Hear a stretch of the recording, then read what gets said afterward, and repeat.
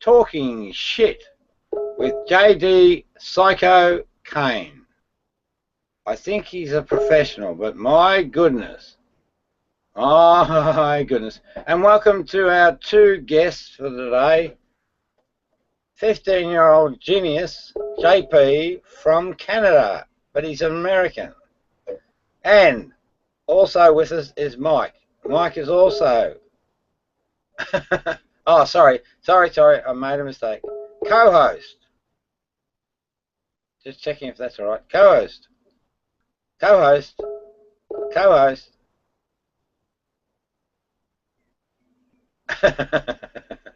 Yes, he's attended a few, all of the PG rated. He's attended, and he's our co-host today, JP. He has full control of the room, and that means if he's not happy, he can even fucking kick me. So that's called trust, because us enlightened people, we love genuinely and we trust genuinely, 100%, no margin for error.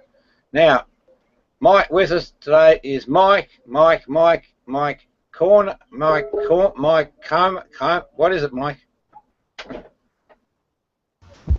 Come on, Mike. Cormier. Hey, say it again. Cormier. Yeah. Now, Mike's also enlightened, but he unfortunately got to his end game through a different route to us. So, but we don't give a shit as long as you arrive at the right destination. All's good in the world. So, yeah. So, what we're going to be doing, these people, right? These people are fucking totally obsessed by me, you know. And I'm going to take them down one by one. Every one of them bullshit. Oh, all right.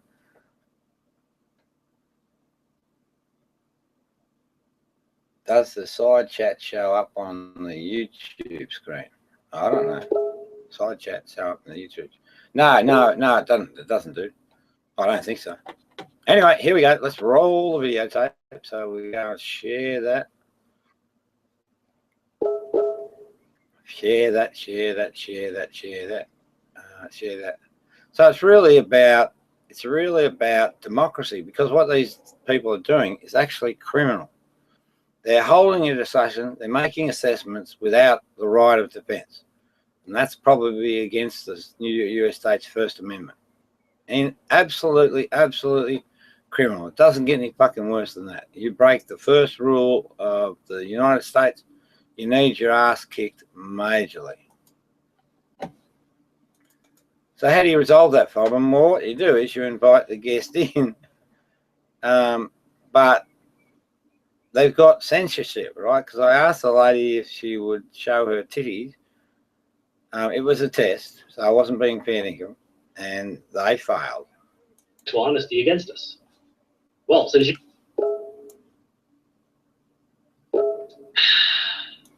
Now, posture there, devil's in the detail.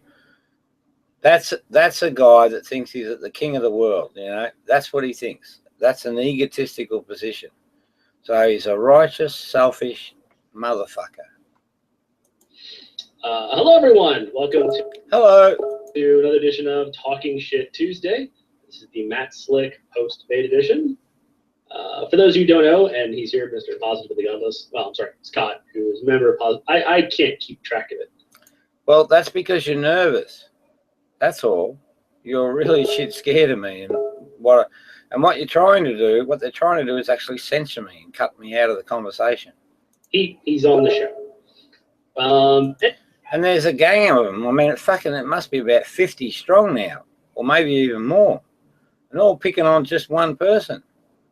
And that's what I call bullying. And I won't stand by when people bully people. Yes, Mike. You can't tell by the way that they talk that they're all in the same boat. Just by the things that they say, and it's like high school all over again. Those same kids grew up and got jobs on the computer here, I see. Yeah. You can just see them, right? You just see them. You cut through their bullshit right away. I just see it. Yeah. Absolutely, absolutely. As clear as the nose on your face, you know. Absolutely, absolutely, absolutely. Good call, Mike. Anyway, I did a. So notice again, we're getting a lot of gestures here that are showing discomfort or unease. Debate, an actual kind of informal, formal, I don't know, so whatever. It's kind of a debate format thing. We went back and forth with Matt Slick on his show, and we're going to discuss how it went.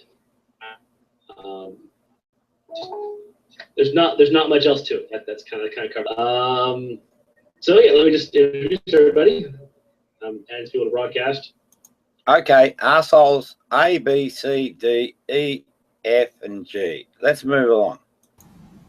This is the one they removed me from before I even spoke. I didn't even speak. I wasn't even on camera, and they removed me. Christopher Howdy has come to join us. Dragnot. Fia. I know that Dragnot. He's persecuted me, you know, and he's a terrible, terrible human being. Jonah, Hogtie. Holy shit, I just saw someone. That fellow there with the African-American dude.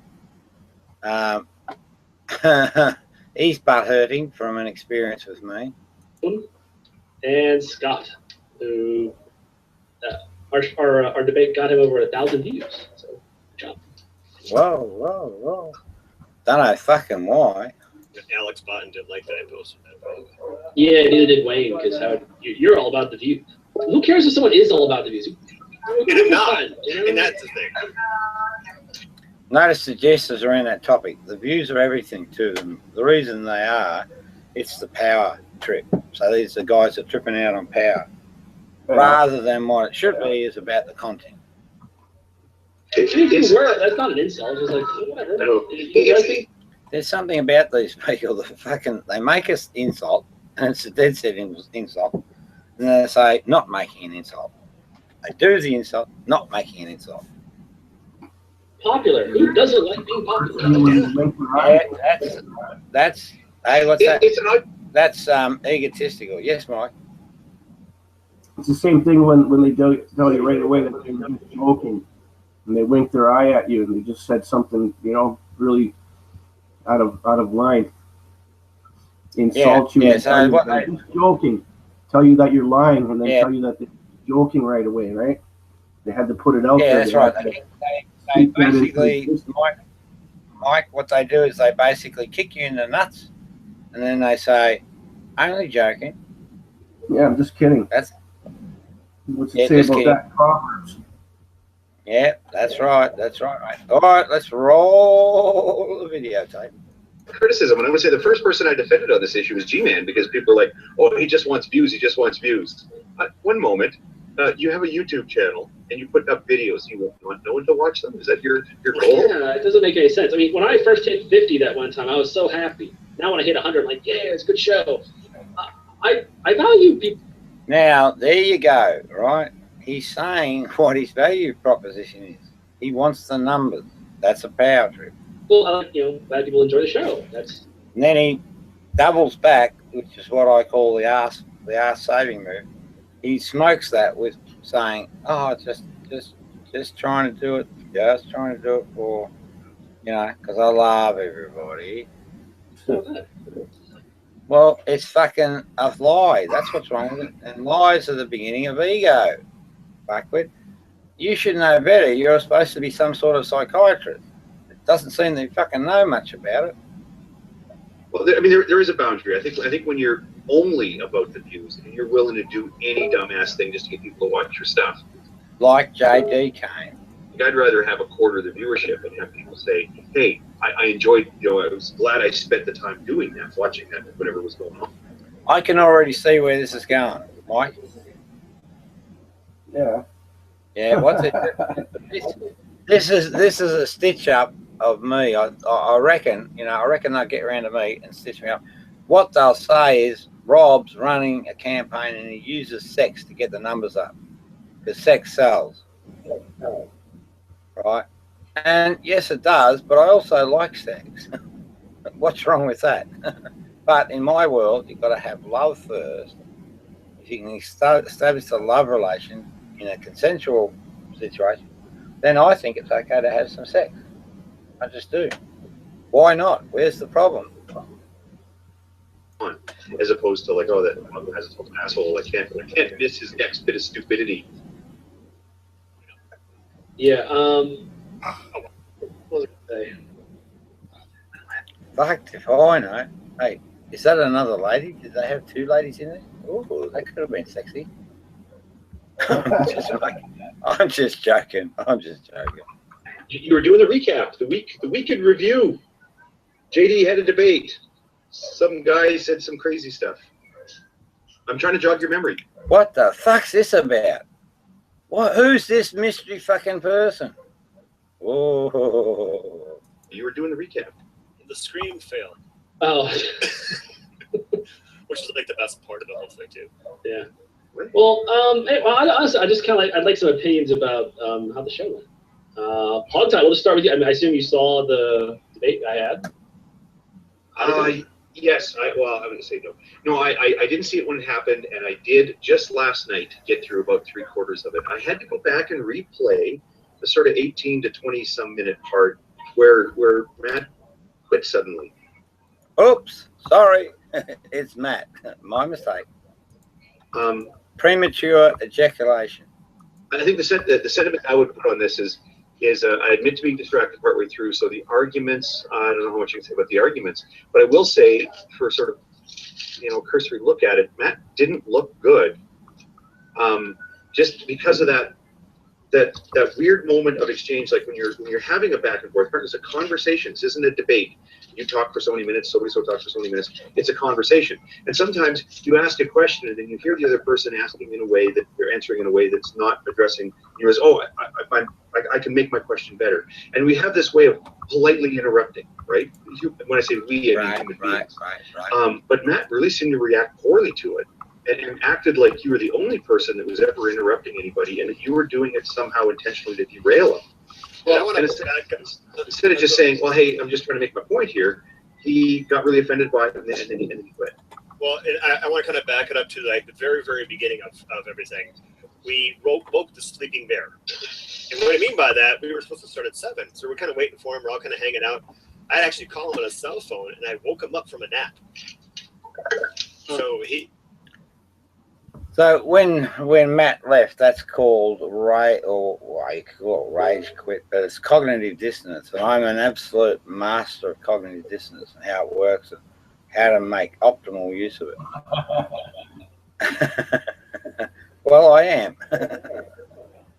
And so that's what they're talking about. But these pricks don't know that. They don't understand the value. Because when he leaves the room, at the point he left, right, if you follow the conversation back, you'll find something he stated as a position that we can guarantee 100% to be a false premise. So if it was that there was a God or an angel or that would say without any measure of doubt that particular situation is not true. Right, so what I'm trying to do is I'm trying to get my hands on their video. I've got it there, but I need my video stream, so hang on.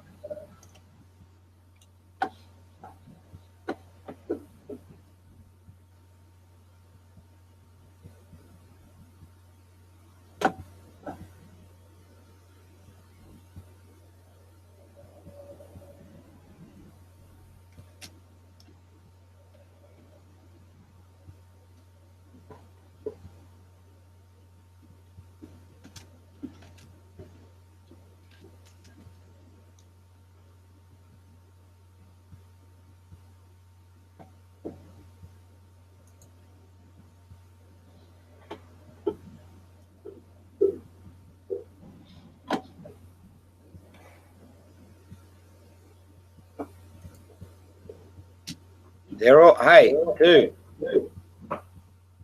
they're all hanging outside.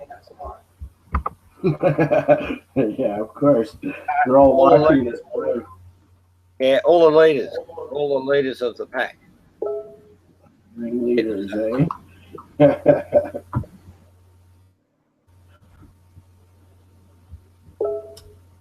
Oh, isn't it?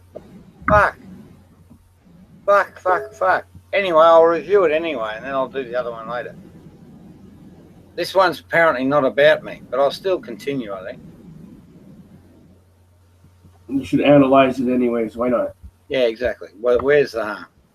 Where's the harm in that? I'll just ask him. Now, I'll get the trolls to fucking work for me. I'll say, Mark,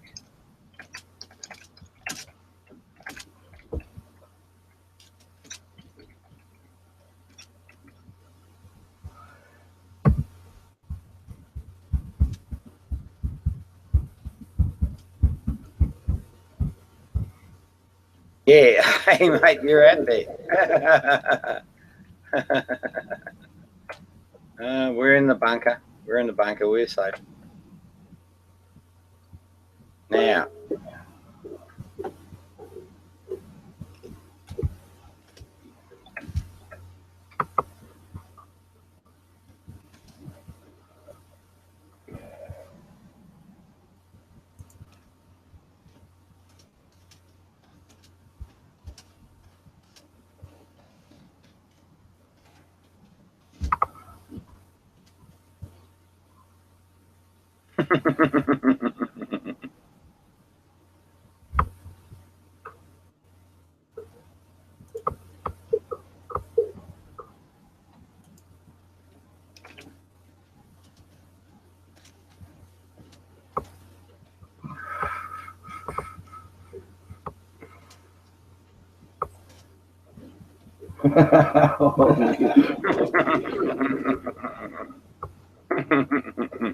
you see, he's already said that once. He said that once before that he's fucking done, but he's back. The thing is, naughty people can't fucking stay away. They can't help themselves. Because why? These are things of this instinctual nature. These are sociopathic behaviors? No, they're instinctual, mate. And that's why they can't. So it's not about being crazy. This is left-brain activity? No. It's no. Fuck that stuff. Now we're in the world of reality. It's the two survival instincts and how they function. So one survival instinct is what God really is. It's within everybody. The other survival instinct is what devil or evil really is. And these fuckers are choosing the evil path. That's why in their relationships, they put the devil first, or sex first, before love, and you must never do that if you know to be a genuine human being. So they make these fucking mistakes, and that's why they, do raping and abuse of women, because it's all tied to power tripping. It all perfectly fits the whole fucking thing, and you'll still be enlightened, no matter what.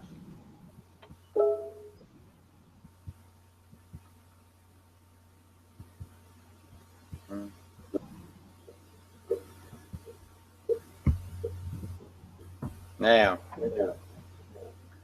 I've just got to get this fucking thing, find it.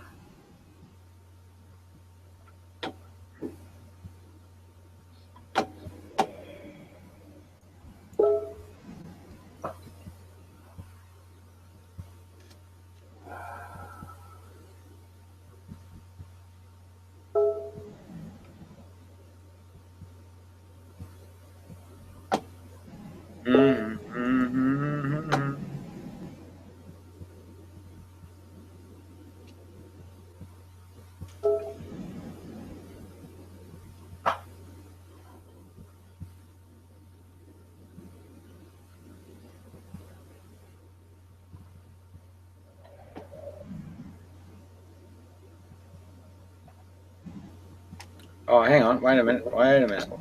Alfredo can come in.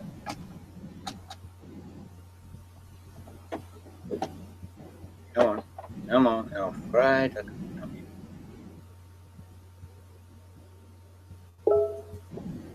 Shut up. Calling the van now. Hey, what? He's calling the surveillance van parked outside of your house. We had the plumber. We had the bloody plumbers here.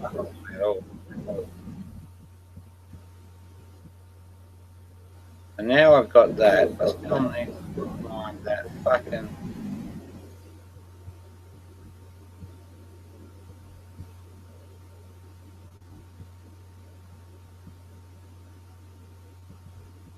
No, I need to go to my events. There we go.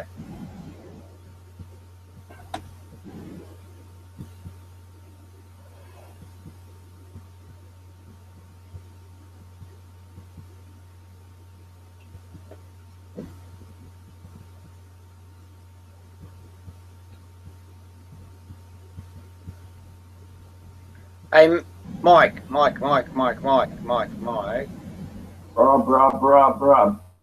Yeah, Mike. Do you think that you could just, while you're sitting there, troll around and see if you can get another Talking Shit Tuesday thing where they plaster me?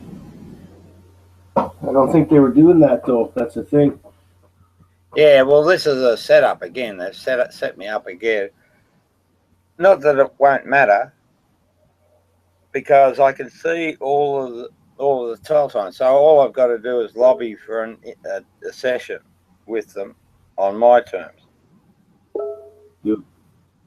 And that's it. Then they're cooked.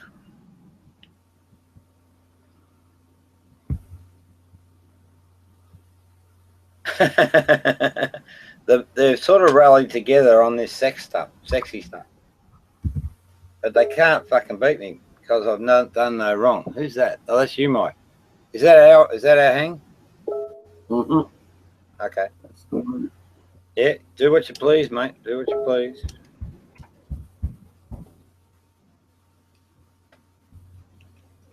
Because you might see an opportunity that I miss.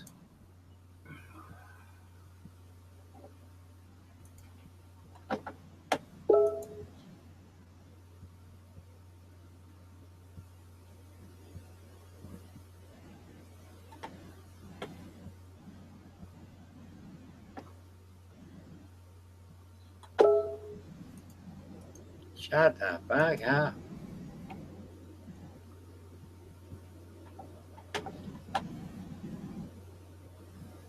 You might see an opportunity that I missed.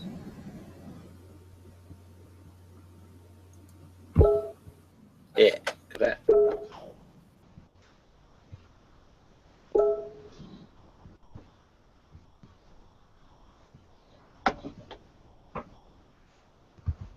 What the fuck?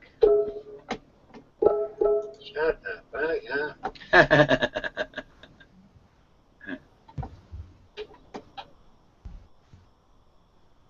You might see an opportunity that I missed. Yeah, you might. Yeah, look at that.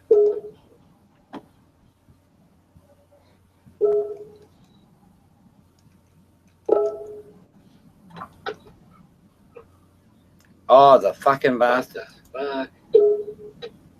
Rotten dogs.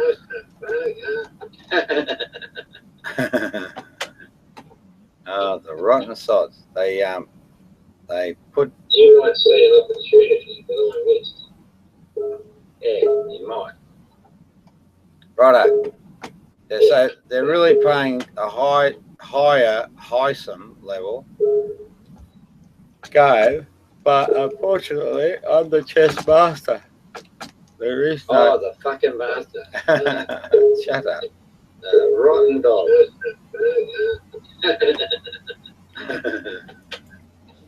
Oh, the rotten sods. They put. You might see an opportunity that I missed. In other words, they've stepped up their game, haven't they? They're really high effort.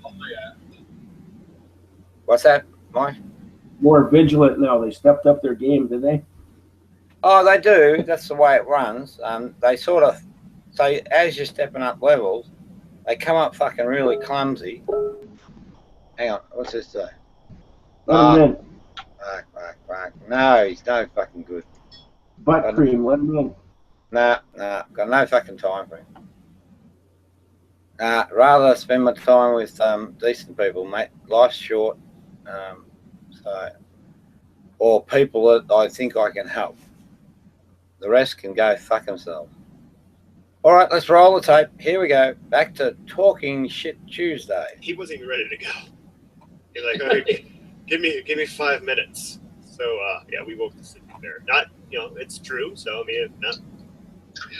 Well, I would even be willing to give him that very human excuse. I'll tell you. I mean, I've talked to him off air. I think 3 times now, and good conversations. A sensible fellow, and he's one of the theists I would give credit for actually caring about the outcomes of his evangelism. I think he gets mired in some issues that don't really help. He doesn't recognize that. But I mean, we deal with so many people that just, you don't care about my soul. You're just blah blah blah. But yeah, this guy does not. He's up himself. He doesn't care. He doesn't know the love stuff. I would be willing to extend to him that sort of excuse that. Look, I would be willing to, i.e., you're greater than. That's not true. That's absolutely fundamentally not true. Every person on the planet is to be treated with equal respect. When a guy's tired and the spotlight's on, so to speak, I think this is a precursor. Mike? Hey? I think this is a precursor to a show with me. Yeah, the shitstorm's coming. Yeah, oh yeah, they've got no idea. But the structure of it, the assessment of my, someone's got the idea that they can sort of parallel Mike Slick to me, and they draw that connection. That then brings me down to his scumbag level, when I'm really alpha. So that's what they're actually doing. And then, they lay the scenery. I've seen this behavior before. They lay the scenery and then, bang, get me into the room. Having an audience. Now, the audience, at the moment's only 17, so they're not fucking doing too good. Hang out spotlight. There's just a little bit too much mirth, and it's false. I mean, I like the guy sometimes.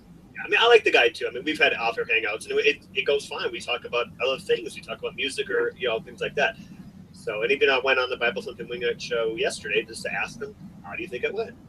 So, well, I think it's safe to say, that empiricism, empirical support is not the strong suit of evangelicals, of evangelical Christianity, of religions. What the fuck? Hang on. This is a highly intellectual conversation here. What? This is highly intellectual conversation. These are the elitists, I guess. No, this is fucking bullshit. Let's go and have a look. Let's check it out, right? Empirical. So let's get an understanding. Let's use the Google machine. Empirical. No fucking based on. Oh no! I hate fucking logic. Based on, concerned with, or verifiable by observation or experience, rather than theory. Oh, no, hang on, wait a minute. I like that. Theory or pure logic. Yeah, so it discounts theory, discounts pure logic, and bases it on sensational validation. That's correct. That's absolutely correct. Okay, so that's it stays. But let's see if it's the hold steady. In general, empiricism is not their friend. So, yeah, sorry, Salma, you got. Anyway. But you were talking about evidentialism. See how Sam has now unmuted himself just because. Fucking hell. Just true and false, you fuckwits. Evidentialism. I struggle fucking spelling it. Evidential. And see what happens, Mike. They babble on theory of justification, according to which the justification of a conclusion depends solely on the evidence for it. Technically, though, belief is typically the primary object of concern. Evidentialism can be applied to doxastic, that's right. Attitudes generally formulating. You just got to the point when you fucking should have thrown it in the bin. Hang on, let's see if hang on. Let's check it out, see if it's correct. Evidentialism is a theory of justification. Now, immediately, if you say something to me that it's a theory, I say fucking leave it on the shelf and bring it back when it's not a theory. Yeah, but look at the contents though. Number one, criticism, the infinite regress of argument, non-evidentialist theories of knowledge and justification. Yeah, look what it's tied to. It's tied to bullshit. So it means bullshit. I think simple fucking. I don't have to use all these big words. I just know that it smells like bullshit. You just don't want to be involved with it. Well, hang on, mate. Hang on. Let's just check it out. Theory of the training. They've got the proper education from the government. They're fucked now because they have to unlearn essentially what they've learned and learn something new, and they can't do that. So you get into cognitive dissonance, like you were saying. Yeah, absolutely, 100%. Correct observation by Mike Cormier. Come here, come there, go where. It doesn't fucking matter. So we'll just call him Mike because we're having trouble with that.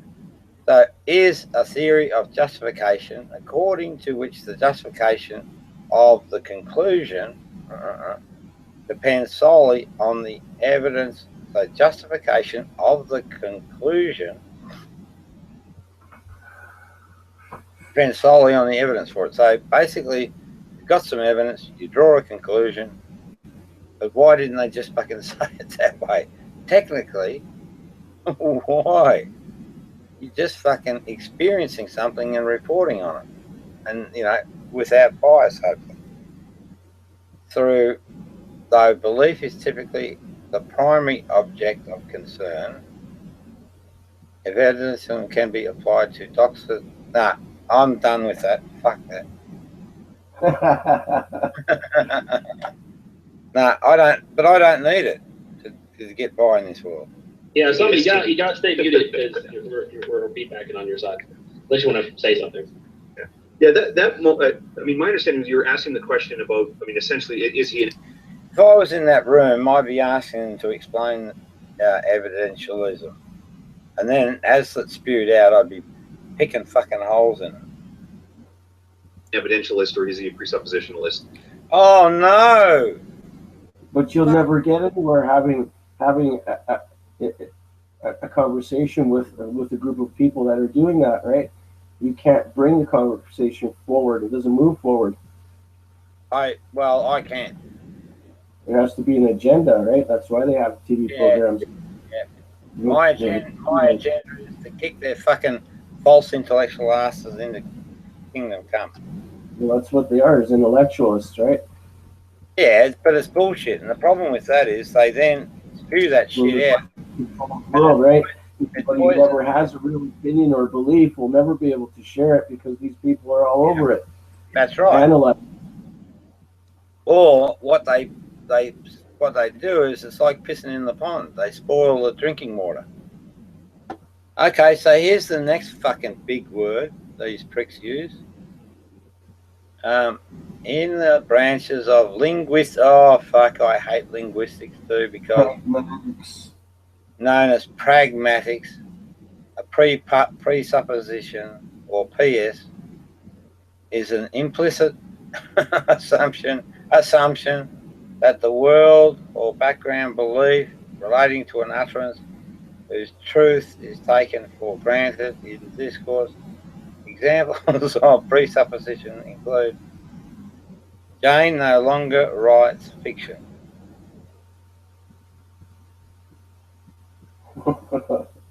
Presupposition. Cain once wrote fiction. Have you stopped eating meat? You had once eaten meat. Well, who gives a fuck? When the past is gone, it's gone. You're only worried about the now and the future. Oh my goodness. This is golden stuff. Absolutely golden for an assessment. That does not do your question justice, right? I think there was more to it than what you were asking. I actually was going to do a Google Plus post on this, and then I thought better of it. It didn't really entertain me as much as I thought it would. Who's that dude? Do we know? Him? No, never seen none of these people before. Hey, underneath it says, for those who missed it, I debated Mike Slick, we will be going thorough post-debate review as well as discussion with my talk with Rose Patton, Cain latest step, and how Rob Beasley needs to be committed now. This is the fucking video, you pommy prick. But I'd actually taken the time to replay that part where he gave an answer to your question. You said, so is your view based on presupposition or faith, is what you said, versus evidence?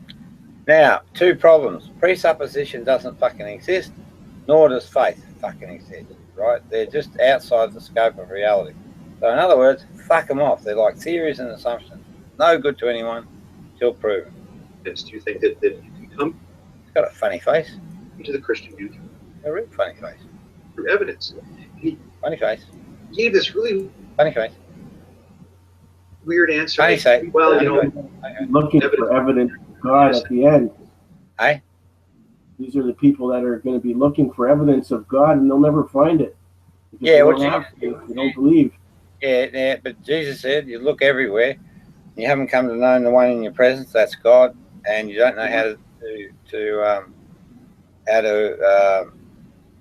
be in the now, basically, be in the present moment, like us at now. And because we're in the present moment, we don't miss a fucking trick. Hey, I thought I was muted. Hey, shut up. Well, you were until you opened your mic again to blow my head off. Oh, bitch hurt, butt hurt. What about the other fucking people listening to this crap? Well, there's certain people. Yeah, if you want to ask them, go ahead and unmute. Otherwise, okay, stay muted. Now the king hath spoken. The king hath spoken. He looks pretty mug. Long live the king. Nah, fuck that. The king's going to be dethroned. What was I saying? It was a weird response to say, because, and I understand this. I understand their frustration. Why did somebody decide to go out at once? Sorry, dude. Okay. I'm not going to hang out dealing with you for hangouts. I'll do that on your own time. Go ahead. They didn't even give me a chance to talk. They just fucking booted me out. They removed me from it. They didn't even let me talk when I'm on there. I didn't say anything. I wasn't even on camera. They just removed me. Yeah. Didn't give me a reason. Didn't say nothing. It was pretty dry. Yeah, and that's the problem with these pricks. The way that God really works and decent moral behavior, it respects every single fucking individual equally, but because women have tits, they've got an advantage for us boys that like looking at tits. But everything must be consensual. Must be, and you must love the worst person first. Now I love all women, so that means I can look at anything. Well, hang on, there are exceptions.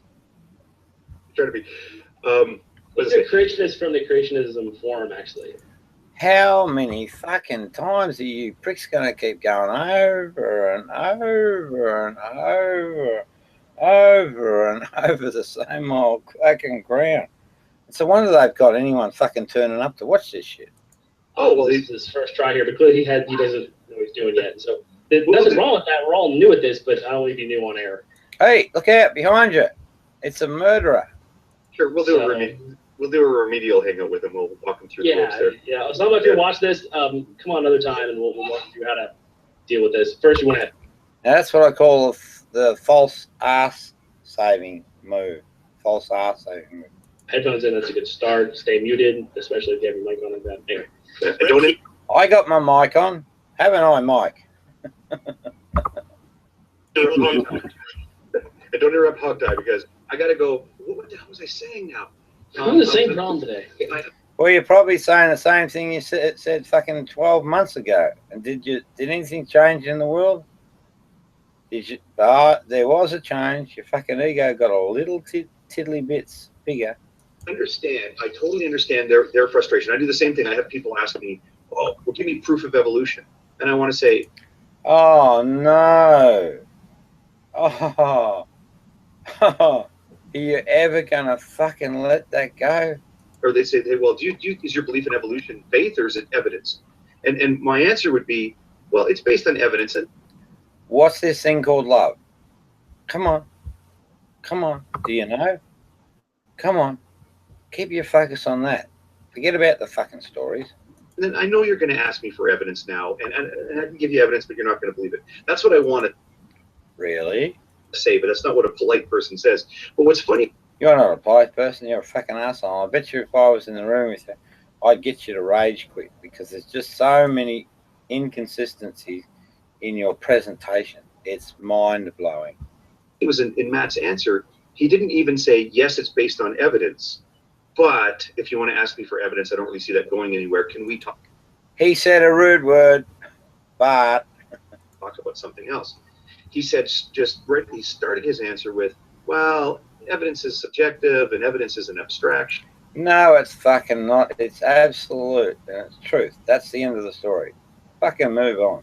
And we could get into a back and forth giving you stuff and you just going, meh, I don't believe it. Yeah. And it was just the weirdest sort of like pontification about the abstract. I think he loved the dude. Abstract nature of evidence. Are you gay? It's like a non-answer. Addressing the question you were asking. It's actually yes or no, you're evidentialist. It's based on a greater point that he went on into detail with in the off-air hangout with me, where he was basically saying that having the type of mindset that is rested in materialism is faulty from the beginning. So if you exclude supernatural causes or supernatural agents, you really can't have a complete and I guess honest view of reality from his philosophical position.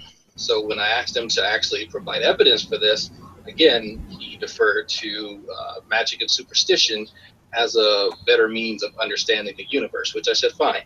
You know, methodological naturalism works for me. No. Wait. You want to understand it? It's fucking simple. You've got no idea how simple it is. Two survival instincts in every fucking human being. Levels the playing field, and it's 100% accurate. All this stuff is bullshit. In my realm, in science. You're what? You're a king? If I am going to talk to you in I am.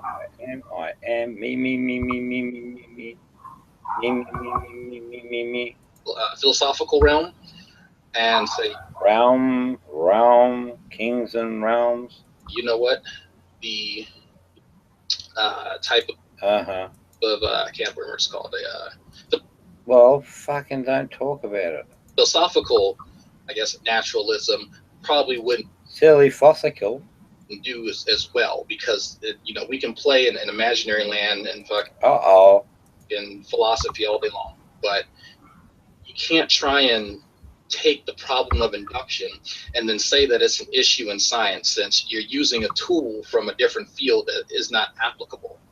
And I think that's not even a fair representation of what philosophy is, because what he's actually doing is engaging in what I call pseudo philosophy. Yeah, good call, dude. Whoever you are.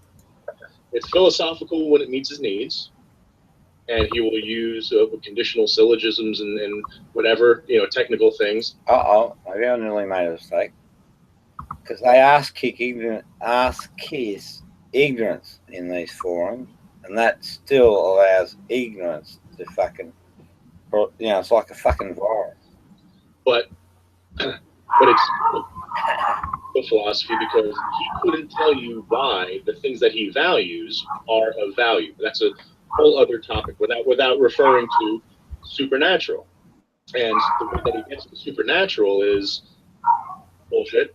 But the fact that he kept he was a... Yeah, sorry.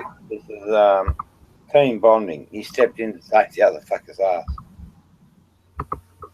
Immediately accusing JD of it being a category fallacy meant that he was unable to, because JD eventually refined his question to something that really didn't have anything specifically to do with science, right? And I private messaged you about this, JD, just like my thoughts about this. And it pretty much has to do with it. There's an overlap with science, but the way that you are asking about predictive models, about there being a model. No overlap. Everything's very basic. No fucking overlap. Only one truth, one reality. Fucking 6 billion fucking idiots. How you can make predictions about what will and will not happen if that model is true. Yeah, you can to a degree. Yeah, absolutely. Because it's instinctual, and when it's instinctual, there's no mind control. So if a lady comes in and I say to her, well, firstly, if I find that I love her, and I love all, once I say to her, may I see your boobies, there's not much you can do about it in the longer run. Yes, that is used in science. And you don't even need to use methodological naturalism, Drag, for this to be a way of learning about reality. Big words again. And I'm talking about learning about reality of a hot stove will burn you, to where to put your hand to catch a frisbee that's coming towards you, to learning a craft like bass playing or any instrument or any craft that you could possibly. Those are all reality-based ways of moving through that very reality.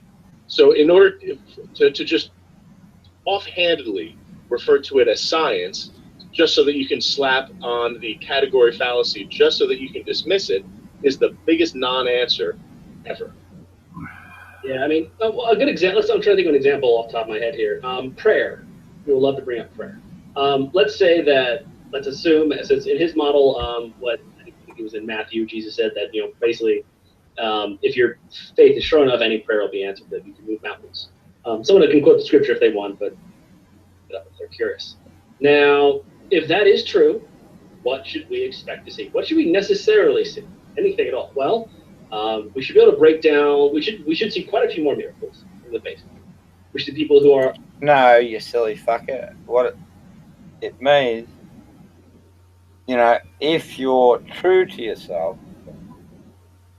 it will, like you can stop wars. You can really achieve significant things if you have an authentic understanding of what reality and truth are. And if you move to the enlightened states that Dick and I enjoy, you can actually do some really significant things. And that was the reference. It's like you can move and not bloody, but you actually can move. And they stole that off the Romans stole that from the true Jesus teaching. And the Gospel of Jesus, or the Injil, it's called by the Muslim people. Obviously seriously faithful and believe very strongly and apostatize that when hardships come upon them, they are statistically more likely to God, and not by ways we would expect, something unexpected. Like we would expect them to pray, and then suddenly, just great things come their way. They get what they ask for. Yeah, and that's true too, because what happens when you start feeding the good wolf, as the Cherokee would say, you start a different feedback loop. You just do, and things improve. Who's that dude? Sandra Beasley. Oh, okay. Dudette. Who's that one? Sydney Winston. Oh, okay, that's all right.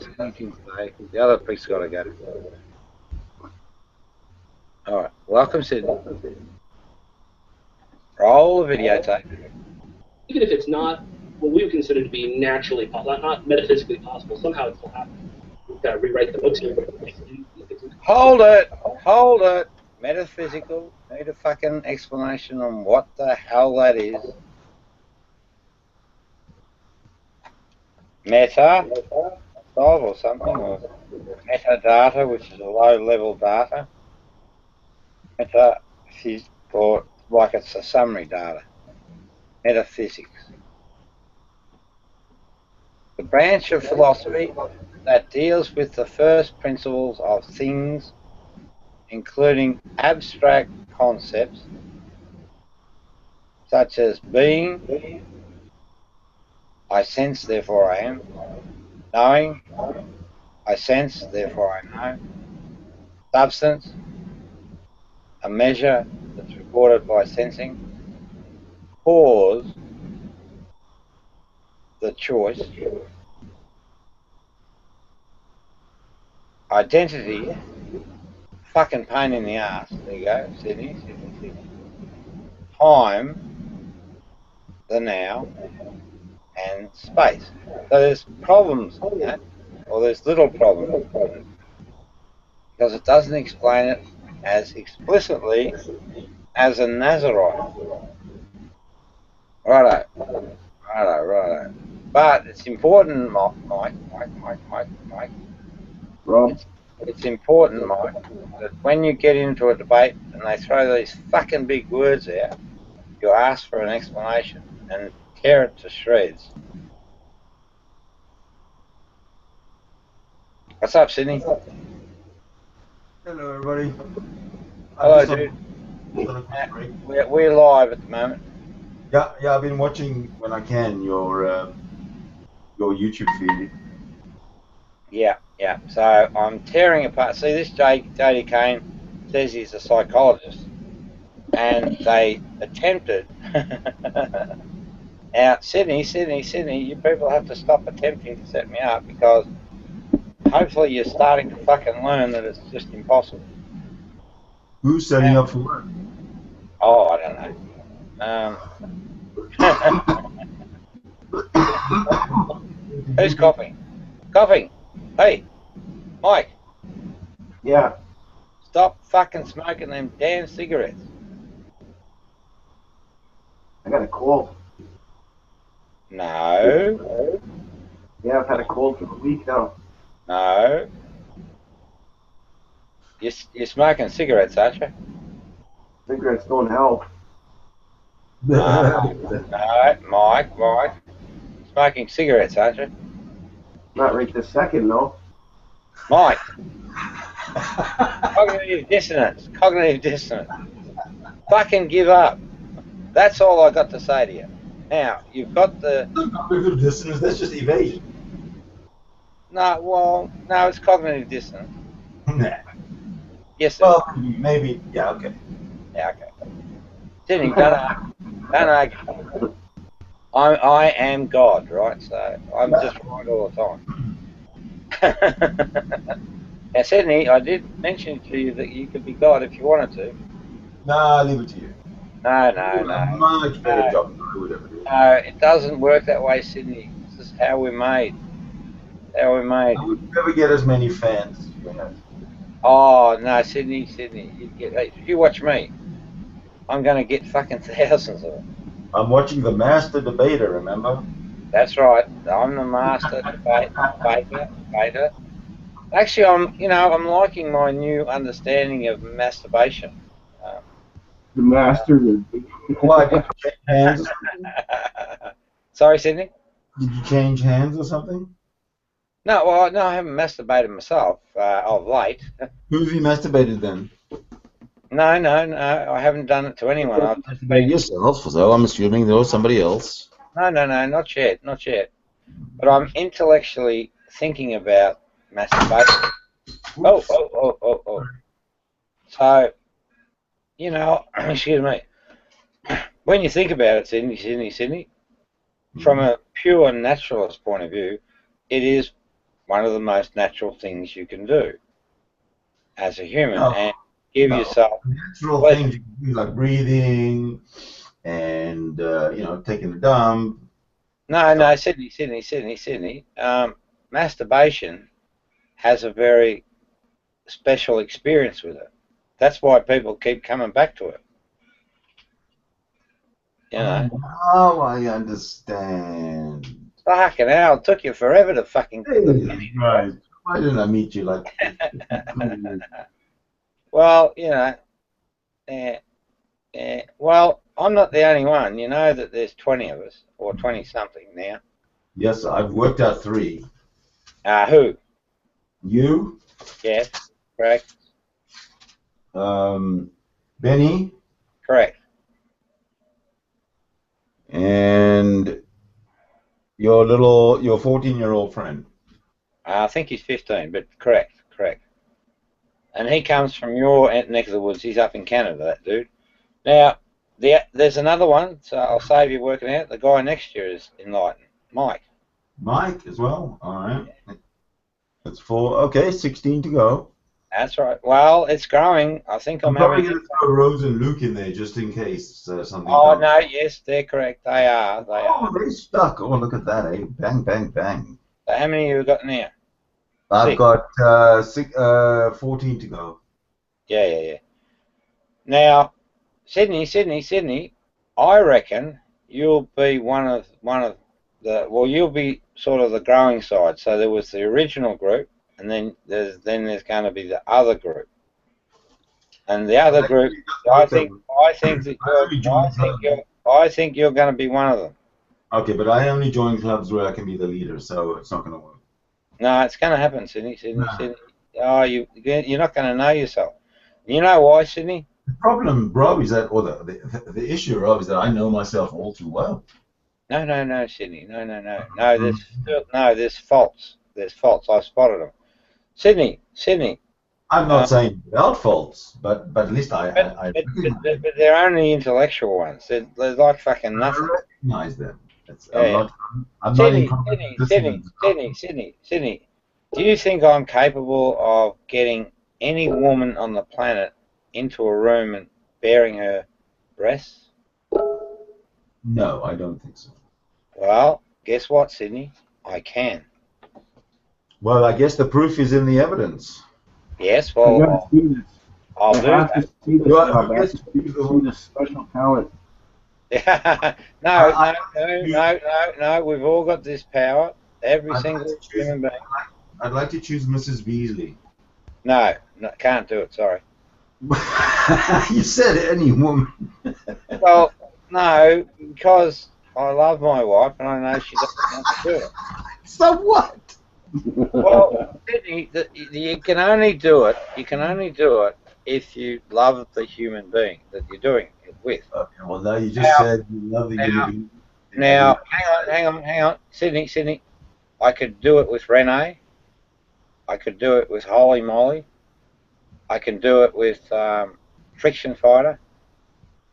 I'd like to see that. Yeah, well, and no, but the one I've chosen, the chosen one is Raven's, whatever her name is, Revenge. Oh, okay. Well, well, when's this going to happen? Because I want to make sure I don't miss it. I hope it's going to be on YouTube Live, because if I do have to work... Yeah, no, it'll be on YouTube Live if you want. Well, hang on, Sydney. You can write Raven into this. I got to, because at the end of the day, she has the final word.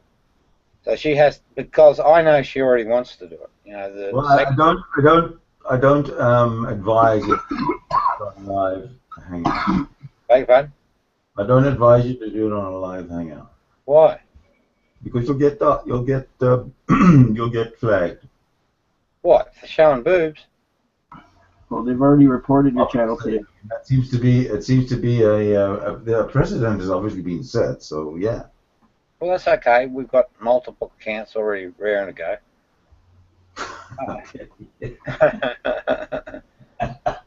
If you're prepared for battle, then let's go. Oh yes, I'm prepared for battle. And people may die depending on their choices.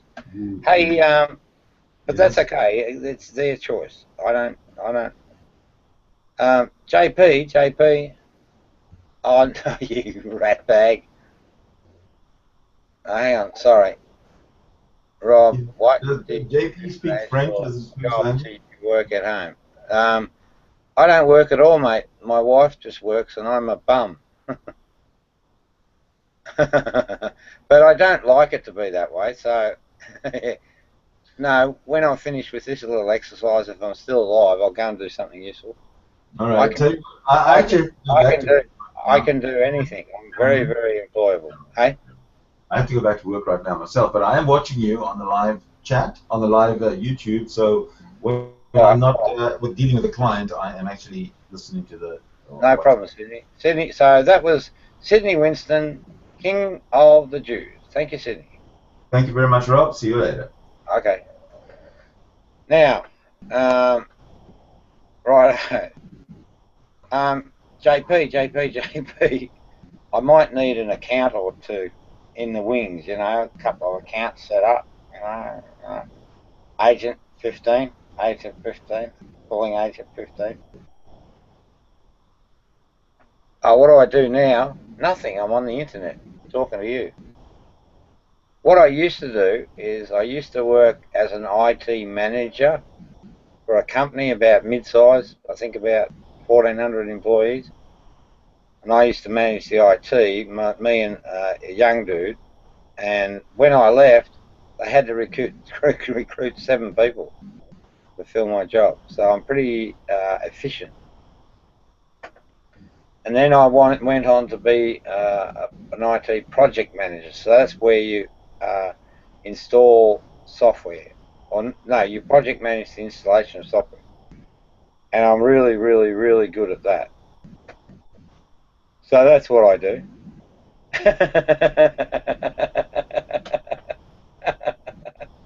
Well, you know, although I'm talking to you, communicate. I'm entertaining the nuffs. So that's my new word for the terrorists that plague our world. I call them nuffs. NUF space NUF space NUF space NUF. Is there a message for the terrorists? Would you like to address the terrorists who are watching this program now? The bullies and terrorists, yes. Get a fucking life and come to God. Okay?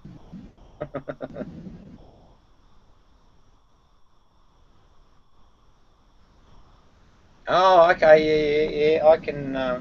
I used to be able to do all that. Yeah. I know. Because it's all fucking components, right? I mean, it looks like a lot of shit, but in terms of what you've got available to get it to function, all that, it's just plug in, plug out, plug in. And so I did all that shit. But you get these people that are IT persons, and they go around with a big head, and they can't do anything with it. Yeah, that's true. I granted. All right, hang on. I've got to get back to the show. Sure. You pray, and that mountain moves. You would expect to see that. So, yeah, fucking bullshit. So then it's on Matt, since he believes that this is part of his model. Okay, well then why don't we see it? Because that is important. Now this guy is supposed to be a fucking intellectual, right? It would be obvious to any man and dog what that saying is inferring.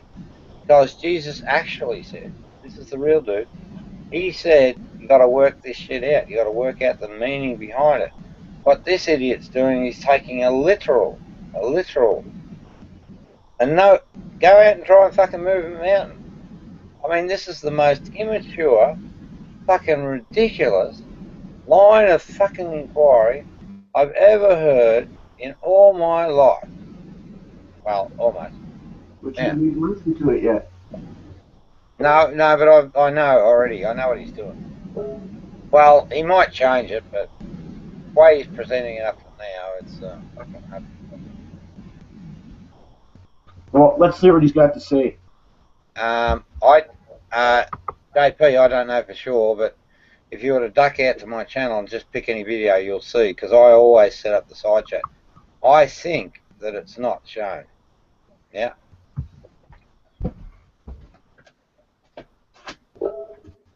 Okay. Roll the video, JP. Noah's flood is probably this is focusing most on creationism. There are any number of things we should expect to see if the world was flooded relatively recently. J.D. Cain. Fucking vexatious anthiopath.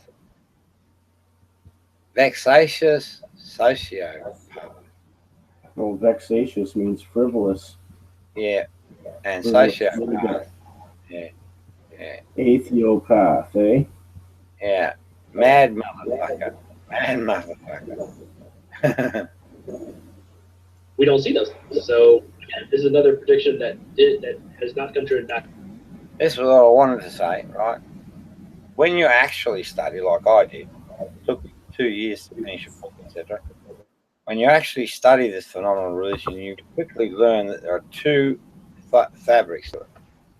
Two fabrics. There's the political religion, and then there's the authentic spiritual religion. Mm. Yeah, it just is. So, damn them foxes. I reckon it's the foxes chewing on your cables. Alright. Has been disproved. Now, yeah, I can understand why Matt would want to get away with it. Why he would want to. These fucking idiots. I wonder how long they've been going. Matt Slick and this prick. You know, to and from. Bang, bang, bang, bang, bang, bang, bang, bang, bang, bang, bang, bang. It's fucking sick. It's obsessive. Not only that, it's a fucking waste. You only get fucking one life, you morons. Say, well, that's a category. Well, that's not what I'm. God will not be put on trial. I get that. I get why he would want to do that because. What is this thing called God? Now, if you want to know the real story, the real true story, you got to buy the book for $4. Good call, Mick. Right, there it is. That's me, the author, Rob Beasley. This is the title. Lovely. I love the page. It exemplifies. So it was a search for meaning, found the meaning. Now on the journey towards peace. Well, my peace is found, but I want to push that peace as far as I can, right to the edges of world peace. By the way, interestingly, this will get you going. Nostradamus actually said that one person would bring peace to the entire planet. So I'm going to have a crack at it. That's true, Mike. That's not a lie.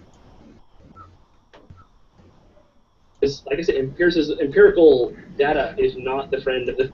There we go. Fucking bringing in them words again. Theist. So I get why he would run away from it. But I also, I just want to interject real quick that empirical evidence is just one of the many forms of evidence that go into the kind of model building about reality, right? There's empirical evidence. There is experiential or phenomenological evidence. There's cognitive, behavioral, emotional.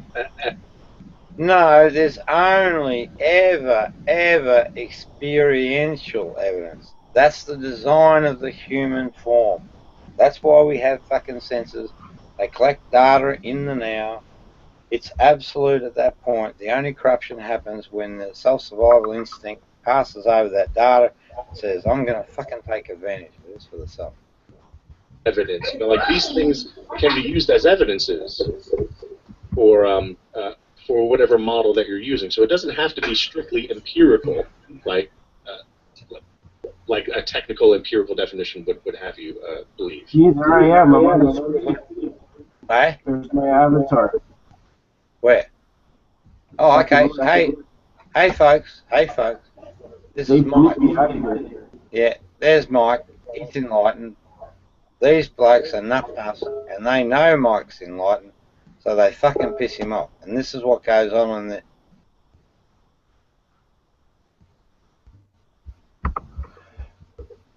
Huh? Oh, okay, yeah.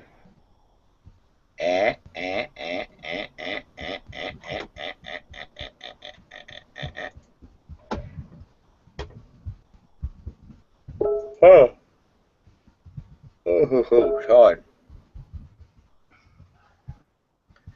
Okay, dudes, so let's roll the videotape.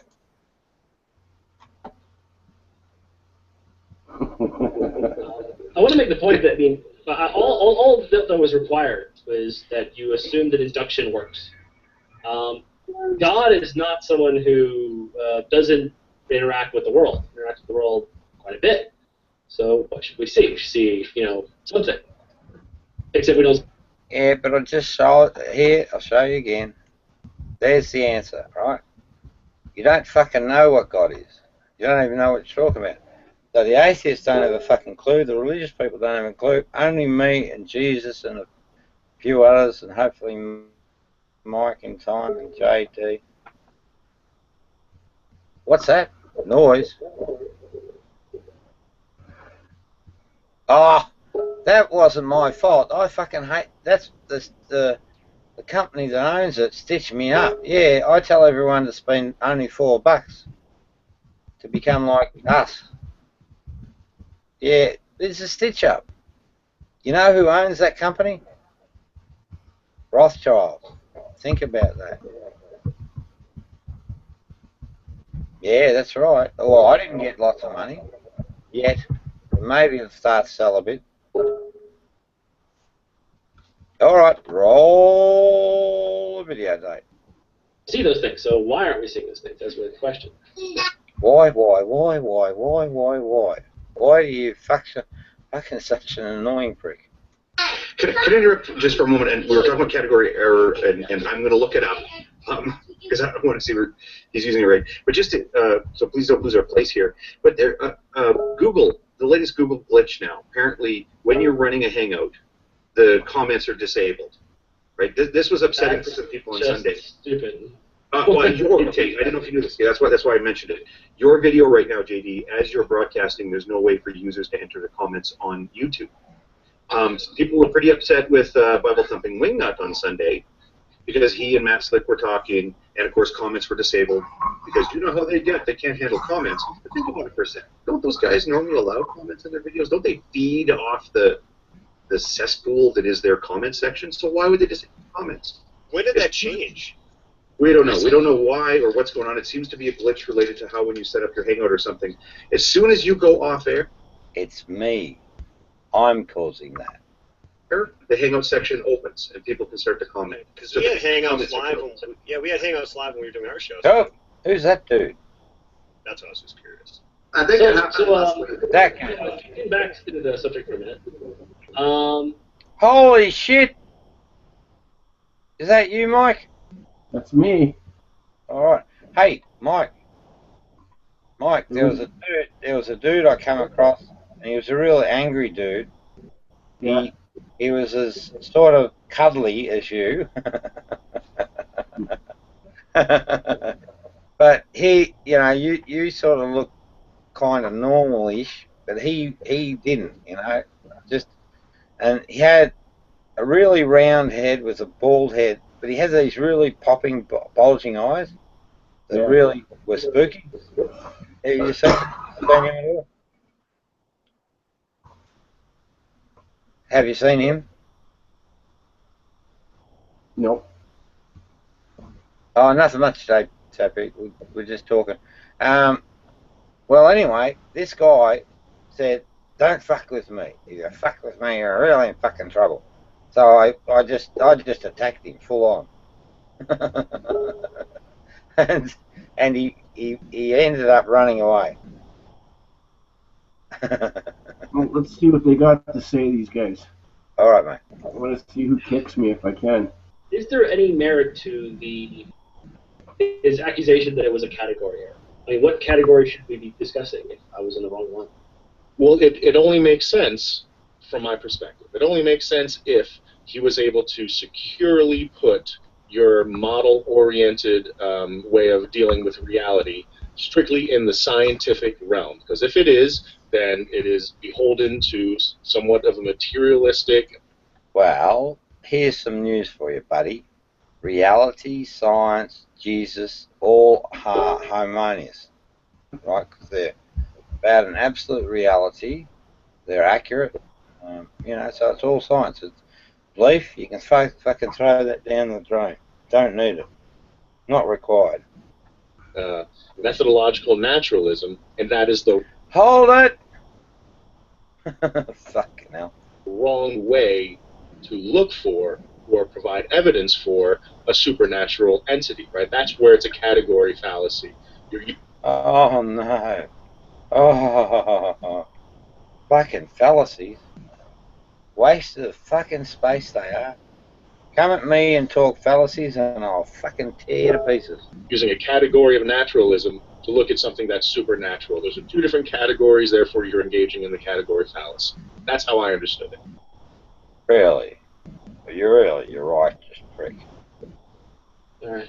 Anyone else who watched it want to comment? Hey, is that your stepdaughter? In the first segment? Yeah, half the fucking show was gone. Hey, come on. Actually, JD, I think you made a really good point in response to this business about, well, you can't use those sort of methods, right? I mean, that's my understanding of what he's getting at about this category mistake. Is it you're looking for properties in God and treating God as if he's in this other category of things that you're familiar with, bringing in that these other properties that don't necessarily apply to God. Your point, and this is something I don't know how we can convince these guys, do they not understand that if it's the case that God cannot be investigated, not even just God, but the actions of God that take place in the real world? You can investigate them, and you can actually, they're fucking so infinitely accurately displayed in reality that it's beyond your imagination, and I can demonstrate that, I think. Yeah, I think I can. So, you're talking shit. The influence of God in the real world. If none of those things, not God himself, not his actions, not his influence, Not a he, just a thingy. none of those things can... Just as an instinct, that's all. God is just an instinct, or a part of the fabric of nature. It is the love thy neighbour principle. be studied through the methods that we investigate natural events, then that would... Ah, now you're onto it. Natural events is correct. Make God and the whole halo around God the only thing that suffers this problem. I recall... God doesn't suffer at all.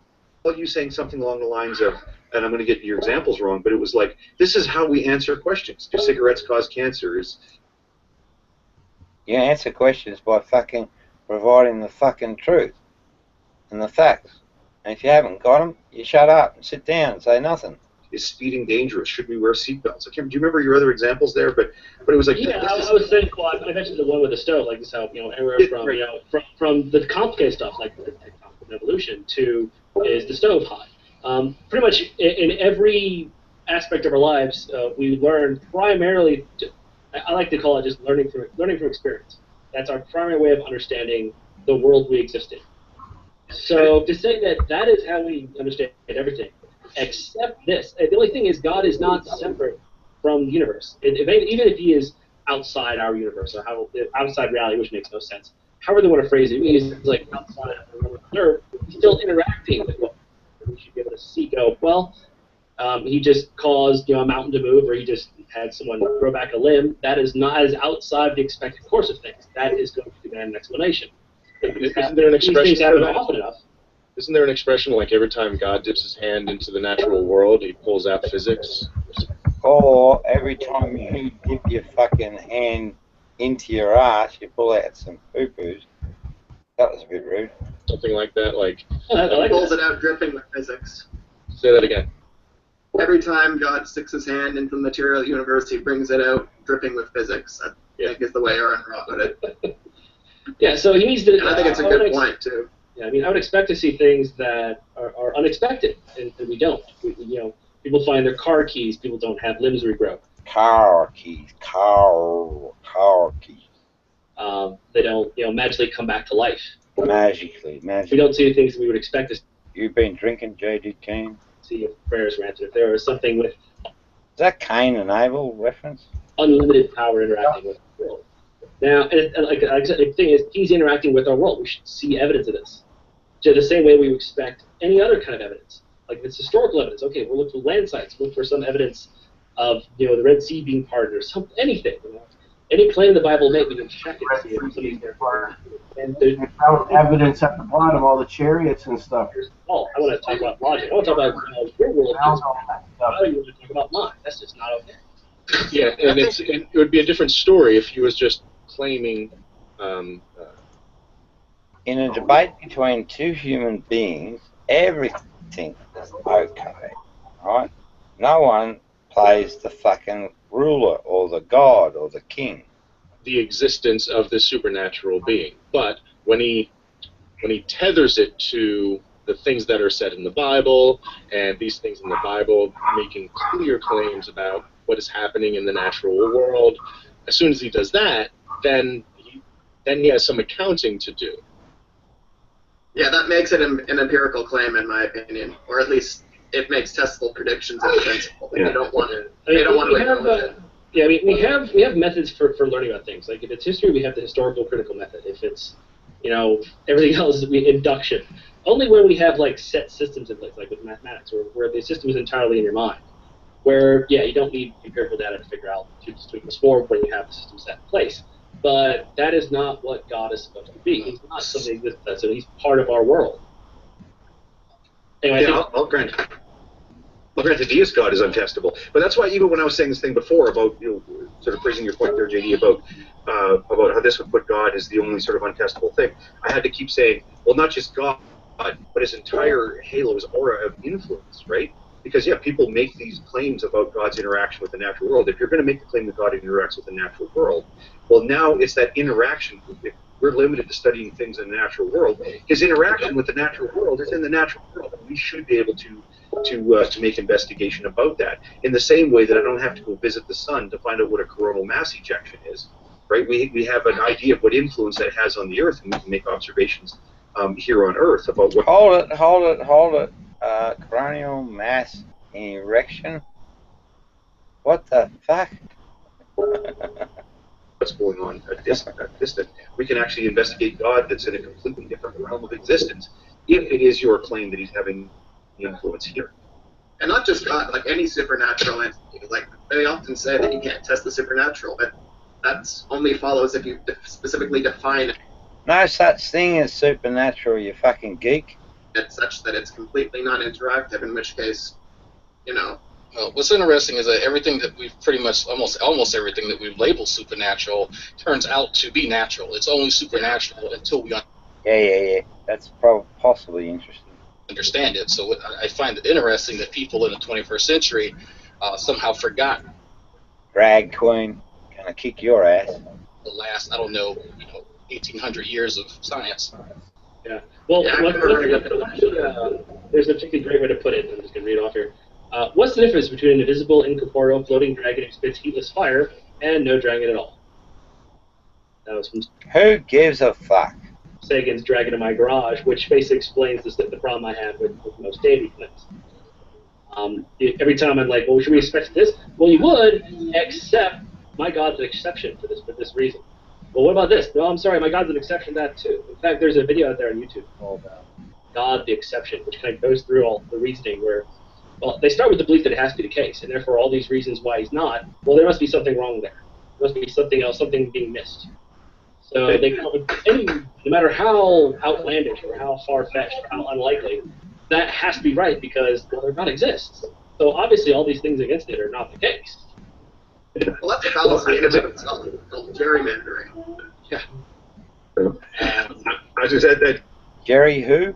Sagan quote is a great one. I was going to say, right as you were saying that on the parallel point, I was going to say, who's got Tracy Harris on speed dial?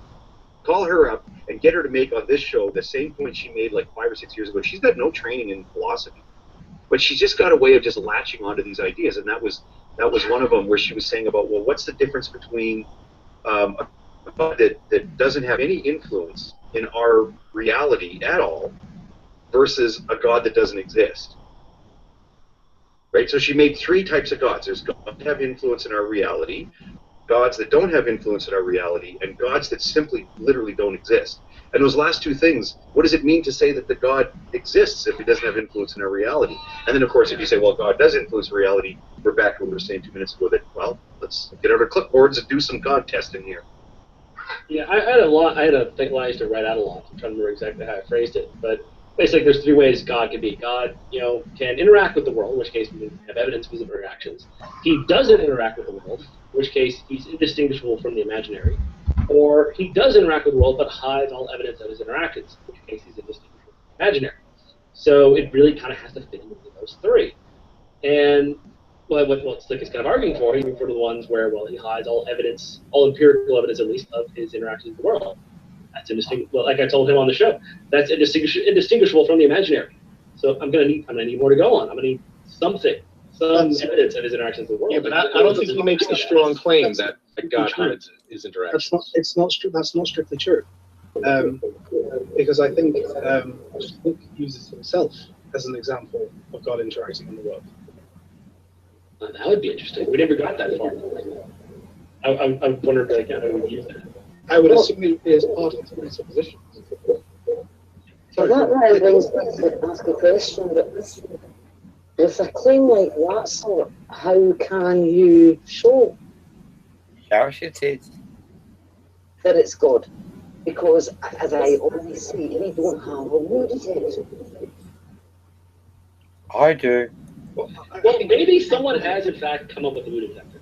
I have. Some model that shows like this is moon, this is moon, they can. Yeah, that's me. Even though I tend to stick to methodological naturalism and natural non-natural causes, if it happened enough, if Yes, you do. what we would commonly today call supernatural, if this was commonplace, or it happened often enough, then we might be able to say be about it. If every time you pray to Jesus, You don't pray to Jesus. Doesn't require it. That's just Roman rhetoric or Pharisee rhetoric. Rhetoric. The message of the cross. His name is title, his deed, his authority to pray directly to God yourself. Exactly right. Name. Exactly right. it occurred. Okay, now that's something that's going to demand an answer. Or, just a couple times where someone, every time someone prays, suddenly stars realign in the form of song. Okay, now that requires, we're going to have to rethink what we thought we knew about physics, about how the world really works. Because clearly there's something else. Or he could literally just be in our world. Jesus could have not died. He could still be wandering around the day, taps you on the head, you're healed, no one has an explanation. He walks in water, no one can explain it. If you ask on certain situations, if you ask him, he will do things that just confound your imagination. That could be our world. Our world could be one word. How do you fucking confound imagination? Please explain. Imagination is limitless. You can't confound it. It can create all manner of bullshit. That's what these people do. Use your imagination to pray. Nah. Says that in the Bible. Sorry, disagree. Gods are present, and noticeably present, but they're always in. You gotta ask them. Because they're survival instincts. That's the nature of the stuff. God and good and evil. Anyway, I think we've kind of exhausted this. Yeah, I'm fucking exhausted. Let's move on. Thing with this, unless you want to say. What do you want to talk about now? Me? Say one more thing, Jim. It's just, I think one of the difficulties is that show us your tits. Some of the things that are made for the intervention board are very mundane claims. They're not claims that the laws of physics are being broken, that there are new galaxies just because somebody prayed for a new galaxy. It's some really mundane claims that do have alternative explanations, and that's where the word detector comes in. Yeah, Monday. That's me. That's me. I'm the word detector. Mundane claims. It's kind of hard to get to an immaterial, all-powerful spirit entity through mundane claims. So anyway, are we moving? Yeah. From Matt Slick, are we going to the round? Oh, I think this might be something interesting. We're doing. Matt Slick is kind of the show today. We might bring a touch of Beasley, maybe a touch of. For a second. I would like to. Is that? I would like to put. Oh dear! I excite them. This disjunctive syllogism to bed. Oh no! What the hell? Oh no! Don't do it. No, don't. Fucking hell. Just fucking leave it. Forget it. Never mention it again. Don't do it. I went through the 10 steps. It was fun, man. Let me tell you, he told the difference between an actual infinite and a potential infinite, and from there he jumped to then there can be no infinites. And he added a Who's he? caveat at the end by saying his God is not subject to that, which he never did explain. Well, I mean, it's don't you know? It's not special. Oh, of course not. That's a limited logic. Oh. And I mean, how many assertions can you pile on top of each other? Just as many as fucking explain the truth of reality, and they're not assertions. You fucking idiot. You start going like, okay, are we gonna get back to facts soon, or we're just gonna listen to you peel stuff off your mind? Oh, this could be the other dude. Anyway, the reason I don't want you to do it, Katie, go ahead and do it. It's your show. Is because I've got this by the balls. I know his disjunctive syllogism, and I understand what he's getting at. That's not me. Actually, I might like this Matt Slick, perhaps a little bit more. Although he's a right smart ass. The argument is so blown, and I don't know why there are a few people that commented on it, but I just I ramped up to do it when talking to him. Well, he's probably not watching this, so you can go ahead and do it now. You do it. Cool. In fact, do it now and then watch. The thing is, he's stuck. Well, this is just my opinion here. I think he's stuck. He can't move away from the arguments he's learned and practiced for so long. No matter how many times he can't revise it. No matter how many times he has discussed it now, he's going to have to bring up the torturing dead babies for fun. It's just part of his thing. He can't move that really pissed me off. I'm sorry. When he did that, pulled that trick, I'm like, will you get off your stupid script? I'm like, really, we've heard this I don't know how many times. Everyone knows it by memory. Well, that's why I kind of had what I think a really good response ready. Well, here's the thing, Scott. You were in the off-air hangout where he fully admitted that it's not a conversation he's having. It's a trap. Right. Yeah, he did say that. Blatantly stated it's a trap. It's not a conversation. Two watching now. People have got fucking bored. You're not talking to somebody who wants to exchange information. This is his word, not mine. He wants to show you the folly of your ways when relying on materialism. And that's... Well, put Matt Slick in a room with me and watch what happens. Said, well, if you want to have conversation with people online and you're phrasing things that you describe as a trap, don't you think that's a bit dishonest when this other person's honestly just trying to have a conversation? Because I could use military jargon and technical terms and fucking chemistry just to fuck with you.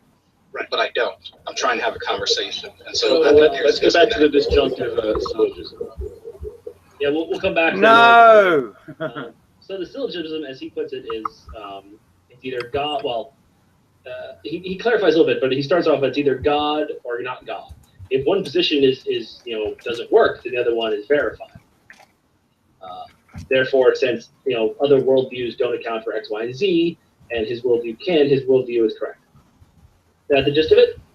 Did I miss anything? That's his claim, but the critiques is what they are. Maybe you could help me out with this, because I'm not sure where he's leading to with that. So, the God or not God, because of I don't know if he's using the universe, like he's saying, we have a universe because God or not God, or that we have some sort of more conceptual idea of existence. We have existence. Well, he's discussing worldviews. He basically means like the Christian, or what really should narrow down to it, the Reformed Calvinist, version of Christianity that he adheres to, versus not that position. Would be a better way to put it. Basically, if he can demonstrate that other positions don't account for things, then his wins. So what's your reaction to it, JD? Well, it's shockingly bad, and I mean, it's honestly, it's the kind of thing I hear from G-Man, and I don't mean to be rude to G-Man, but G-Man is not exactly a mental heavyweight when it comes to these things, and it's the kind of thing that the kind of mistake I would expect. Whoa. So hearing Matt Slick use an argument mental fucking heavyweight in a world of pure equality, bad thinker. So it just started to snow here, Rob. It just started to snow. We're going to get 10 to 15 centimeters of snow tonight.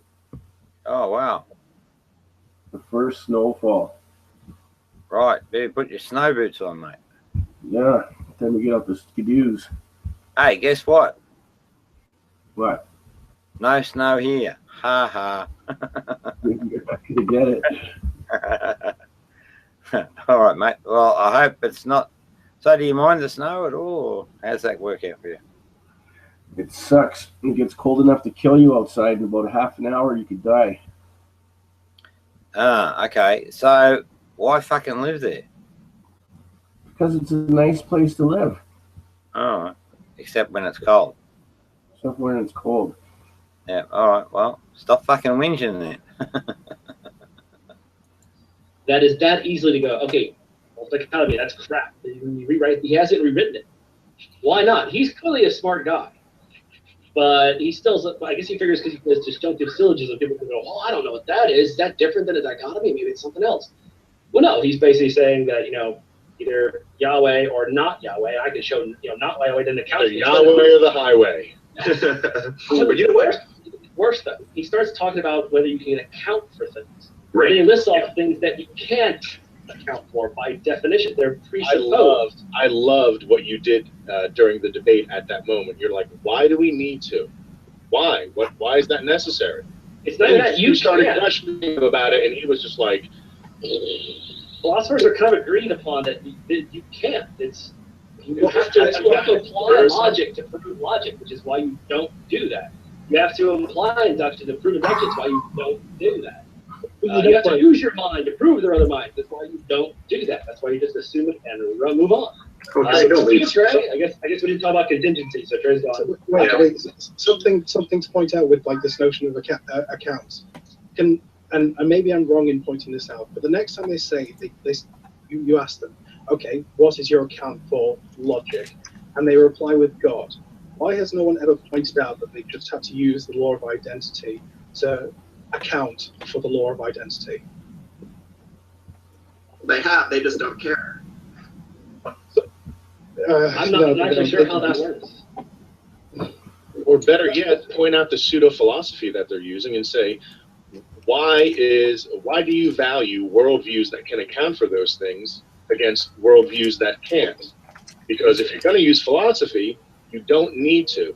If you're going to inject something into philosophy, that means that the thing that you think you can account for it via just base assertions makes your worldview better. I want to know where that value comes from. Is it special revelation? Is it personal revelation? Point to it in the Bible if you possibly can. If it's just something that you heard from God, then that is the easiest way to dismiss why that would be of value to you to begin with.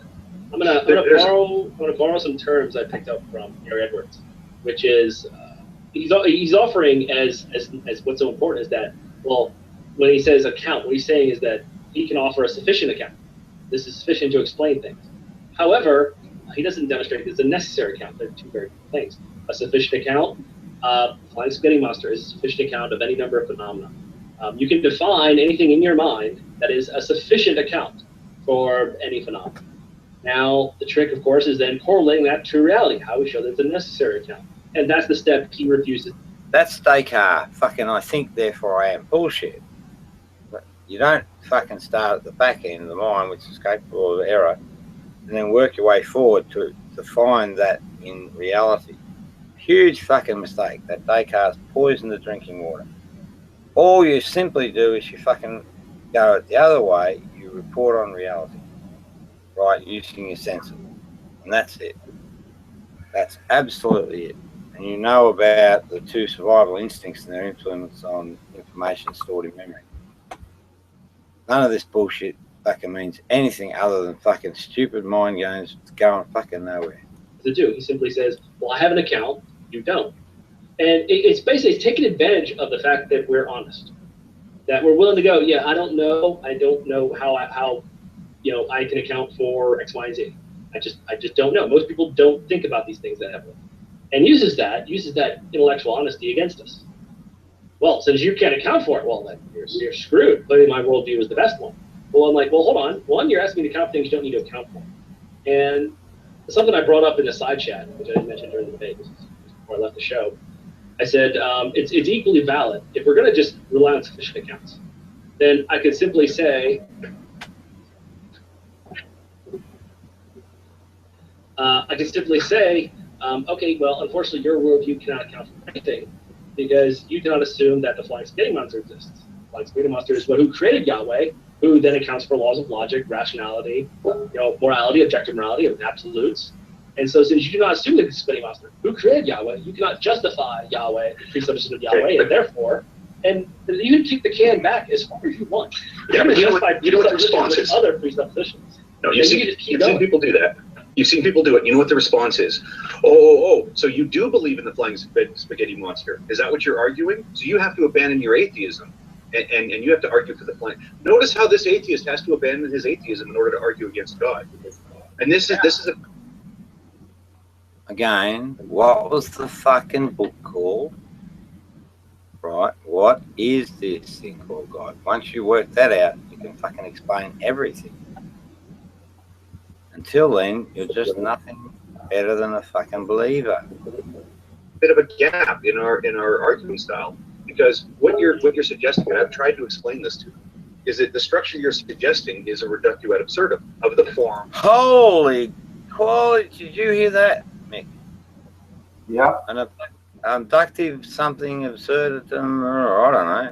That goes, look, if your argument were actually a good argument, then let's try to apply this to another set of circumstances, like the flying spaghetti monster or whatever else. You can remember this right. And the thing is, flying spaghetti fucking monsters, right? Are they real? Do they exist? I don't think so. That's another issue I have with Slick, is that he is well aware now of what an eternal critique is. But it doesn't stop him from using arguments that pretend that it's not an eternal critique. You're not going to reduct, it says, well, and he uses a catchphrase. And he knows it's shit. He knows it doesn't mean anything. He knows he's just trying to score points. He doesn't go with the honest approach. He goes the one he tries to score points with. And that can just kind of annoying and surprising from someone who's supposed to be a decent player. Well, I'm just saying, if you're gonna do something like that, like talk about the flying spaghetti monster or posit some other god or whatever else, before you do that, you need to be prepared for their go-to answer, because they think that's a big landmine, and you need to be prepared for them to go, oh, I see you have to abandon your atheism. Or as Seitan Brukenkate would always say, he would always say, but you don't really believe that. I don't want to argue against some hypothetical thing you don't believe. I want to argue against your actual position. Those are the two things they often will say. I mean, Tim and Matt are more inclined to say, you have to abandon your atheism. You need to have an answer for that. They're mistaken in saying you're abandoning your atheism to present that reductio counter-argument, but you need to know how to say that to them when, not if, when they offer that up as a rebuttal to the type of FSM argument. Well, two things real quick. What they're not, the model that you're talking about, Hogtie and JD, is pretty much how you show an equation to be useful, to be something that can spit out a proper answer. You take out the variables and you substitute them with positive numbers. Then you take them out and then you put in negative numbers. And then you take them out and you put in, like a host of different kinds of variables to see if it still spits out something that's worth looking at. That's how you test mathematically the validity of an equation, right? That's the first thing. The second thing is, I think they all admit that they can't reason somebody to God. So all of this philosophical hand-waving, what I'm calling pseudo-philosophy, is bullshit. Only the Holy Spirit can change someone's heart, according to their own doctrine. So their attempts to use philosophy is a ruse. It is just them scoring points. Yeah. But scoring points for what purpose, since they can't pay to God anyway? Ego. Well, it's sinful. Well, no, we're online. They have an image to uphold. They look at how many times they say that. Oh, you guys call us dumb. You call us uneducated. You call us this. You call us that. Just think back at how many times you've heard certain claims like that, and sometimes they come out of nowhere. And this is an attempt to try and improve their PR with everyone around them, and potential recruits or supplicants, whatever you want to call them. I think that is what Slick is going for. He's going for, I am a champion of Christianity, and I'm going to make us appear a lot more intelligent than we actually are. Yeah, I mean, the thing is, he likes to put himself in the role of the guru, of the educator. That's why sometimes he asks questions. You nailed him on that, too. He wants at least that appearance. And I appreciate that he views himself that way. The problem is, I don't. I think most people he talks to don't. I don't think he knows very much about Christianity outside of what he was taught in Reformed Calvinist seminary. I think his knowledge of both his religion and definitely of philosophy and science are limited. And so when he takes the role of the teacher, I'm going to teach. He actually, I was going to we'll use it as a segue.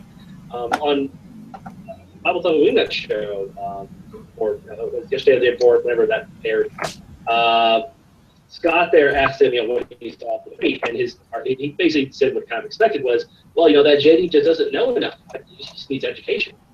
Well, I'm sorry to see that. I've talked to actual philosophers. I have 3 or 4 friends on here who are philosophers, or at least have advanced degrees, and I've asked them the things that you said and said, well, is there any validity to them? And pretty much a big resounding no. Your arguments are very, very bad. And they explain in detail. Ozymandias has a 3.5-hour video on his channel explaining what. Appeal to authority fallacy. Because you're a dumbass doesn't mean that you're fucking can claim to, because you try and link back.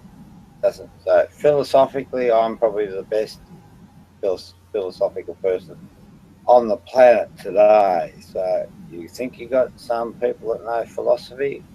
Bring them on. Bring them on. My presuppositionalism is not a good position, and I've watched it twice. Right, so I've got that. I've listened to Gary Edwards and stuff. Fox and the No also, I believe, is a degree. I mean, I've actually listened to the philosophers on these issues, and that's what I'm coming to you with. So the fact that you're trying to educate me on something that you have no official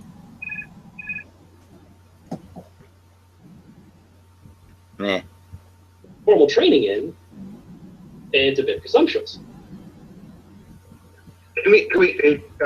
Let's dry run it. I want to dry run it. Okay, I'm going to do Matt Slick's argument. I'm going to be his teacher. We'll hear too. Okay, what we're going to prove, we're going to figure out by the end of this argument what's in this cup. Jay, make sure you interrupt though. Make sure you. Well, now that's going to drop halfway through. That's going to be all storm mode. Okay, so it's disjunctive syllogism, right? So we're going to start with this cup is either empty or it's full of gasoline. And that's we're going to start. That's an antonymic pair. But that's exactly it. You've loaded one of the sides of the argument. But anyway, I'm sorry. Okay, sure. If you're interrupting, I will absolutely bail. Now remember, so the structure of a disjunctive syllogism is P or not P, and then when you prove one of those options to not work, then the other one is automatically validated. The other one's automatically validated. So, so let's say that the cup is actually empty, right? This cup being empty provides no. Mick? Yeah.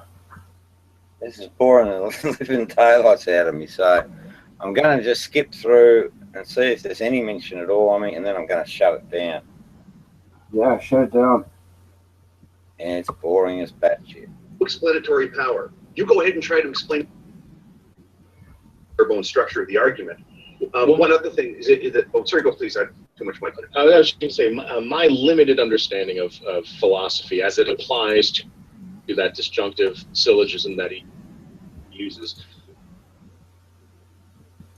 makes it seem like that the syllogism that he uses is like at least 4 steps removed from where you need to be to make your point. First, it almost seems like you need to look at supernatural or natural. If natural seems to work, then you have to choose God or gods.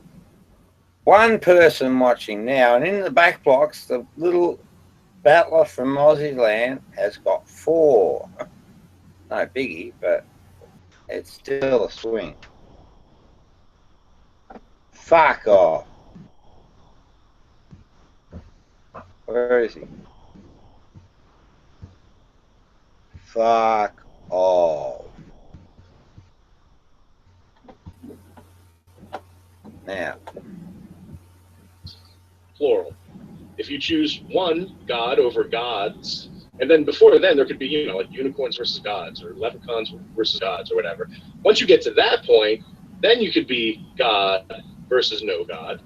And then of the many monotheistic religions that have existed, you need to then argue the Christian God versus not the Christian God. So it seems like he's at least 4 steps removed from making the point he thinks he's making. Well, no, he concedes that.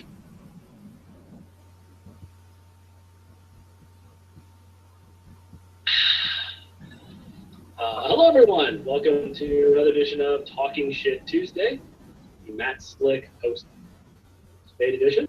For those who don't know, and he's here, Mr. Positively Elvis. Well, I'm sorry, Scott, who is a member of Positive. I can't keep track of it. He's on the show. Anyway, I did a debate, an actual kind of informal, formal, I don't know, so whatever. It's kind of a debate format thing. We went back and forth with Matt Slick on his show, and we're going to discuss how it went. There's not much else to it. That's kind of covers it all.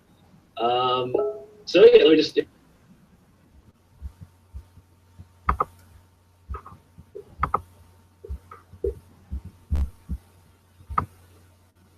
God, in this case, great. Well, I'd like to suss out an argument in front of this panel that I find compelling, and that I've been kind of playing with. It's not mine. It's just it is a. Is that another word for masturbation? Masturbator. Yeah. Well, he's playing with himself. It is using Antonio Damasio's neuroscience research as a foot. Holy fucking! Is there no end to these fucking experts? Where he talks about social the whole issue of, well, what's there are all kinds of things that could pop up, but that's. Well, I thought morality was absolute. Now it's relativistic. What's going on? That's why subjective morality. Yeah, that's why he puts the qualifier for fun. If it's under God's command, it's okay.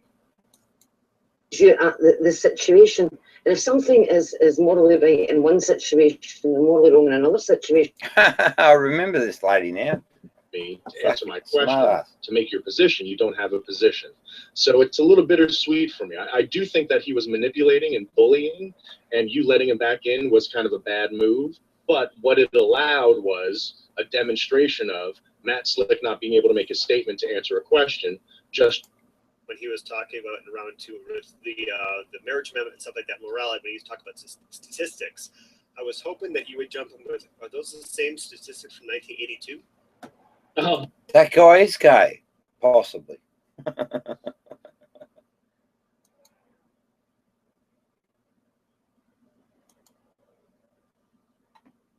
Come on, you motherfuckers. You send me a link to the thing you wrote that debunks every detail of that crap that's on Matt Slick's website. I'm out of here. Well, you did have Rose Patton, R. Cain, and Rob Beasley as other topics. Oh God. Oh. Oh. Did you see the orgasm? No, you left. I'm just saying. Well, yeah, there was. We should probably mention the talk with Rose Patton. They want to watch that, by the way. The one about giving blue balls or something like that. Yeah. You can disprove your blue balls all day. I don't know what that was about. I watched about a minute of it. I said, okay, I have enough. That's it. Try being the one of the other nonsense. Well, the thing is, she doesn't claim to be a flat earther. She is simply skeptical of a round Earth, and she is demanding that I disprove her position. I'm like, you haven't actually expressed one. You just don't. You're just skeptical. I'm going to debunk that you're skeptical. Well, I hear that a lot now. I don't hear people saying that they're flat Earth, they're conspiracy. They don't want to attach themselves to that label because it's so negative. So now it's just, I'm skeptical about. He's a sneaky son of a bitch, this dude. What the man tells me. And it's kind of like, that kind of hard arcane logos position, whereas, I can depend on the government for shit to help improve my life. But if they tell me something about the natural world, whoa. Wait a fucking minute. Look at that view count. When did that happen? Whoa. That's a part of the fucking scheme. I'm not with that, And 28 thumbs up for a fucking boring piece of shit like that. I smell a rat. Yeah, or they ask you to do a simple thing like get your fucking flu shot, right? So that you're not hurting the other people in your community. Then whoa, I want no part of that. Yeah, I mean, the thing is like she kept demanding. Well, first she kept reversing the burden of proof. She was just a pure argument for ignorance. Just, you need to prove me wrong. I'm not changing my position unless you prove me wrong. So you haven't proved yourself right yet. Yes, she has. Experientially, right? She's experienced things that validate her position. So, prove her fucking wrong, you lazy pricks. Because you cannot. You can't. It's impossible. Job isn't to demonstrate to you that the consensus is not retarded. Right? As far as the Earth being somewhat roundish, I don't know. It's been around for about 2,500 years or so, give or take. Tired old fucking argument. You know, one girl, bully cartel of these people picking on one woman.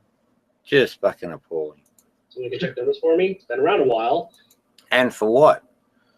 Here's something to consider, right?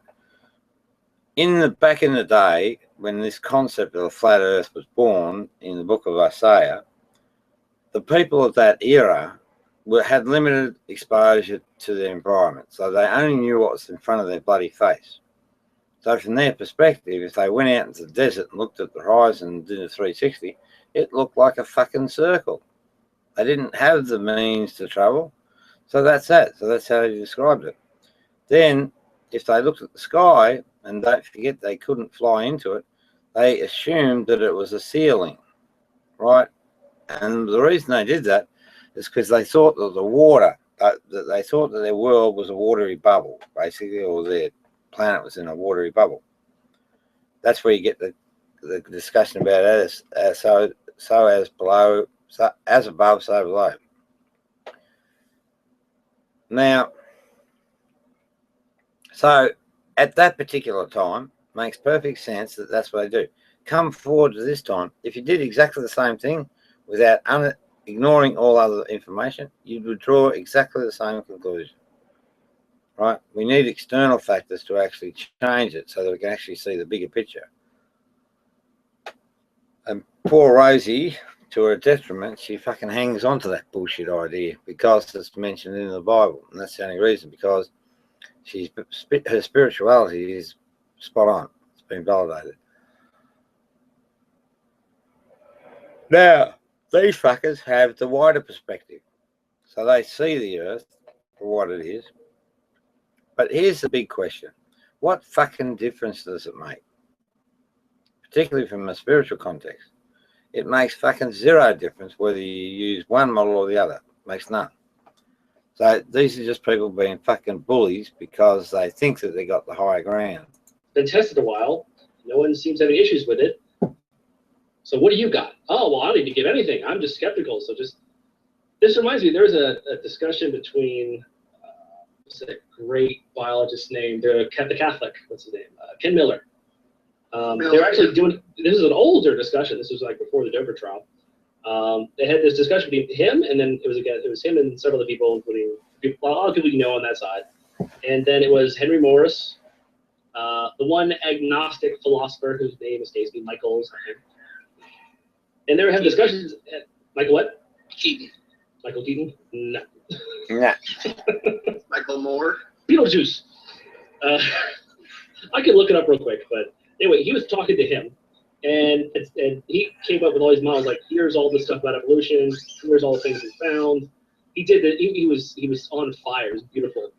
And Michael, the guy even said, he said, well, listen, I'm not in a position that it's wrong. I'm simply saying I'm skeptical. And finally, Miller said, all right, well, let me just be clear that I came here with all the data, and all he's doing is being incredulous about it. And they moved it now. That's kind of what I'm looking with Rose. Like, I'm coming here, I have all this data. I have 100,000 pictures from NASA. There's a camera running right now where you can go and Google and like, hey, look, there's the Earth. GPS. The fact that the shadow on the moon is what you would expect if we're around. It should, as Bert Poole said, if it wasn't, then the shadow should turn almond-shaped as it went around. It doesn't do that. So all this stuff, and what is she bringing? Well, I'm just skeptical of all that. So fucking what? I mean, he gives the consensus. What people don't seem to understand is that there being consensus of experts Right, devil's in the detail. Devil's in the detail. He just said she's a lovely person, Rose. She's a pain in the fucking ass, but nonetheless, she's still a lovely lady. And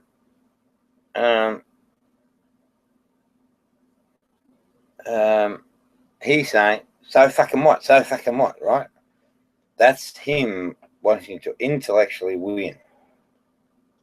That's immoral, right? Because he should respect her as a lovely human being, equal to him, love her, protect her, nurture her, and that's the way to go. But his behaviours say that no, he's living out of ego, which is dominate, dominate, dominate. Which is the burden of justification for the most part. So if there's a consensus on evolution, well, then now it's now on the other person to explain why some other model is actually the correct one. Now you do have to disprove evolution to show your case. You've got to show that yours is a better model. But then they'd have to be accountable, and they can't have that. Yeah, that would just be awful. Honestly, I have a really hard time believing that flat earthers are for real, to be honest. I don't know. They are. Oh, man, some of them are. Some of them are absolute honeys.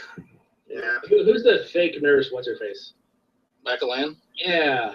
I like how you picked on me like fake nurse. Oh, wait. No, actually, that's criminal again. She's not a fake nurse. She's actually a real nurse.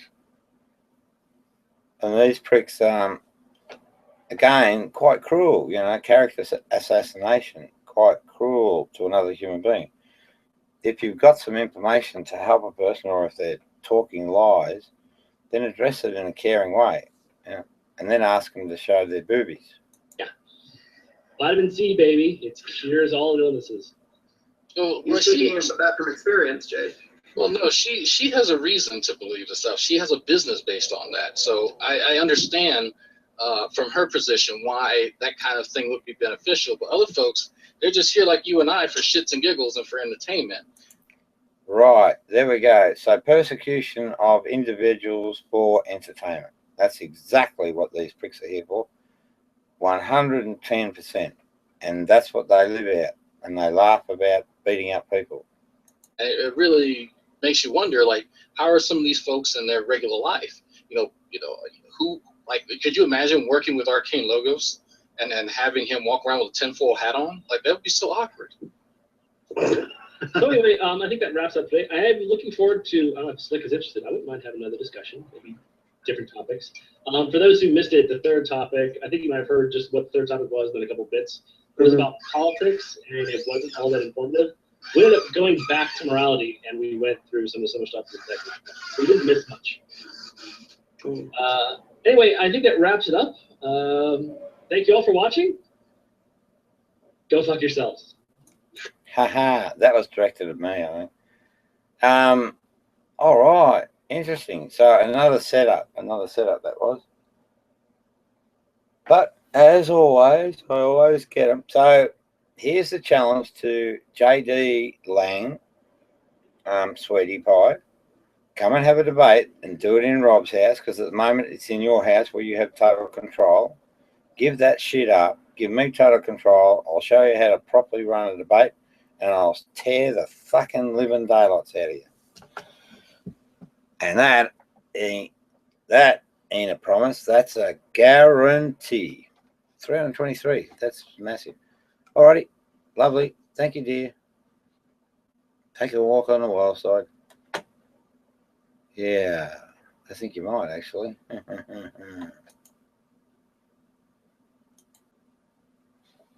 Okay. I'm just going to leave this window for viewers open for a bit. See if anyone else is game enough to come in.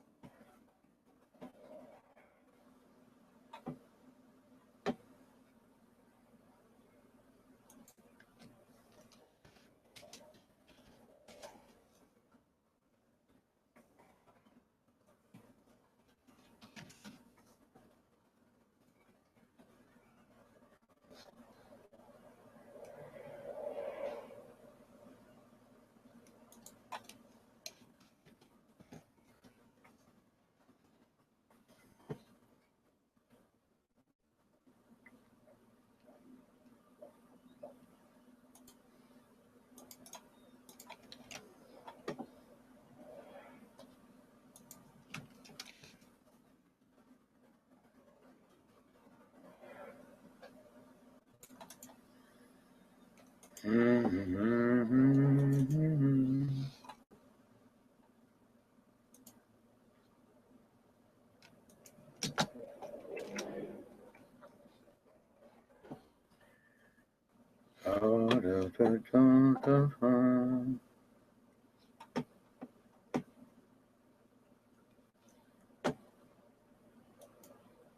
screwed it down, I think.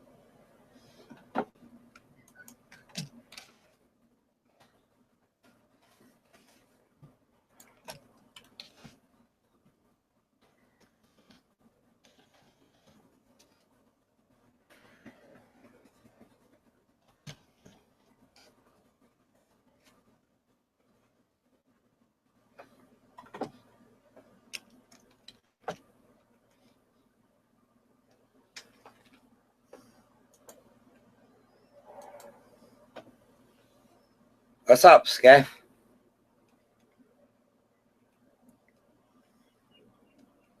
Come on, hurry up, fucking wake up, get off that fucking bed.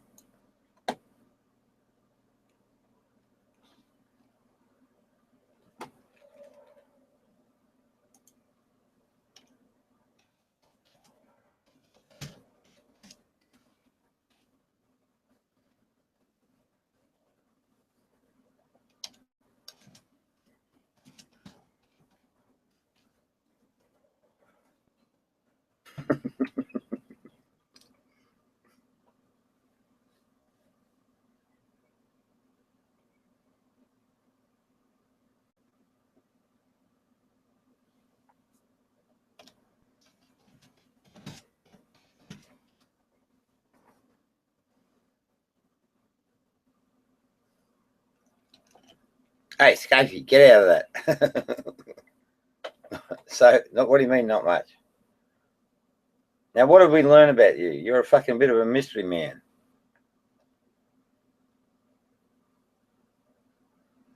Have you got work? You got work, haven't you? You said work, I think. Oh, can't wait. I'll fall asleep.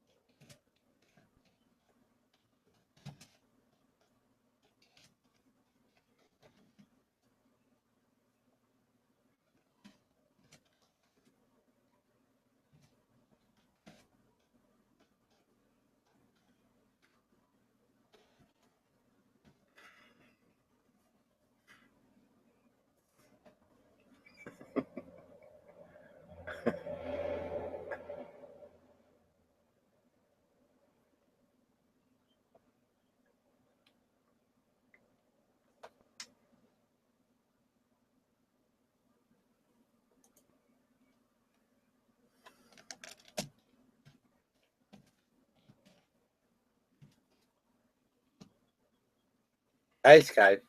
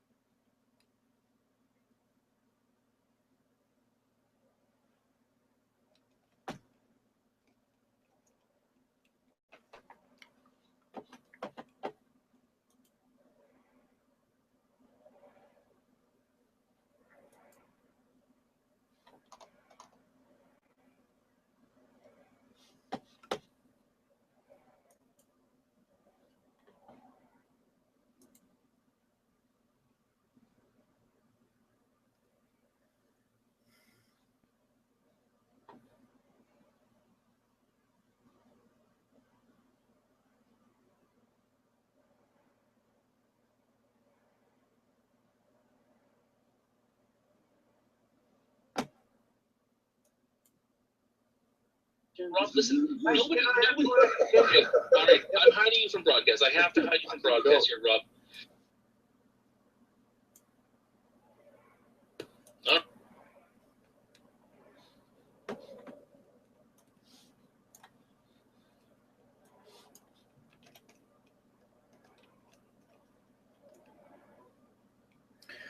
All right, just to pass a bit of time away, I might just quickly, I'll probably skim through parts of it. This is called, comes from Soccer Count. I just, Soccer C blip blip T, because he's a fair income nutter. They call me crazy. All right. Hello, everybody. For some reason, some people wanted to start a hangout, so here it is. I'm putting a hangout up, and going to see who jumps in, who joins up for this fun time. They've set me up again. And got our first guest, Jello. How you doing? What's up?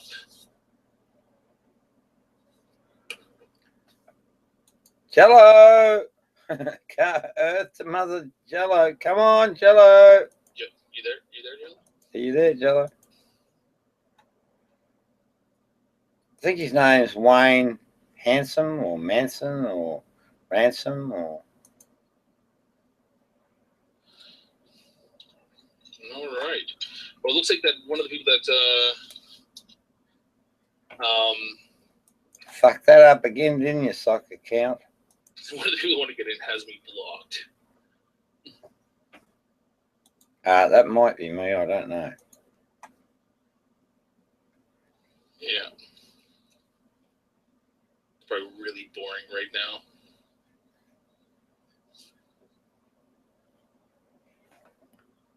When a grown person says boring, I'd be thinking that they're fucking fizzing at the buzz.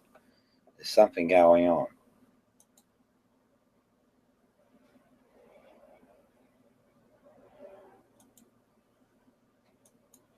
Come on, roll it.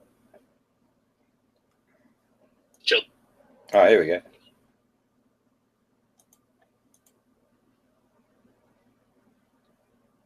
That's the greatest I've ever achieved in my pathetic, miserable life. It's I don't think I can get any higher than this. This is it. I've achieved. This has definitely got to be something to do with me. The players, hang on.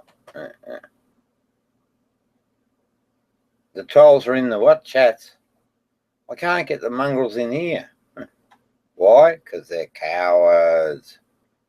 They fucking parade around and say, I'm the fucking coward. I'm the bravest person on the planet. They're the fucking dirt between my wings. My apex. So you're saying that I should probably switch up and use my If you have one, playing card as well.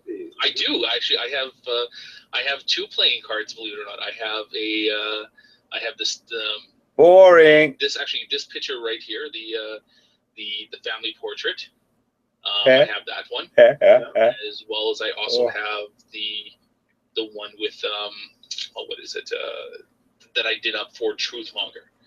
So I did his avatar, but with sockified. Right.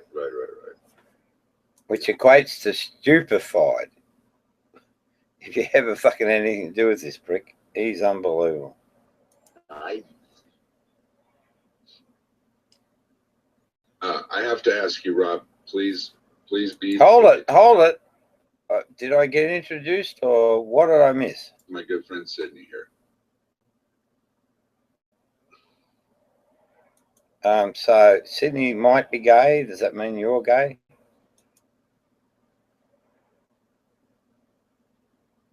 Fuck you, Sydney. That's me. I was upset with Sydney at this point. Yeah, but anyway. Rob, why? It's a good start. It's a good start. Well, I think it was a great start. Look, I'm very candid about things, and you guys are a pack of internet bullies, and I'm just coming after you like a train. Okay, so actually, this is a good topic. Is internet Stop. This guy's sucker's almost impossible to get a fucking word in. So that's why I play up. But what happened was, there's this cartel, almost an army against little old me. And they're damned internet bullies. And, if you think that's ridiculous, all I've got to do is block my account and they'll never see me. I don't get in their face until they get in my face. If you get in my face, I'll get into your face in spades. So this is the group. Yeah, I'm going to hide you from broadcast, Rob, because you don't. In my room, Sokka's house. Okay, great, he's gone. Well, that was fun. So what I did is I just pissed off. So I go and go whack, whack, whack, and then run away. So that was a fun interaction with Rob to start off with. He'll be back if we just talk about him for a little while. Well, I don't. I'm gonna. Maybe not. Might have something else to do. Give him the opportunity to come in and he can do his thing. But I just thought, the same thing that I request from anybody is that just be respectful. Rob Beasley came to the room the very first. Yeah. Fucking you, mate. I know you. You pontificate, which means that you dominate the conversation. You talk all your shit, all your own agenda, and everything that crosses your agenda. You use your power, the power position to fucking control it. Now, you might say, well, you do the same. No. If you actually examine my technique, it's very, very, very equitable, and it's very much focused on discovery of truth. Thing he said was told Sydney to fuck off, and then when Sydney, fuck off if you didn't get it the first time. Trying to go into a topic, he decided that he was just going to interrupt and start. Yeah, that's right, because you were railroading the conversation. Talking over people. That's not how we do things. I mean, maybe that's how. Actually, that's not true. That's how he does things. But No. Come into my room and see. That's not true. Yeah. You're too scared to come into my room because you know that I'll expose you people for what you are. I mean, this whole thing about cyberbullying, I don't know what it takes to be a cyberbully or to do cyberbullying. You've been doing it for at least the 12 months I know you, and probably before that. So you're a fucking expert, and you're a nasty prick to boot. But I do know that he's the only... One of the worst fucking cases of cyberbullying is this man. I call him Fatty Jelly. Fucking appalling human being. Only one out there making death threats. No, I didn't. I was just joking. Golly gosh, the things that you fucking say about me and my family and about my wife, and then you're going to have sex with her and all that sort of thing. I'm just returning the favor. But I do it from a base point of pure love. Your base point is pure ego or evil. And a lot of them. Like, I mean, it's unbelievable. He's unhinged, man. Sydney.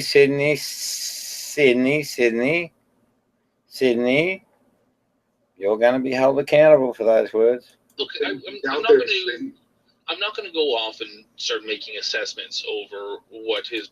Now, that's a cue for, what? A bunch of fucking assessments, I'd say. Mental state is. But, you know, it does present kind of an interesting question, is that what is this cyberbullying? What is cyberbullying in the sense that he's using this term? So what's actually happening here, the real story is that these guys have lured me into the context of the conversation to then allow themselves to pontificate their interpretation of what cyberbullying is, where there's another story to be told, and that's my story, where I'm actually from the victim's perspective. And I've got a lot of evidence that's contrary to the story they're trying to tell. So they bullied, now they want to get away with it. They want to just get away with murder, and I won't have it. Not my fucking watch. Because from what I've seen, is that I haven't seen any cyberbullying from anybody. Go fuck yourself. That'll be the easiest fucking charge to prove. We just go to Sugar Roads, one example, but we know that there are countless examples, because that's what you fucking motherfuckers do.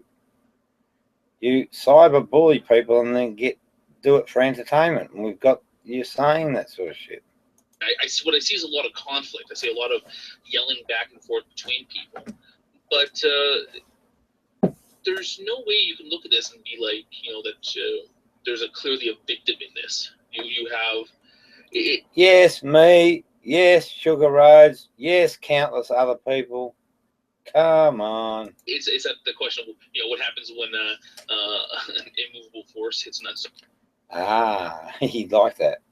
What I say to these pricks is that I'm immovable, and I'm telling them that nothing on this fucking face of this earth will shift me on my quest to get some justice and in the process help these people become better people.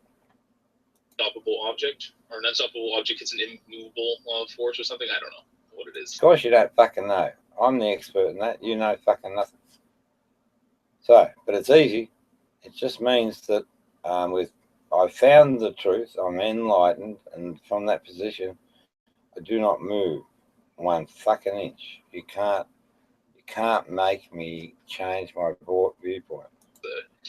But that's kind of like what's going on here, is that there really is no victim that I can see, just stubbornness on both sides.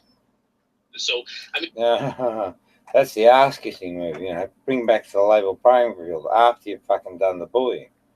Cruel beyond measure. Calculating cruelty beyond measure. I mean, if Rob wants to discuss the whole cyberbullying... Yes, I do. Yes, I do. But in God's house and Jesus' rules. I'd love to... Backward. That's me again. Shut up. Now, it looks like I'm shouting and raving and ranting, but I'm very much in control. I do all of that for effect, because you do a sharp sort of thing like that and it grabs their attention and catches them on the back foot, and then you can deliver your message. Oh, be polite, Rob. Oh, and it also exposes some subtlety, you know, in the bullying group. I just plain rude ravings of a mad beast. Let's give Rob a chance here. So what I'm gonna ask Rob here is I want to hear Rob's story. One second. Hold on a second, Rob. Hold on a second, Rob.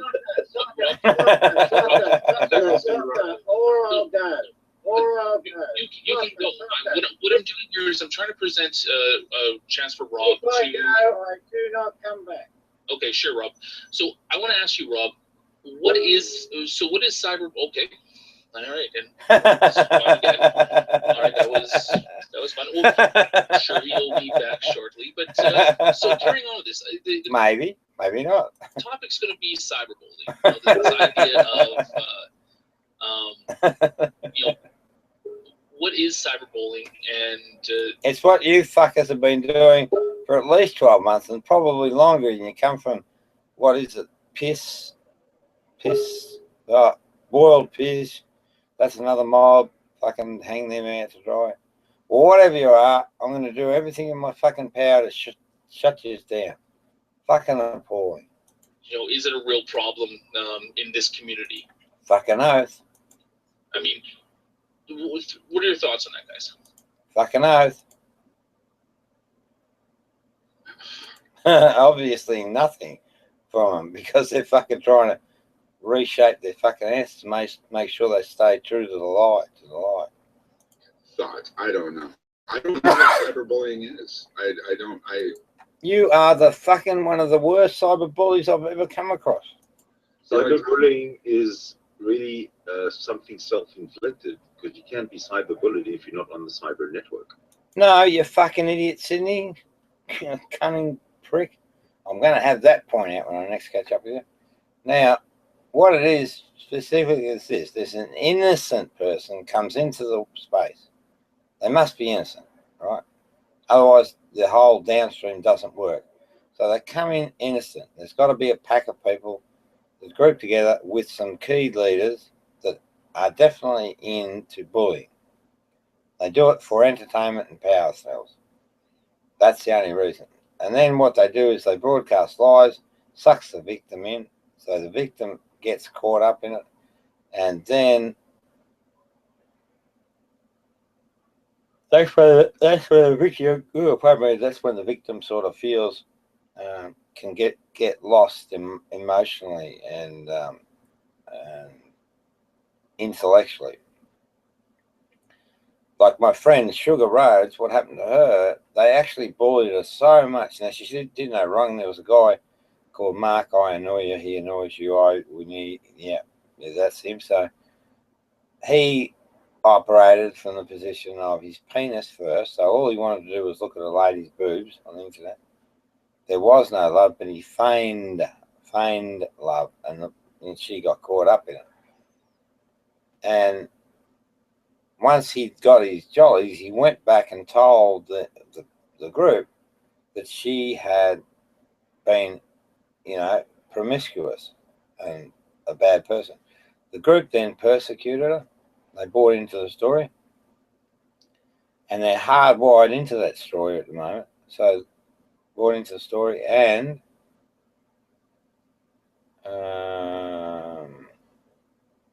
so the group, they bullied her so much that, and she's got, well, she doesn't anymore, I don't think. I think she's improving, but she had PSTD or whatever it is.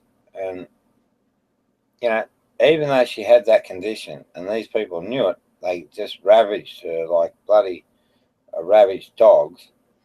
And these are ordinary people. They just turn feral. And with that,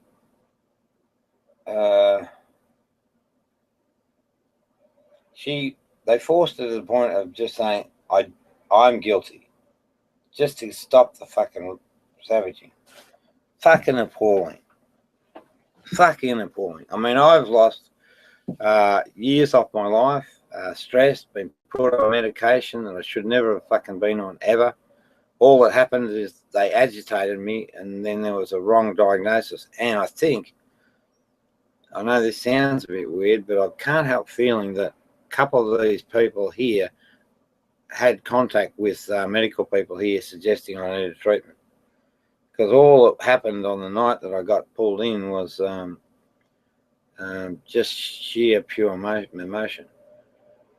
So I'm on the path to find out. Now, I've got it down to two people, a guy called Cerebus Rex and a guy called Muhammad something Green Sol Sufi. Okay. So I'm on their fucking case. I'm coming at you like a train. Sydney, you're in trouble too. Really? I mean, we live in an age where everybody's on the internet. You know, there's so many. But you don't have to be on the cyberbullying channel. You know, you don't have to. Yeah, fucking bullshit, Sydney. I mean, all right, let's say there's a gang of people walking down the street in your neighbourhood, and they just sit there, and every time a vulnerable person comes along, they kick them in the nuts or bash them up. What do, Sydney? Just fucking tell them to stay away and lose all their freedoms and privileges? Or do you actually fucking go after them? Get off the fence and go after them. Be on the internet and be bullied. There are ways to not be bullied. Yeah, get rid of the fucking bullies, and you can do it, and I can do it. I could do it in a heartbeat. Wouldn't take me fucking long at all. Like the way Rob is really throwing himself out there. Well, no. Ain't you the gay guy? Not me. And gay's all right, don't get me wrong, Sydney, you know, but, you know, it's just a question. He is the poster boy for cyberbullying. Yes, thank you, Sydney. He's the poster boy for making death threats. Ah, no, I don't. Never, ever done that. Oh, there's one bloke, it looked like it, but that was me just, you know, I had a gut full of these guys bullying because they do it every day. I had a gut full of it, and what I did is I said I'll be, because he's Muslim, right? I said I'll behead him in front of his wife, and I don't even know whether I said it that way. But anyway, then I followed up because I thought, oh, geez, that's not right. So I said, oh, only joking. And you got to remember, I'm sitting in Australia, Melbourne, Australia, and this prick, and he is an absolute nightmare, fucking horrible, horrible human being. He sits over in America. Fucking hell. Are they stupid? For making inappropriate. And that form factor, right, of just doing something really bad and then saying, oh, only joking, like kick you in the nuts. Only joking. I learnt that off them, so I'm just giving them their own, and I've only used it once, really. Sexual innuendos. Yeah, I mean, like I'm in the external chat for a lot of these things. And I see it go both ways. Bisexual. Constantly. But yeah, I don't, like I said again, I don't see Rob as a victim in this in any sense. That oh, I can take care of my fucking self. Don't worry about that. Not a victim at all.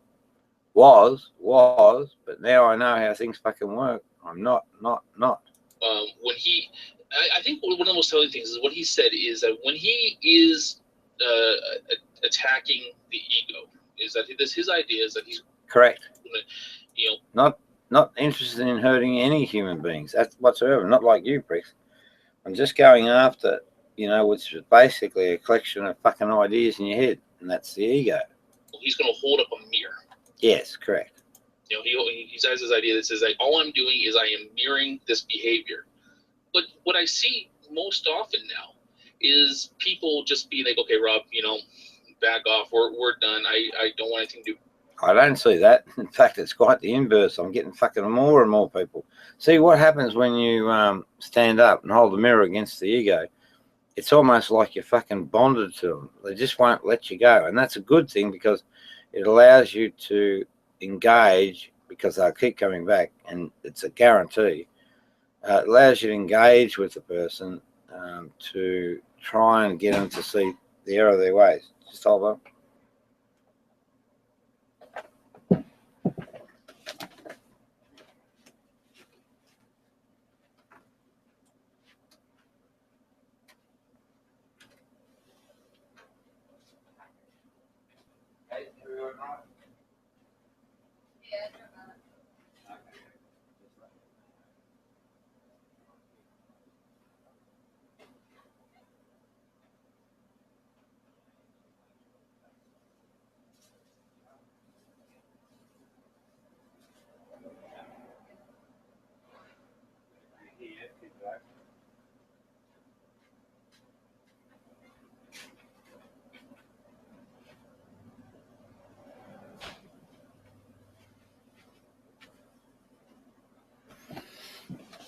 Yeah, where are we? We've got voice.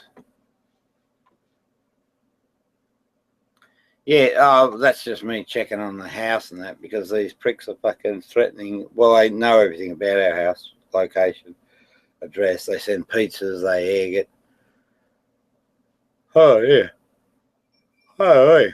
So, you know, I've got family here to protect, and I can quite capable. I'm extremely capable of taking care of business if I need to. So, I just went down to check on things, but everything's okay.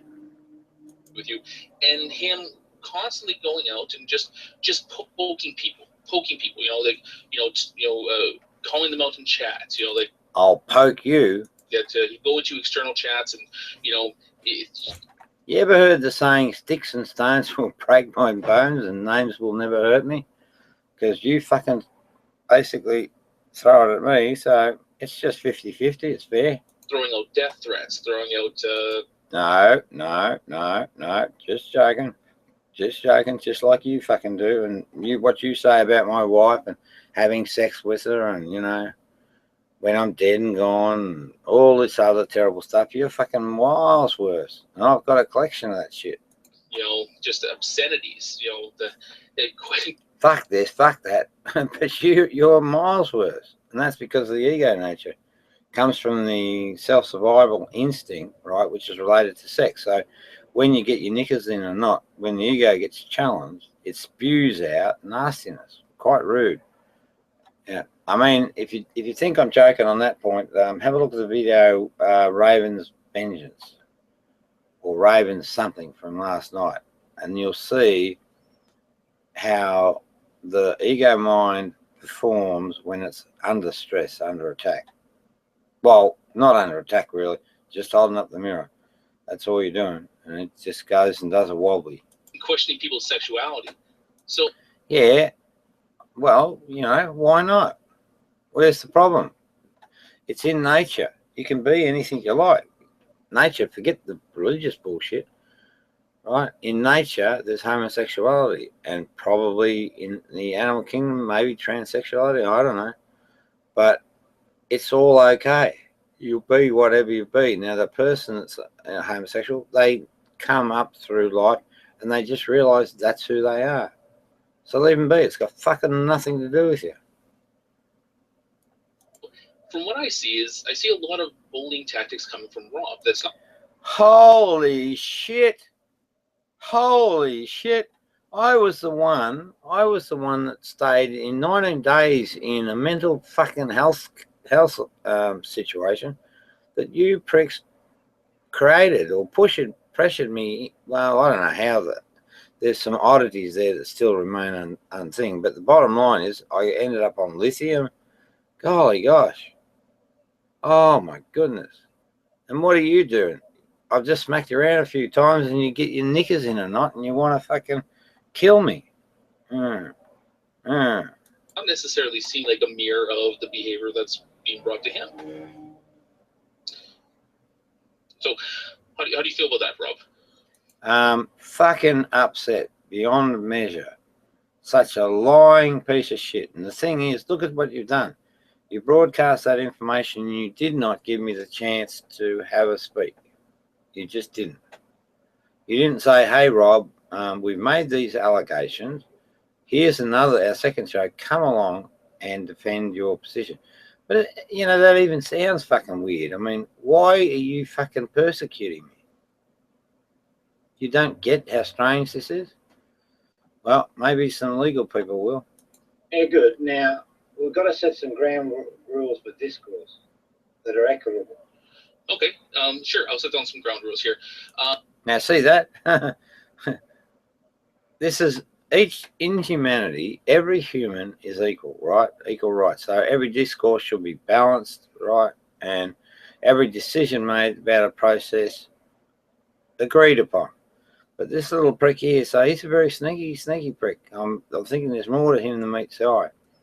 So what he did is jumped on it and he said, no, okay, there's rules, I'll set them. But I wanted to set them, or I wanted to have some buy-in to the structure of those rules. If you want to say something, just let me know. But here, don't interrupt if you have a point of contention right off the bat. Yeah, but you got to, right? The devil's in the detail. So as you're listening to a discourse, a thing might be said that you might think, fucking hell, that's wrong. You don't want the conversation go any further down the track until you resolve that point. And then you continue on and on and on. So it's not stifling it. It's just a far more efficient way of discourse, far more fairer. Take a note of it, and then when someone's done talking, then you can address it. That doesn't work, that note-taking. No one fucking ever does it. What works is to hold the point of contention at the point where there's an issue and just raise it. What happens, though, is that the challenge side get their knickers in the knot because the point of contention is usually raised against what's believed to be an error, faulty. So that then fires off the survival mechanism and it goes into fight-flight mode, or I call it cognitive dissonance. Points that they brought up. I find that a lot of times. Okay. See, I find that a lot of times if somebody comes into a conversation and if you keep interrupting, Rob, stop interrupting. This is an example. So they're starting to take control, and I know exactly what they're up to, and I know exactly how their format works, and I know exactly how they railroad people. Rob, this is Rob, older than you are. Okay, but see, this is the problem, Rob. I said Fifth Amendment. It's actually first. Is that when you start interrupting when I'm mid-sentence, you don't actually allow me to finish my point. You're talking shit, and I know exactly what you're up to. And the conversation gets stretched out a lot longer than it has to go. Okay, so what's going to happen is you are going to let people finish what they say, and then you can address it afterwards. Okay? Why am I being blocked? Now I'm done. Why am I being blocked? You're not being blocked. You're being muted. Okay. Now, if we're going to agree on terms, isn't that a two-way street? Well, actually, no, Rob. Why? Okay, great. I'll tell you why. I'll tell you why. Well, no, hang on, Cello. It's not your call. Soccer's house, Soccer's rules, Rob. It's not your call. Soccer's house, Soccer's Okay, rules. Cello, just give me a second here. Okay, thank you. It's Soccer's call. Soccer's house, Soccer's rules. Well, actually, no. See, this is a Google Hangout. All right. I want to know the terms because I don't like the multiple. Listen. The rule is I'm going to tell you. The very first thing is that conduct yourself in a. You're the boss of the world. Rob, seriously, I'm going to finish my sentence if it damn near kills you. Okay. Why am I? All right. Now, damn near kills you. The normal response is, damn near kills me. Right, I'm going to finish it. That's a very subtle thing, very subtle. But again, the devil is in the detail. So that's questionable. You want to find out, well, hang on, how did you do that? Why did you say that? Because behind that, you may, if there's no truth in what he's saying, that means a lie is in position. So there's a problem which is related to the ego. So get it from broadcast again. Listen, you will conduct yourself in a manner in this room that you would if you were engaged in a conversation with anybody on the street. This is a coffee shop. This is a virtual coffee shop with people sitting around the table. And you don't conduct yourself that way in regular conversations, so I wouldn't expect you to conduct yourself that way in this room. Okay? All right. So why are you the boss? I'm not the boss. What's the terms of conversation? Tell me how it works. The terms of conversation are don't be a dick. It's the basic rule. No. That is the only rule that I have in this room. Okay, because I'll tell you what that rule is. I want point of contention. Nobody cares about your fucking point of contention. Why can't I have it? No one cares, Rob. I've got nothing. no one cares, Rob. You're worthless, Rob. You're a piece of shit, Rob. We own you, Rob. That's the communication. You've got to read the play. It's fucking there to be understood, and it's very, very accurate. Well, what we're having is a discussion. You ever used it? Yeah, I've been in your room where you've used the point of No, contention. you haven't. Yes, You haven't come to my room. I have actually. I have used it. No, I want point of contention. Hey, Barry. No, you don't get. I want point of contention. What happens? No, Okay. Rob, okay. What's okay? Rob. Point of contention. Jello, please. Point of contention. Okay, Rob. What's your point of contention? Okay, I want point of contention as part of the format. Listen, this is not a structured debate. Like I Why said. can't I have it? Why can't I have it? That's the point. Why can't I have it? Why can't I have it? Come on, why can't I have it? Why I can't have it? Why can't I have it? Why can't I have it? Because listen, if every single person. Now this is classic bullying, because what you got is you got a group there wanting to run an agenda, right? And you can see they're operating together, right? Sydney, fucking Fatty Jello, fucking a sleaze bag beyond measure. I mean, the things I'm finding out about this, and the level of desperate evil in these fucking communities. Brother John is another one. Cerebus Rex, the Muslim dude, yeah, just as cruel as it can be, cold and calculating. And I just want that opportunity to face them all, one by one, and get the fucking truth out of them. The person in this room is a mature adult. Tell me why I can't have it. Okay. I can leave. Okay, So I can... sorry. Maybe I'll rephrase that. Every single person in this room is an adult. And because every single person in this room is an adult, we can assume that we can follow the basic kind of ethics that... Why can't we use that style of debate? Why? Well, because this isn't a debate, Rob. This is a discussion. Like I said, you're an educated man, aren't you? You're an educated man, are you not?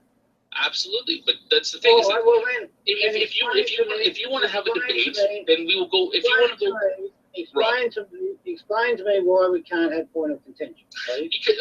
Because as an educated person, I actually know what the general rules are that follow most formal debates. Point of contention isn't even contained within the rules that you put out there in a formal debate. But what you're asking for is free.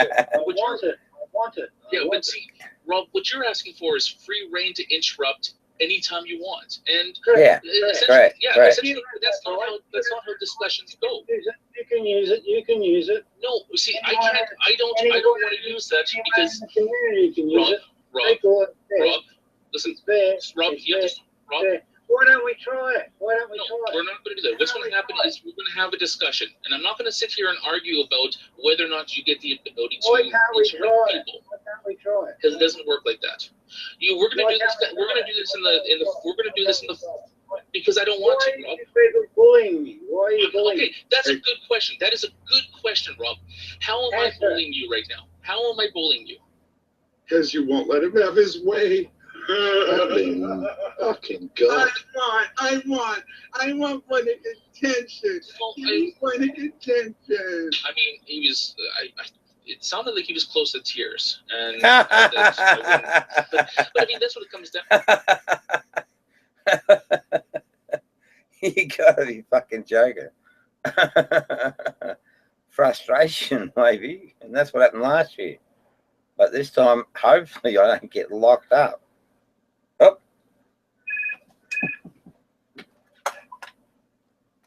Hello. Sarah who? Yes, Sarah who? Yes, you are speaking to him. Sarah who, though? Oh, what's your surname? Shocker?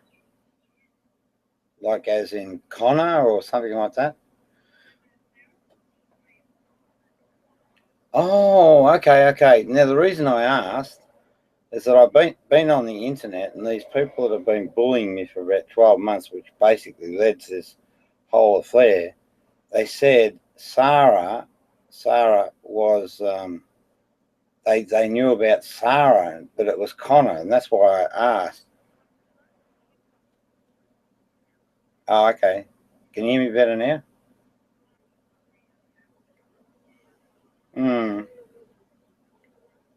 That's interesting, that comment. That's really interesting to me.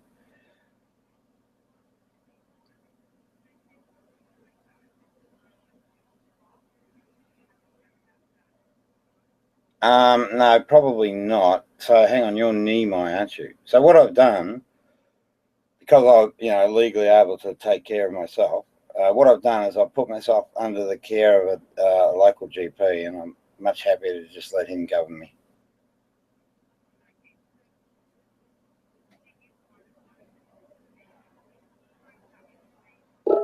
Yes, correct.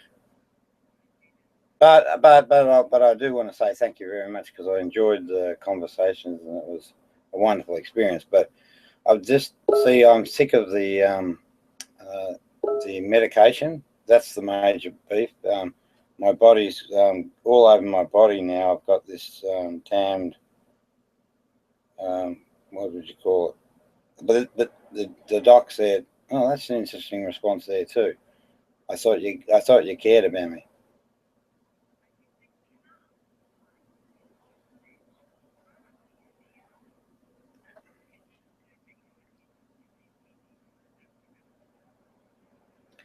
No, it's not that. What it is you didn't seem to listen to what I just said. Yeah, that's strange. But anyway, let's try. Let's see if we can get it. Yeah, you can do that. Just a second. I'll give you. Have you got the number?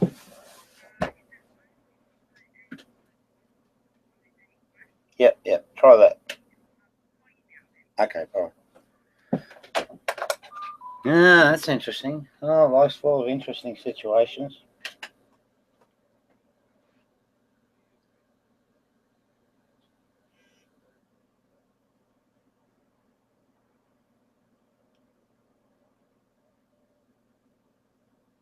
So hold on. I'll be right with you guys. What's happening is when you go into mental health care, you get supervised. You have to. Well, you have to because of. Here we go.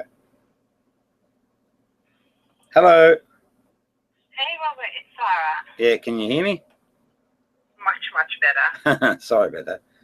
No, well, You're okay. yeah. Now, no. So it's not anything personal. I really enjoyed our walks and talks. They were wonderful. But the reason I'm doing it is because under salt water, basically there was no move on the medication. I tried to ask them to consider taking me off the medication. And what's happening in my body now is I've got these things all over my body, and the doc says that they can potentially be related to lithium. And now I've got something going on with the livers, and so the blood. I'm still doing all my regular bloods and still take the pills and all that sort of stuff. But there seems to be some sort of a problem in the liver. So I kind of rationalised that I really need medical supervision more than I need anything else. And the guy that the guy that I go to, you know how we've spoken about enlightenment? Yep. Yeah, well, this doctor actually is that, and he's a really good dude. So I just feel more comfortable in his hands than anyone else. And I want to just sort of work with him, and he said he's going to consider it to actually get rid of the lithium. Okay. All right. Well, if you feel that you sort of need more of that clinical aspect at the moment and you want to focus on that, then that's fine. I do want to let you know that there is sort of like 3 months. So if you do change your mind in about 3 months and feel like maybe, I do want to go back to Nima, then you can just give us a call and then we can just switch the funding on, so you don't need to have to go through intake. If it's past the 3 months and you would like to come back, then we have to go through intake. Now, another process is before we sort of exit, Robert, is either my senior practice leader, Josie, or the manager, Pete, will give you a call and sort of just have that's all good. Understand. Yep. No worries. And I can, I can give them the doc's name and all that sort of stuff. Yeah, whatever you're comfortable with and stuff, but it's just so they can sort of have a chat with you to see that everything's all good. We'll send a letter out and everything. I might give you a call next week as well, just as a final sort of thing. Did you want to have one final meeting, or do you feel like you're okay with us just sort of? Yeah, no, I think I'll just leave it. I mean, okay. I'm really comfortable with this guy. You know, I really have a lot of trust in him, and the real key issue, more than anything, is actually getting off lithium. But I can't do it alone. I have to really rely on the doc. Okay. Great. Well, I'm glad that you're comfortable with him and sort of have that up. Oh, the other things too. I found a wonderful community online. People that are like spirit, and you know, we laugh a lot, and that sort of, you know, when you laugh a lot, and you get that buzz over your body, sort of thing. That's right. Laughter being the best medicine. I think my health seems to be picking up a bit, so. Fantastic. Yeah, I think so. Well, I'm glad to hear that. It seems that you have a lot in place, and that's fantastic. I guess I just want to say thank you, and it's been an absolute pleasure working with you. Oh, you too. Yeah, you're absolutely right. Thank you. Okay. Anything else you want to chat about, or are you happy for us to end it here? Yeah, I think I'm good. I mean, do you have any questions or anything you want to say? No, not really. I guess I just wanted to make sure that you're sort of all good, and it seems that you've got the right people to support you there, which is good, and you're comfortable. Well, I have. I've got a really good doctor. I'm really comfortable, yeah. And because it's just one person, it's clinically clear, because it's just a conversation between me and him, and Sandra comes along, so it works really well. But anyway, hey, kiddo, if you ever want to talk to me about anything, give us a ring. All right, great. Thank you very much, Robert. All right, see ya. Thank you. Bye-bye. Bye. Righto. Oh, yeah.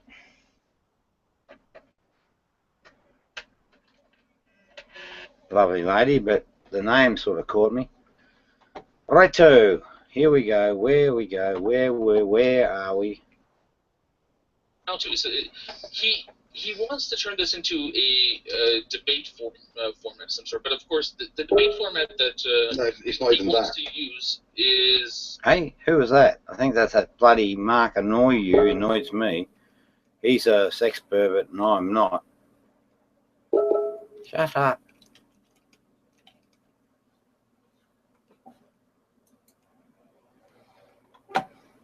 Whoa, whoa, whoa,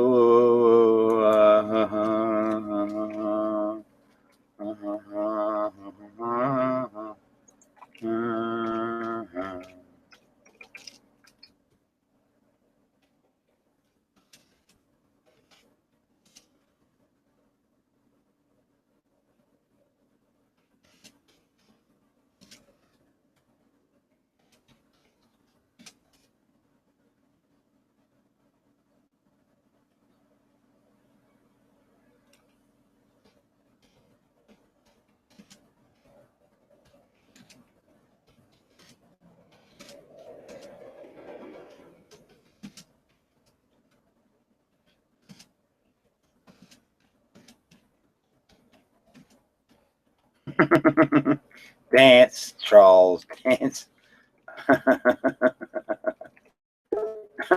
They're all fucking going crazy. Whoa, who dat? I see ya. Oh my goodness. You have no idea what's happening out in the mosh pit. They're fucking going feral. All right, roll the videotape. Well, yeah, exactly. It's his own format. In other words, his own format is whoever's got the floor can keep speaking as long as they want until someone says point of contention. So, as you said, it's basically you can interrupt when you feel like it, which is not a way to. It's the fucking best way ever. Now that guy is Barry something. Barry, but he's actually he's also Mark Annoyer. Now, if someone runs around masquerading an account, I'd be a little bit suspicious. This guy's a sexual predator. Do anything else? That's because if you have a point of contention. Now, if these guys are protecting a sexual predator, you can bet it in. This is fucking, you know, There's something bigger going on here. To raise, he will mute you or hide you from broadcast. Yeah. So he wants correct to shut you up. So you know, just as you like to have your fucking speak, I like to have my speak, right? But point of contention forces the conversation to stop. You just follow the rules. It works better than any other format ever. to go on for like 20 minutes, but he wants to cut you off after about 30 seconds. The man No, just point of contention. That's all. You got the same right. doesn't understand fairness. Maybe there's an inequity, but it still works. He's a big baby. The way no, I'm not. He acted right now is the way he sees life. Yep. Well, and like I said, I mean, I think this is one of the biggest problems that people have with some of the Google Hangout things is that if you have a dedicated show, I mean, I've done shows before, like on Deeper Than Dog and stuff, where we have a set panel and we have a topic and we discuss it with that panel for the duration of the show. So a set amount of time, 90 minutes or whatever. Yeah, normal Hangouts. But Rob doesn't understand that. Explaining to him. He had to make that extra point but Rob doesn't understand that. He's deadly like fucking trying to fucking get rid of me as a how normal Hangouts work and normal people operate. He's not in that bracket. He doesn't want to understand. He won't understand. He either wants things his way or he'll leave. Then he'll come back in. That's right. If you don't like it, well, fuck off. Where's the fucking problem? Where's the problem? If you don't like it, where's the problem? A minute and do the same thing again and again and again. You know where the problem is? Fucking in your fucking ego head. If you haven't got an ego, you'll never see my face. I'll never get in your face. Again, and if you have this Hangout. Oh, holy shit. Sorry, Sega.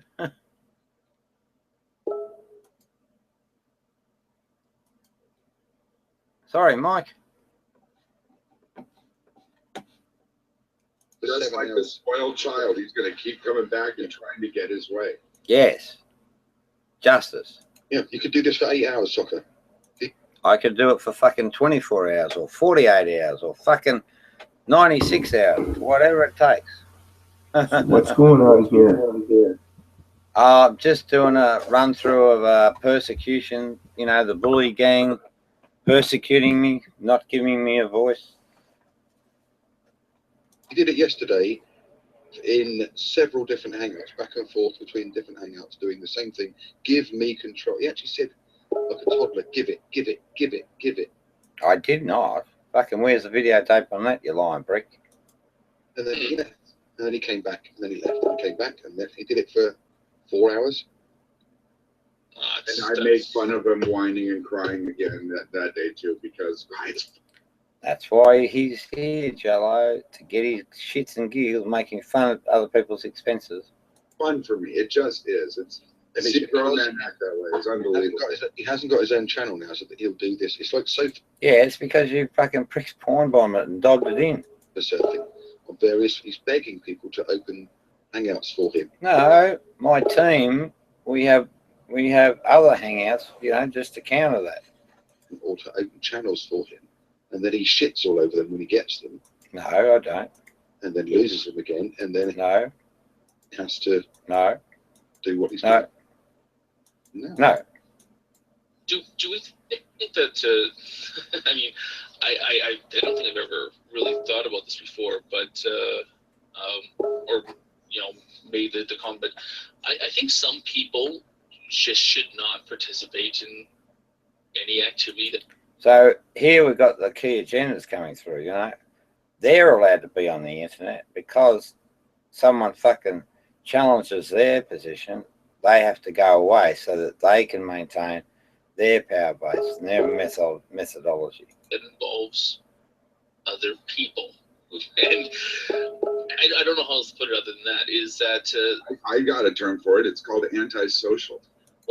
No, I got plenty of friends. We hang out and we have a good time and we don't fucking bully other people like you pricks do. Well, yeah, I mean, he's clearly antisocial.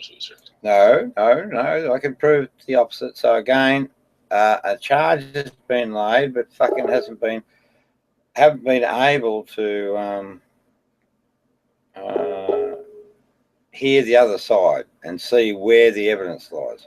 But the idea that I'm trying to put out there is when you have a Google Hangout, for all intents and purposes, you guys are friends. You guys are my Google Plus friends, and I got better friends than you've got. We can sit around in this Hangout. We can talk about whatever. And the example I gave is if it's a coffee shop or a pub or something, is that we can sit around, we can pick a topic, and we can just shoot the shit.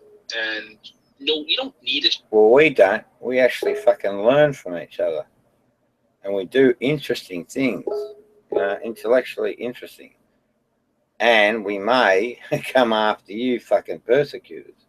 Structure for friends. You don't sit down with your friends at the pub or something there and say, okay guys, before we start sitting here and drinking and before we start talking, I want to set out some ground rules for this regular conversation that we're going to have.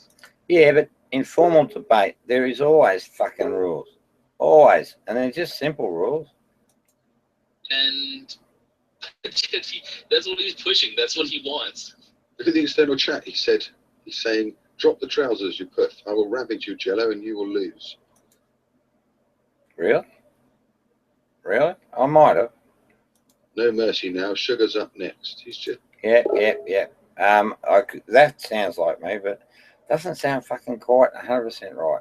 Just ranting like a lunatic. So that's pushing the... we saw how I had a speech with a company that were basically providing support, taking me on little outings or whatever. Pretty much a waste of time, really. Although the girl that came, a young Muslim lady, she was a wonderful lady and a delight to talk to her, and I really look forward to it. And we went for walks and all that stuff. Part of rehabilitating. I'm getting bullied, you saying in the external chat. Correct. Yeah, he's getting bullied. Correct. You heard what he's typing to me. I'm not even talking to him. This is him getting bullied.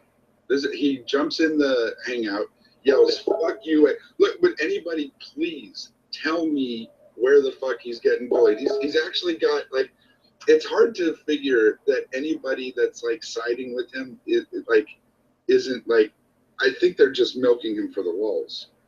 But if anybody actually believes his crap, could someone please watch this thoroughly and contact him? He just said, soccer, I will ravage you in a live debate on my terms. Correct. But again, correct. I will absolutely slay that guy. It goes back to his terms, which is I get to interrupt you whenever you start talking. And you get to interrupt me whenever you need clarification, so it's fair. And here's the thing: is that when you interrupt, you can't get to the end of a point. And that's the problem with this style of pointing. Well, his terms wouldn't even be interrupting. You'd be hid from broadcast while he speaks for 30 minutes at a time, and then he might let you in for 30 seconds. Then he'd hide you again. Well, you noticed that you couldn't even get past, like, he needed rules, and he couldn't accept your rules. You had to go with his rules. Being bullied. Past that. He said no responses, but this is him being bullied. Hillary has turned, Hillary's icon has appeared, and he said, Hillary, want to chat, you bitch. I'll shut your fucking mouth. Oh, I don't say. Hillary has. I don't think I said shut your fucking mouth, but I would have said bitch because she is a bitch, a two-faced bitch. And I didn't realise that she had some association with the bullying. Said anything? Just her icon appearance has prompted him to say that to him. So is Hillary bullying him as well? No. Yes. Hillary's not bullying. There's no responses to him. It's just her icon appeared, and he said, Hillary. Well, here's the thing: is that chat, you bitch. See that? The second more lethal stuff was missing. That's what happened when these guys get into full flight. They fuck things up. They can't keep up with their lies. Got into a conversation with him a while back. Not that I fucking wanted to enjoy. You're the most fucking annoying. There's I outbound. Most annoying fucking motherfucking son of a bitches that I've ever come across. it was an off-air type thing that I recorded. It's on my channel, but it's the link's private. If anybody actually cares about a very boring. Well, I do. I'd love to see it. 2-hour conversation, probably, because it's actually the first conversation that I had with him. Believe it or not, we made it through 2 hours, and it was there was very crazy whisperer. It was very it was very. There wasn't a lot of yelling or screaming or anything. I couldn't believe it. This is why it's really interesting to see his behavior now, especially in regards to me, because I gave him that opportunity. I gave him an opportunity where we. Who are you, the fucking King of England? What about just doing it my way? Why is it you've got to decide ways? Why not try my way, and that's equitable? And if we find at the end of the day that one's better than the other, and we agree on it, then we can move forward. But why are you fucking king of the world? We sat down and we talked for 2 hours. Yep. Yes, we got it. For a second, mate. Hey, Jello. Oh shit, I'm back. Hey, Jello. You're going to lose Iggy over this one, right? Yeah, now that's his wife. I do actually worry about where he's heading, right? I just do. 12 months ago, he was a normal-sized person, reasonably happy in face, and something's gone way wrong with him over that 12 months. So he's got massive weight gain for that period of time. He's fucking sporting fucking a silly little yellow roll on his hair. His behaviour towards women is fucking atrocious. And his wife sits there quietly like a church mouse whilst all this shit goes on around her. And if it's not addressed, I just worry that he'll lose his wife. Frank, you're going to lose your profession. Yep, so that's Frank Green. He's a really also known as Green Salsa. He's unbelievable, the fucking darkness in that prick and Cerebus Rex. So I know more about his profession than he'll ever know, and I can actually demonstrably prove it, show it. But I don't know whether it's jealousy or what the story is, but anyway, so what I'm saying is that you're at risk of losing your house, your family, the whole lot, everything that means stuff to you because of this. Not because of anything I did, but because of this bullying that they've sanctioned it, right? Because they're professional people. They should have stepped in and said, nah, they didn't. You're going to lose your fucking trousers. Don't know what we'll do to you, Sydney. Soccer, you gotta come and have a live one on my terms. Cerebus, you're going to do a live one on my terms. Empty words, Rob. Well, anyway, Frank, so Frank. Okay, Jello, stop, please. Frank. Okay, You gotta Rob, do a stop, live please. one Rob, stop, on please. my terms. Frank, hold on a second. Rob, you notice when I said Jello stopped? Okay, Rob. You notice when I said Jello stopped, he stopped? How come you're not stopping when I asked you to stop? He has an auto unmute. You can't mute him. Okay, so when I asked you to stop, Rob, it's just to carry the conversation forward. Okay, I'm just going to act like a moderator in this room right now. I'm not censoring you. Stop, guys.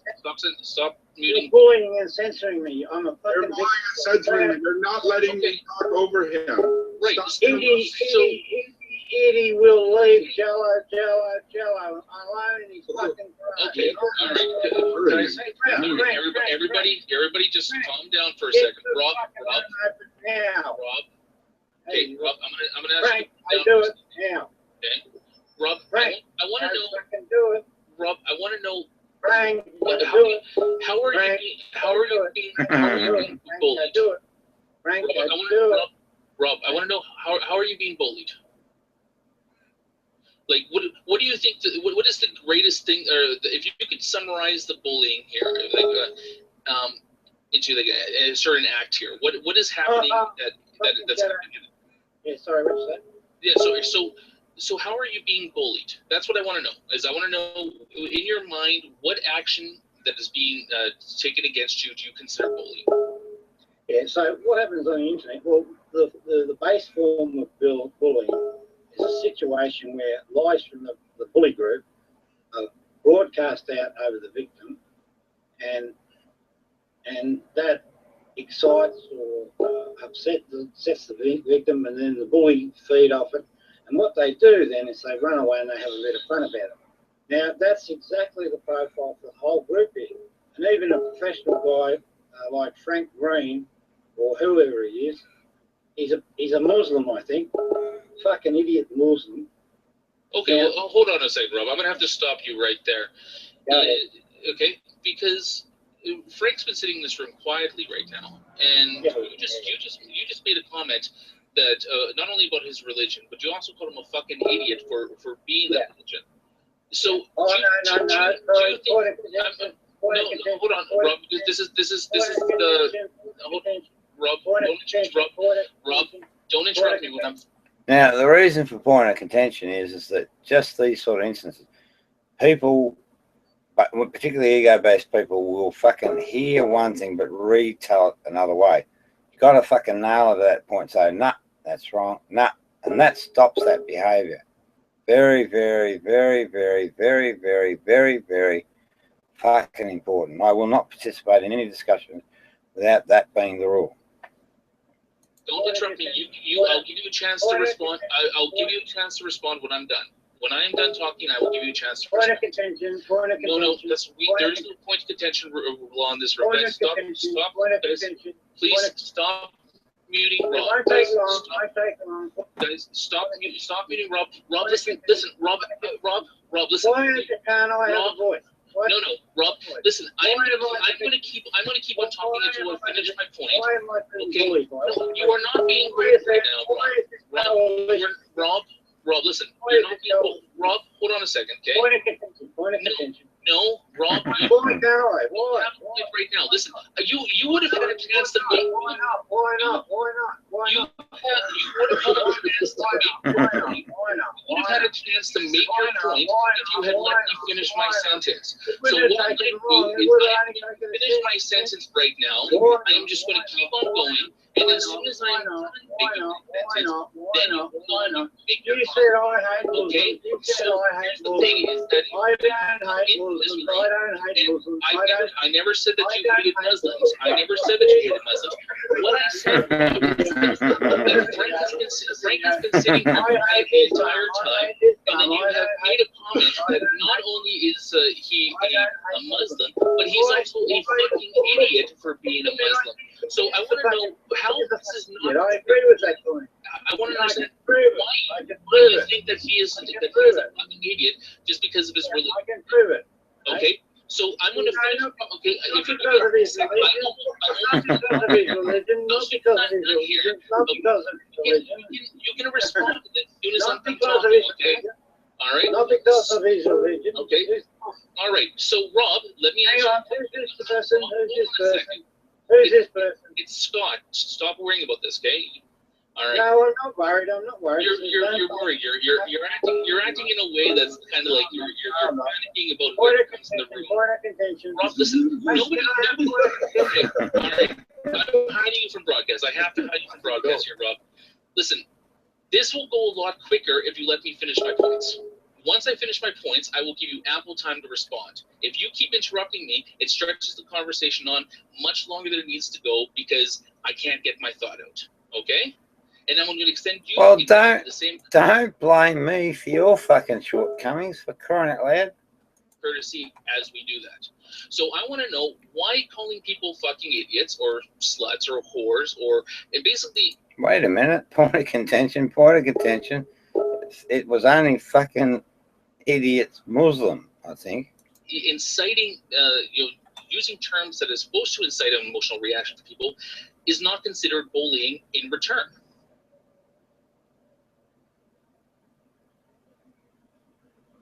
Point of contention. Rob, I want you to answer my question. What are you, fucking ruler of the world? No, I'm running a handout right now. Point of contention. I want you to answer my question.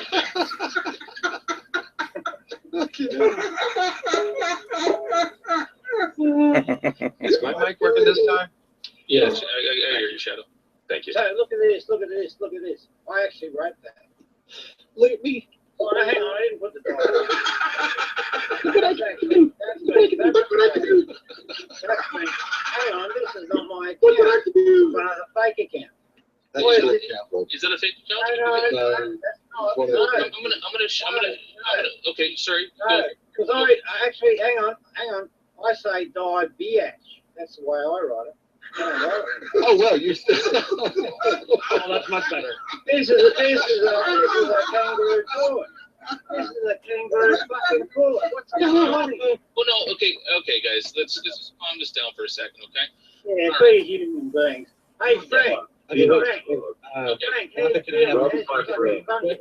Okay, everybody, calm How's your down for a second. Because he just mentioned this, and I want to show that it's actually him and not a fake account. Sorry. What? Okay. Well, you know what? Cerberus, I Can you think read that- my behaviors, Frank? I think I can that read yours. I Okay. can read them straight away. again. And I'm fucking 100% accurate. Frank. Okay, Rob, how often do you go out and just hang out with friends? Like, do you Play cool, Frank. do you ever go out for coffee or go out to and just hang out with people? Yeah, sorry, what? Okay, What? sorry.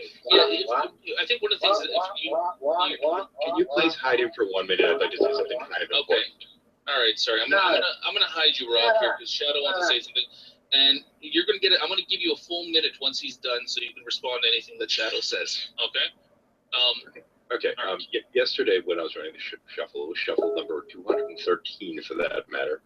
You know, they've been running for about 3 years or so now. And we were doing our regular thing, and we decided to let him come into the room. And he pulled the same kind of shenanigans, demanding controls and this and that in a hangout in which they're not available. But what I didn't realize while he was sitting there yelling and screaming and carrying on and acting, well, frankly, a bit like a child, he was also recording on his end.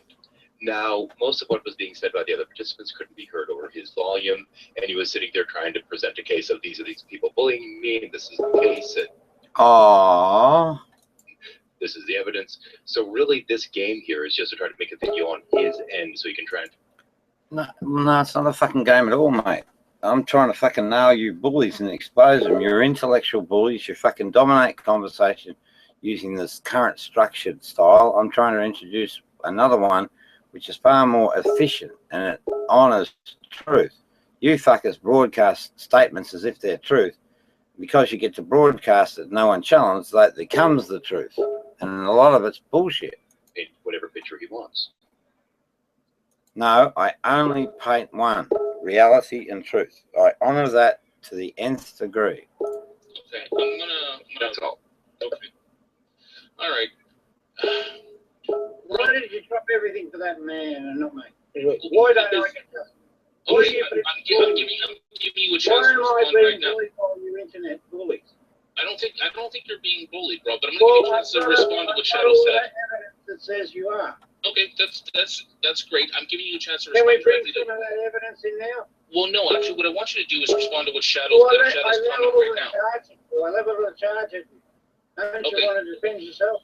Well, see, Shadow just made a claim, and I wanted Shadow to be able to get his point out before You didn't you give me that instructed him. respect. So You what didn't give me that respect. You I'm didn't giving give me that respect. Rob, listen, if You you didn't give me that respect. Rob, I'm actually giving What's it. different about you, Greg, than me? Rob, Why is this guy? Why has this man got this? Why has this man got this? Okay. One thing that's different about Is you... this a vendetta? The rude Is this a vendetta? Interrupting you. Is this a vendetta? The thing that's different about you than everybody else is you won't stop interrupting. You Is lose it time. Okay, hold on a You second. can't even let me talk for 5 seconds without interrupting me. On his side, he doesn't hear it. Okay, hold on a second, guys. Hold on a Are second. you advising them on mental health issues, Frank? No, okay. Who's the expert? Rob, Why have you hey, got Rob, me here like you? Rob, focus. Yeah, Focus. yes. Okay. I'm focused. I'm focused. Great. I'm focused. Shadow made a comment there. I want you to respond to what Shadow said. This is your time right now. I didn't hear it. Well, why didn't you listen to what Shadow said? Because you weren't fair to me. I'm trying to be fair to you because I'm trying to give you time right now. So give me point of contention. No, you don't get point of contention. In here, people get to finish their point. Just speak, Rob, you twat. Civilized conversation. People Look what I'm doing. I'm managing this whole fucking group. You me, I won. Okay, all right, chill, something. Rob, I'm hiding you from broadcast again because you're not Censorship. finishing anything. Censorship. Well, what's happening here is I'm trying to present you an opportunity to coherently and respectfully get your point of view across. Nah, not fucking possible. And we could do a clinical bloody analysis of this time and time again when we actually interact with these people. We can do it evidence-based that they actually broadcast fucking lies. In my specific case, I only ever speak truth. So my stuff can be validated, theirs can be fucking evidence-based, well, it can be identified as a lie. Because I think a lot of it is lost in the fact that you come into rooms, and I think that you're playing a role now almost, that you're just ranting and you're yelling at people, and you're trying to piss people off. And what we're trying to get to here is, or what I'm trying to get to here is trying to figure out why you're acting this way. Because in this room, the way that it works is that somebody's going to make a statement, somebody's going to talk about something, everybody's going to respectfully listen to what that person says, and if anyone has a problem with that person says, then they can address it after that person is finished. Because this is how usual conversations go. And the good thing here is that, as the moderator of this room, if at any given time, with any single person in this room, if I was to be like, okay, guys, hold on a second, stop what you're doing, every single person stops except for you. You're the only person that I need to hide from broadcast right now because you're the only one that just won't stop talking. Okay? So I'm going to do this again, and I'm going to rebroadcast you. Okay? And what I want from you is kind of an leading question. So he's leading the conversation. Wrong. In my format, whoever's got the floor goes wherever the fuck they want to go. Explanation to how you think the G+ community right now is going after you. Not the G+ community, it's a selective group, and I can name every single fucking one of you. And what you would like to see done about this. Yes, I have the solution. What we need to do is, when a person thinks that they're being bullied, they have a special class, report that fucking individual, and then G+ then monitors until they're satisfied that there's an issue, and then fuck them off. Do you want to stop interacting with these people in particular? Leading question, trying to go to agenda. Agenda, get Rob to fucking leave the internet. I have fun on here. I meet some really wonderful people that are enlightened like myself. So I don't want to. I mean, and I don't even want to fucking deal with these people. The reality is these people come to me. They come to me and keep the whole process working. They can easily fucking not do that. Yeah. Or do you want them to leave you alone? Or what actions do you want to follow from this point? Okay. You ready? You done? Yeah, I'm done. That's why I said you can go now. May I make a comment about you? Well, you can, but if it's kind of not really on topic, I don't see the point of it. Okay, go for it.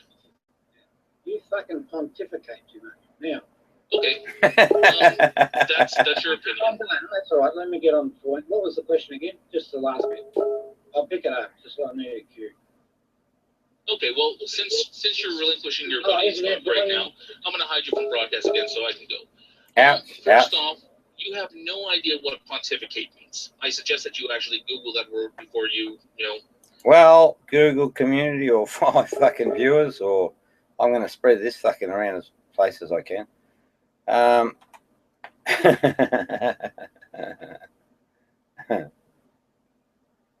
Just, if you fucking don't think I'm right, come and have a debate with me. I'll fucking prove that I am. Start bringing it up again here.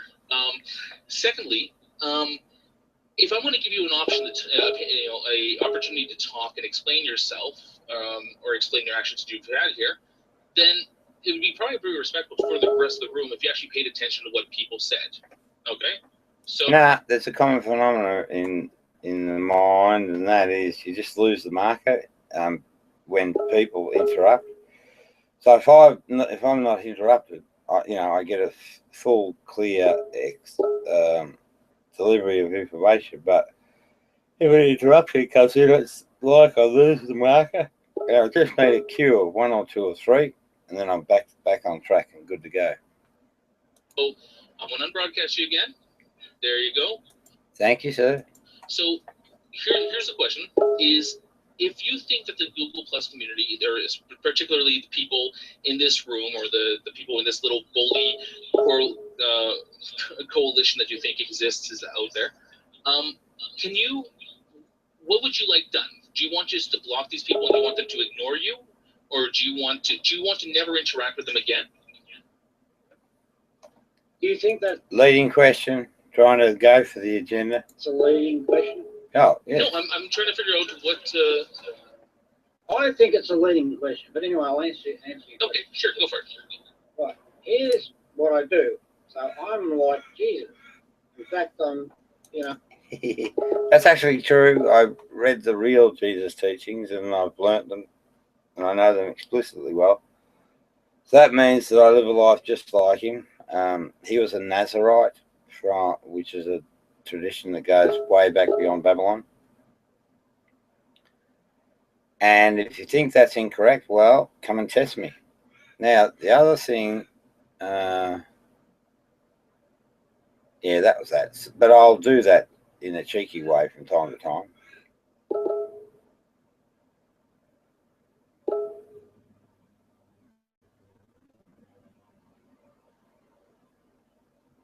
So we've got a, who's that? Mike, hang on.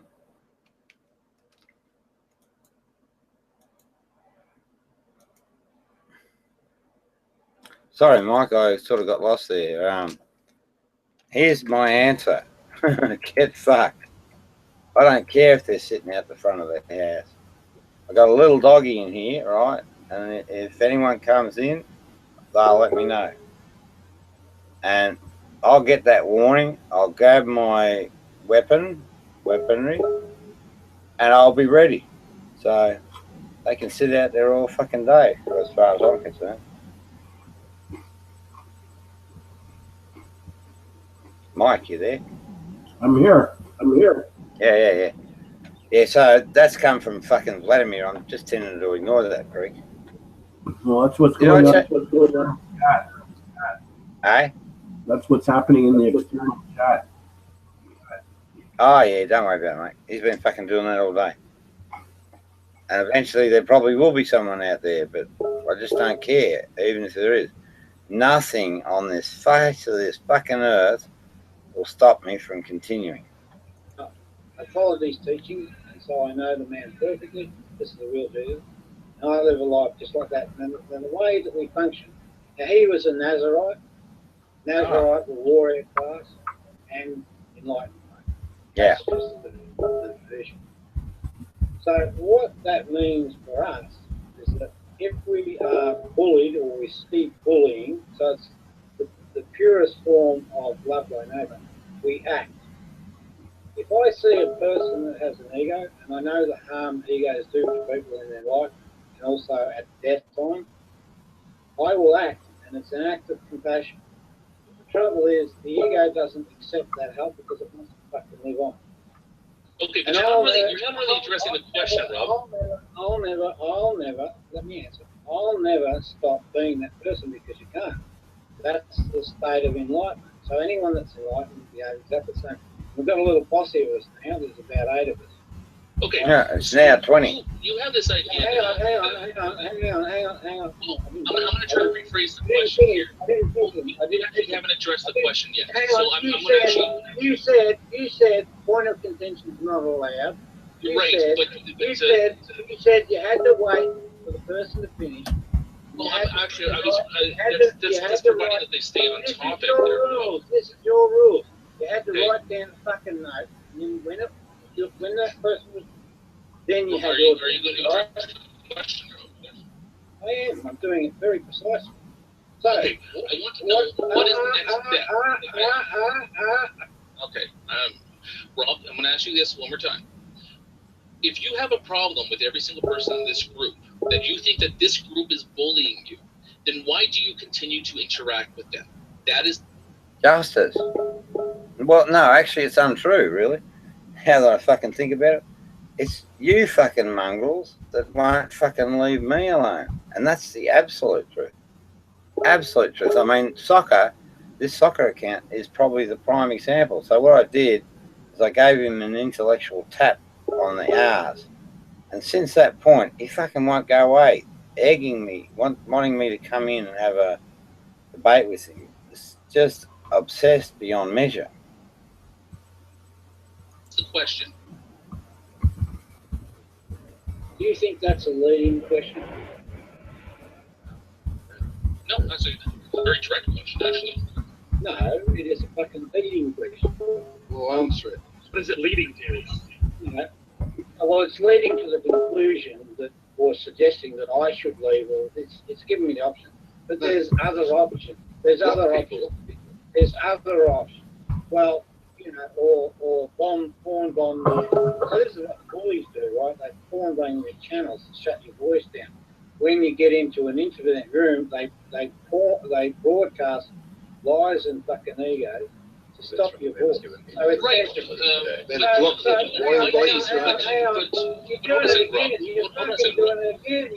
this is a discussion, Rob. No, I told you there's no rules here. The rules here are the center point for conversation. No rules. So, I want point of contention. I'm going to address this one more time here. May I finish? No, okay. May I finish? Why can't I? Where's my Fifth Amendment point? Okay. Well, where's my Fifth Amendment right? You're in Australia, Rob. The Constitution doesn't okay, all right. Hold on a second, guys. Rob, I'm hiding you from broadcast. Ergo, speak back for a second. Rob, first off, the Fifth Amendment right is your protection against legal search, I believe. Or, I mean, I'm trying to remember what the Fifth Amendment is. If you're talking about your First Amendment right to freedom of speech, well, you'd have that as an American, and the government was trying to censor you. But I'm not a representative of the government or an American, just like you. The Fifth Amendment is the right to a trial by jury. Oh, that's right. Fifth Amendment. Okay, all right. So, Fifth Amendment is the right to the trial by jury. Okay, Rob, the question was very simple. Okay, and what we're trying to get down to is kind of the core of the problem here, and that is that you have a room right now with a bunch of people that you think are internet bullies. Okay, and that you think are coming into your room and. I know for a fucking fact they're internet bullies. In the most explicit way, and I've got a fucking truckload of evidence that proves my position. You included, you arsehole. So I know, I don't assume. Porn bombing you and doing all these things to the hangouts that you have, but yet instead of ignoring these people, you continuously. Well, you fuckers don't ignore me, so. And there's more of you than me, so you need to, confess to why that is. I know exactly why it is.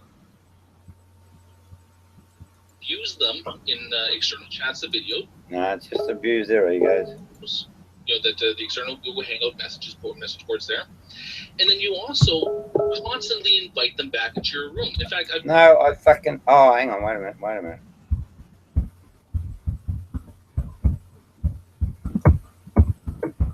What are you doing, Mike? Sat there and I've listened to you call people. What are you doing? Having pizza. Oh, you bastard. Bacon cheeseburger pizza. Oh, mate, I want one. Okay. I'll send you a piece in the email. Yeah, if you wouldn't mind. That'd be a great bloody thing, wouldn't it? Where I've been on the external chat. My little icon pop up in the external chat, and then you you've gone on to say this, like, oh, there's Sokka, that little fucking idiot. Yeah, well, because that's what you are. You are a strange man.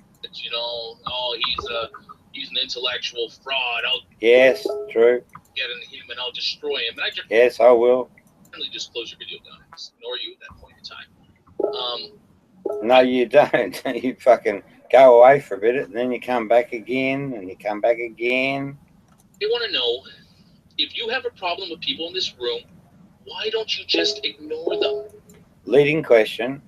Remember, I was bullied for, 12 months now. There's been significant health issues. You heard it here. I was talking to one of the care workers that I've now sort of moved on from. I put on my care under one really good doctor. And all he does is basically measure my levels and then answers the question on whether and how we get off this fucking nightmare drug lithium that you pricks put me on. You're directly responsible. Why don't you just go away? No. Do you think that these people will keep on? Do you think that these people will keep on bugging you? Stop pontificating. You're wasting time. Real fucking night. Well, now, yeah. Okay. I can answer. All right, go. Now, I'm an enlightened person, which means that I don't run from the bullies. I gave you my answer. It's on the videotape. On the video. Go back and fucking read it again. But the thing is, there's a difference between running from bullies and like poking if I ran away, right, that means that I'm actually committing a big sin because I'm allowing the bullies to go on and continue behaviour to other people. And now I'm learning from speaking to other people that you pricks have been doing this for quite some time. Really? What's the difference between bullying and disagreeing? Really? Because I haven't, like, for example, I can explain that. I can explain that. Let me clarify. Is no, that I don't need clarity. I don't need clarity. I'm a fucking expert. You're I'm an okay. expert. I'm an expert. Because the very first time I got into a room with you, we had a pretty reasonable conversation. Except at the end of it, all we did was disagree. And after we were done talking, after we had that little 2-hour hangout, then I had heard you go into a couple different videos or a couple different hangouts stuff, and started to trash me. And you've lumped me into the category of people that are bullying you, but yet I don't remember doing anything that directly targeted you or was bullying you. You're pontificating again, and you're interrupting me. You're bullying me now. Jello, stop with the You're bullying me right now. I can explain explicitly how that is. I can explain explicitly how you're bullying me right now. Okay, how am I bullying you? Conversation is not bullying you. Do you mind? Am I? Where's my First Amendment? You're Australian. Yeah, but I know that. You're Australian, I'm Canadian, and I'm not a representative from the government trying to settle your... Don't you think every human being should be treated equally? Well, you did wish it to me to have Yes or no? Yes or no? Yes or no? Yes or no? It's not. They do treat people equally then. Yes or no? Yes or no? Not a fucking. No, they shouldn't. Frank, do you have a soul? Green soul, CP. Wise man. How many fucking questions are you going to ask? Can I ask you a question, Sokka? Okay, sorry, Rob, I want you to calm down for a second. The room's going to discuss. We're going to try to bring some other people in here. I'm done. You're not being fair. You're internet bullies. Yeah, other people do not give me a voice. When you're ready to give me a voice, it's not fair. Hey, Rob, I got a question. How many more times are you going to threaten my life today, you little punk? Okay, all right. There before the recording ended. No, that's fine. That's fine. I mean, it's really just so you can get the recording, put it up there, and say, "See, I'm being bullied." It's not just for funsies. Can I have a show of hands or maybe a yay for how many people whose life here he has threatened today? Yay for me. Yeah, about 5 or 6 times, and he also wished gone. Anybody else? Probably Sydney. He's been wishing death on him a lot. Did he wish death on you today, Sydney? Just saying. Just saying. I mean, I am a huge advocate against online bullying. You know, I see it a lot, and there are certain communities that I don't go into just because of the hostile atmosphere. Believe it or not, the whole great debate community, the discussion over this the very sensitive topic of does a God exist or whatever. This is actually a relatively calm community. You go into a community like the men's right activist community or any of the social justice warrior communities out there. If they find your dog, they would go after you in real world. And they will try to destroy you. And because of that, those are communities that I really try to avoid. This community is actually not that bad, and that's kind of one of the reasons why I like it. Well. But the thing with Rob is I'm trying to understand where is the difference between someone who disagrees with him and someone who's a bully. I don't bully Rob. He has targeted me. Where he's made comments to me, sent me private messages, all these other things, and I've never done anything to him other than have a 2-hour conversation with him that was on the most part very civil. Similar kind of situation here. I had 2 conversations. Actually, the first was 2 hours. The second was 4.5. Both of them were fairly civil. And the thing is, I went in there, I spoke for a bit.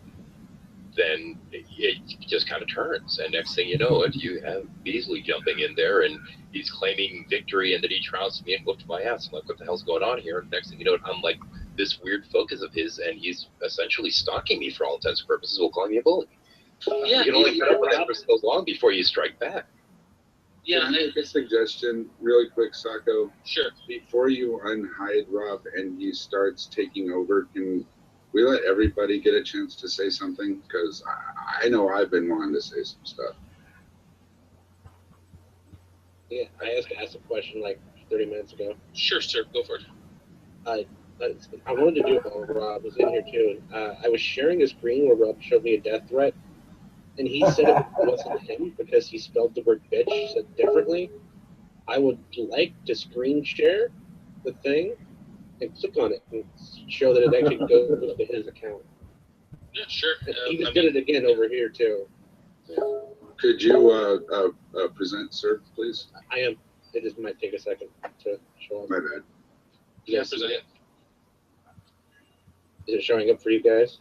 Yes, I see it. So, everyone click on this. It'll pop up. Oh, look, 171 followers, 141,000 views. This whole thing about his book here, all the people he's following. Go to his YouTube page.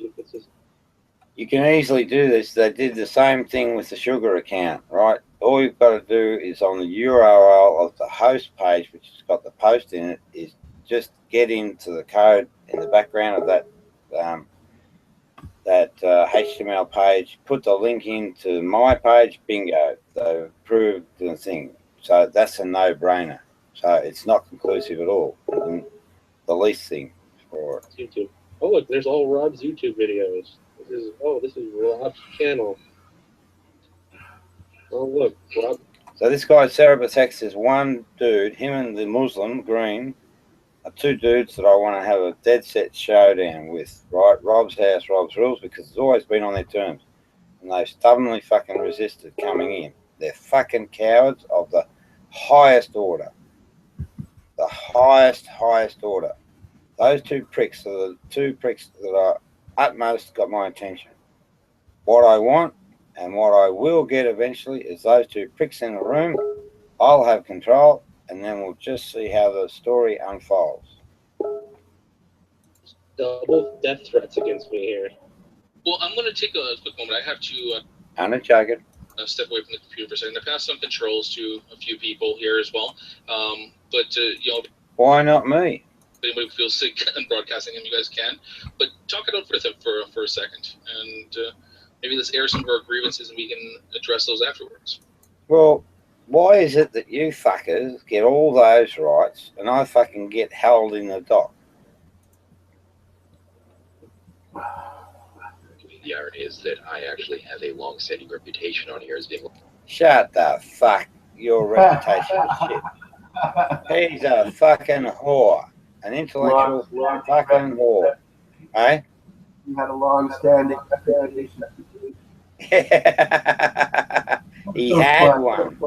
He had one. Guess what? It's fucking over. When did he have that? Eh? He never had nothing like that. Oh, okay. Do you know him? No, I don't have to know. Oh, okay. No. I see what you're doing. You read the play. Well, I just find it. I saw him in about 3 or 4 minutes. I saw the international fraud, and I fucking was annoyed as all get up. People to talk to, because I try to get along with everyone, typically, unless a person refuses to allow themselves to be gotten Wah, wah, wah, wah, wah, wah, wah, wah. along with. Wah, wah, wah, wah. Yeah. Oh, now we got the sex pervert showing feigned compassion to his fellow fucking bully. That it. Stop smoking. I can see you're on broadcast. Hey? What's that? Joseph's saying he thinks he's hidden, but he's definitely broadcasted. Yeah, you're not hidden, Joe. Yeah, the only one in the talk is Rob Beasley, Melbourne, Australia. Victim of international bullying cartel. Fucking people from Britain, Italy, America. That's gang stalking. Yeah. You're a targeted individual. Yeah, I'm being gang raped. Gang stalked. I didn't. Whoops. Earlier, and I was like, what the? What I still don't see my avatar, but okay, cool. So, what do you think about all that? Hold it. Now, does that look like a loving, kind, caring individual? Because this fucking prick says, we're just trying to help you. We love you, Robbie, blah, blah, blah. I went crazy and all I got was this shirt. So someone's knocked that up. How is it that fucking people can't see the obvious? The bleeding me obvious. Was Joe? Oh God, fucking crazy. You've been hanging out with me for the last couple of days. You've been witness to. I mean, you'd probably side with me because you're my homie. So it's not fair to ask you, have I been attacking him or has he been attacking me? All I'm gonna say is Rob obviously needs to get professional help. And your basis for that call? Fair enough. You know. For my part, the same as Seb said, Rob keeps lying. He makes false accusations about people and tries to make harm for them in real life. No. Where's your fucking evidence? Because when you cause harm for a person in real life, right, it's evident. It's fucking clearly evident. Tries to involve other people who are not interested in him at all. Oh, no. They all love me. You all fucking love me. In a funny sort of a way. And then cries. I don't cry. Well, no, I do. I did. You blokes brought me to tears when I sort of thought about one of your latest cruel deeds, that I might have cancer. Yes, I know, Rob, you're putting in the side chat Barry is Mark. I think. Yes, that's true. Barry is fucking Mark Ianoia. So split personality. You get that amongst these fucking crazies. I mean, I get to go to healthcare, and these fuckers are really certifiable. 99.9% of people worked that out a while ago. We puzzled that one out. Yeah, and you keep making accusations, which have been proven to be lies. And No. They haven't been proven yet because we haven't got to that fucking point. You stupid fat asshole. I got one right there. Yeah. Who's that dude? You know. Everyone knows that's not the case, Rob, and keep repeating it. You keep saying you're going to disclose this, that, and the other. You haven't any evidence.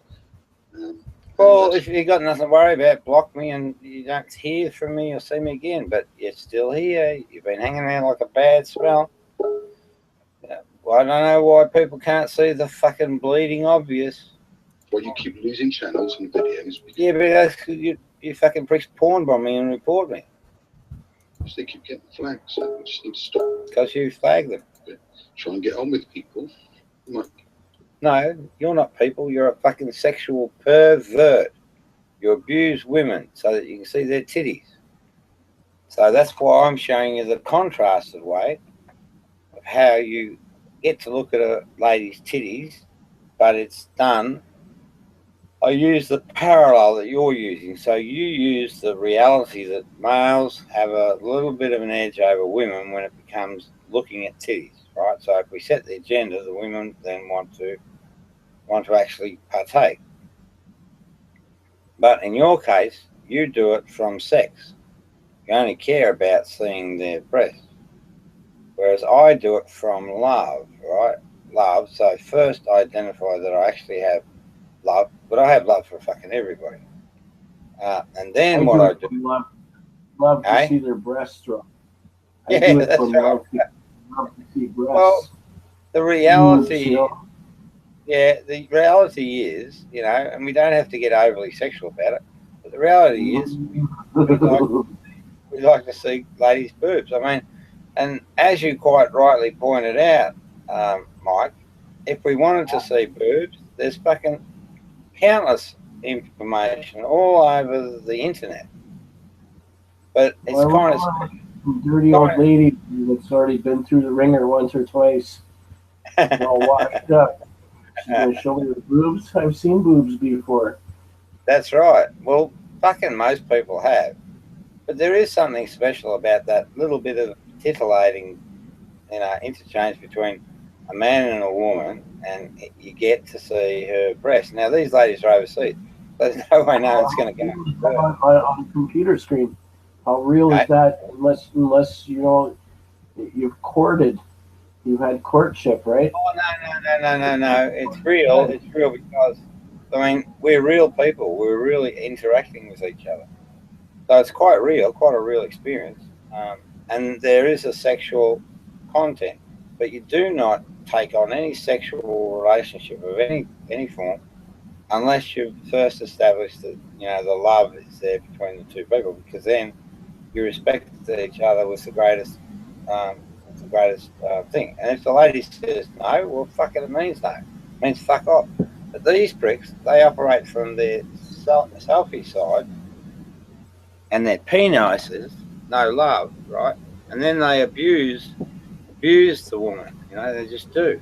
That's fucking totally... So I'm giving a contrasting position. Yes. All right, well, I'm back, guys. Fuck! Piss off! Yeah, that's the other one there too, Rob, is that I'm not sure what we kind of discussed here in a little bit. I'm on broadcast you here in a second. But you've been making a lot of accusations. Yes. Naughty people. Naughty people. You've been making accusations and death threats. That's the one that's got them all choked up. Telling me he's going to kill me. Well, they don't seem to fucking realise I'm in Melbourne, Australia, and I can't carry out those threats. I don't have lots of money, and I don't have hitmen or any of that sort of shit.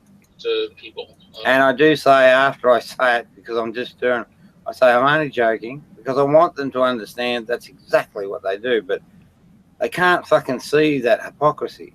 Namely, Mark in the channel here about being a sexual pervert, even though that, you know, there's really no evidence for this, and even the person in question that Mark was in a relationship with has also said to you that you know, that's not how it happened. Well, that was because she was bullied at the time, but now we'll get the true story, right? And we'll do it with Mark I annoy you in a room. I mean, if he's got nothing to be fucking afraid of, he'll come into that room and sit to chat with us. And then I'm going to ask him to take his clothes off in public, and so see how it, so he gets a taste and see how it feels, and hopefully by that. What? They want everybody else. They want everybody else exposed, but they want to stay hidden themselves. They don't like carrying out their laundry in public. But that's because they're driven by the sexual drive, and its agenda is just to be titillated. And, scorn everybody else, and kill everybody else, and minimize their own actions. It's okay for them to do that. Yeah. Yeah. That's true. Hallelujah. By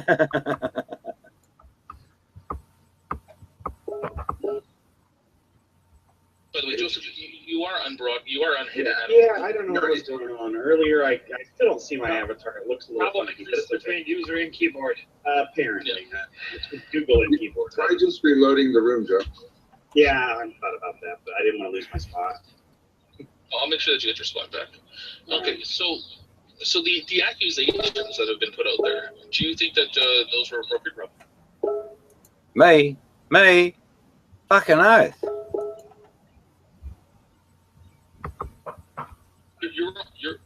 You're back in broadcast, Rob. You can talk.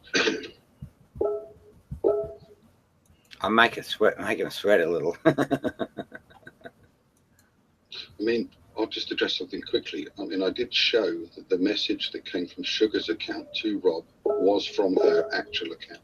Yeah, that's actually a lie. What he did is exactly what I said before. Someone grabbed, so it's just 2 HTML pages, and they get the URL from the fake account, right? And then you click on that, and it goes to the real account. It's just all bullshit, because I spoke to the lady straight after seeing it, because I thought, fucking hell, what?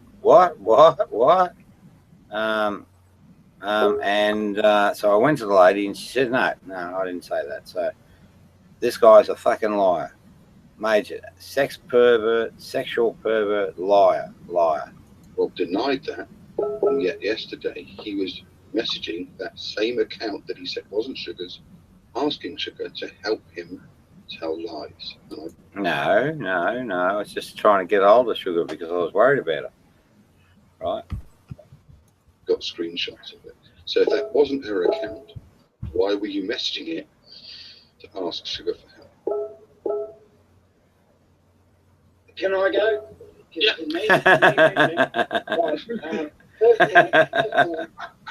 like an idiot's head. This is Barry.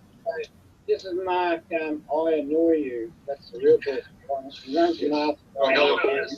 He actually came and visited me over a number of times. I didn't really pick up initially who he was, but eventually, because I knew there was something fucking wrong about him. So that to me should be a flag that there's an issue with this person's behaviours. Secondarily, the thing that he's talking about, right? I saw it because he's broadcasting this information to a group of people, and who were responsible for bullying Sugar. But don't worry, we can fucking prove it all. Now Sugar comes. Hang on, wait a minute. Do you mind? Fucking hell. I'm sorry, Jello, let him talk, please, Jello. Notice, it's fucking pretty serious. Notice the little niggles? They're the fucking guilty ones. Now, so he broadcast this little post, right? And then what they did, the cunning pricks, they must have modified the URL, and you can do that code in the background in HTML, to go off to actual things, and they claim the thing. And I thought, fucking hell, it might be Sugar. So you can do it again now if you like. No, of course you can. Because, you know, there's an embedded link. Can you give me the page that you clicked off? Wait, I got a great idea. No, wait a minute. I actually know a lot about it. That's actually a good thing. One second, Rob. Actually, Rob? One second. The interesting dynamic is there when I really hit a key point, because if I could get that HTML page, I can actually see where they've embedded the fucking link. Hey? Her mind. Her mind? I said, never mind. I'm talking to myself. I forgot I had the microphone on. Oh, okay. How's yourself going? It's going good. Yeah. Well, so you should, mate. You're enlightened. Now, I'm checking out side chat here. Yeah, all right. The external chat. But what they've done is they've changed the link in that particular code so that it heads off. So all they had to do was give me the page, just to have a look at the HTML. It's easy enough to do. You just put it in a browser, and you can use one of the browser apps for looking at the HTML behind the page. And there might have been a marker in there that showed that someone had clearly fucking dropped that in. That link then, when clicked, goes straight to this other site. So it's not. I'm pretty damn sure that's what's going on. But when you do the follow-up, you speak to the lady who wrote it herself, and she says, no, that's not what I said. Here's, right, then we can see, and if you know the whole story, we can see how it's written carefully to actually address the agenda of the bullies. Right, it has nothing in there about Sugar's position at all. Let's do that, actually. Gimme. Anyway, I don't want it. But anyway, let's go. Rob, this is what we're going to do. Wait a minute. Okay. Why don't I not get a voice? What are you guilty of? Rob, look on the screen right now. Rob, okay, guys, everybody quiet, okay? Everybody quiet. I can do it really One second, Rob, okay? Let me finish. Let me finish. This is not how discussions go, Rob. Let me finish. No, I spoke to the lady. I spoke to the she said she didn't type it. Okay. I can prove that's not the case right now, live. Right. Hang on. Okay, Rob, listen, I'm going to need you to stop interrupting all the time, okay? Listen, all right. He doesn't want to see the proof. He left. Okay. He doesn't want to see it. All right. So I'm going to put this up here. Barry, you're white boxed right now. So we can connect this post and we can show this. Okay, for the third time. This is the fake Rob Beasley account that I've set up. Okay. As you can see on the screen now, there's a question where I try to lure one or the other into telling the truth. And Sugar says, no, Rob, I'm not pleased. You're mentally ill. I never would agree or condone this behaviour. Now, here's where this falls apart in a fucking massive fucking massive way. Sugar Rhodes is a lady with 23 years experience as a paramedic. So she's a professional, and in the course of that, she would have dealt with people with mental illness. Right? So she's well able to make that call. So if this is the real Sugar Rhodes, when we actually speak to her, she should confirm that without a hesitation. But I promise you from the bottom of my heart, she will not do that. What she will say is that Rob is actually enlightened and he's a very special individual. That's exactly what she'll say, or something to that effect. So it immediately falls down. But the bullying campaign has always, from fucking almost close to day one, pushed this line that I'm mentally unwell. And that's what makes me think that they had something to do with me getting that stay in a mental institution here. It was 19 days away from the family and all of that. It wasn't such a bad experience. They're not a terrible sort of place as you might imagine, and the people are actually reasonably okay. The fucking worst are the staff. Fuck me. And I won an appeal, right, which allowed me to come out legally under my own care. So this whole thing unravels by their own fucking words. Right? We've got a shitload of evidence on these people. It's not an abuser, physically or in any way, shape or form. We've all watched you try and make this case. I've told you time and time again, I was not forced and I was a willing participant. This is another. Now, what that's about, in the sexual context, right? So when, a male and a female, it starts with the male, right? Well, the male's got to make a choice at the beginning about whether it's appropriate or not to want, because there's a natural desire to look at a woman's breasts. That's the way it's always been, and that's the way it will be forever. And to be honest, it's a delightful thing. I mean, well, they are delightful. things from a male's perspective. From a female's perspective, it may be different. You know, they're just, it's just their chest, and maybe, I don't know, but a woman would have to explain that. So the male at the outset has two choices: follow his dick or follow love, and that's it. My thoughts are, or my understanding is, that you do not initiate anything sexual until you recognize love, and I mean real love, for that particular person. And it's not something, this is love held in common. So the enlightened person sees everyone on the planet with the same love. So if that love exists, then the male, because of the nature of things, has this ability of saying, or setting the gender and just saying simple things like cues like, I'd love to see your boobies. Once that's started, it starts off sexual reactions both sides, and by the way, that will ultimately resolve in the woman actually showing the male.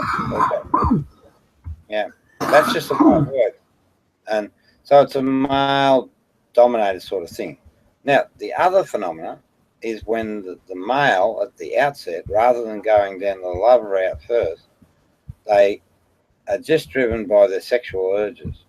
And so there's a number of these people on the internet that actually behave that way.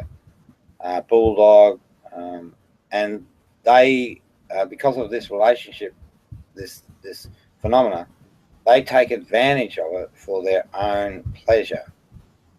Whereas the love side, it's a pleasure for both. The woman just wants to show them, you know, she just does. And the other, so there's dual pleasure, right? Male, female, dual pleasure. Going down the other route, it's just male pleasure, and the woman is really left isolated. She's also, because it's selfish, it's all about the male. And they don't give a shit about the other person at all, at all. And that's the case in the Mark Neuer case. Once he got his sexual pleasure, he then threw her to the wolves. He threw her to the wolves. He threw her to the wolves. And by that I mean to the bullying cartel. And then they savaged her terribly. You know, it was terrible stuff. I see that, right? And what I do is I come in and I engage the situation and I take care of her as my first priority, because I love sugar. But I have my own wife, so it's not, I'm happy to stay with her. Now,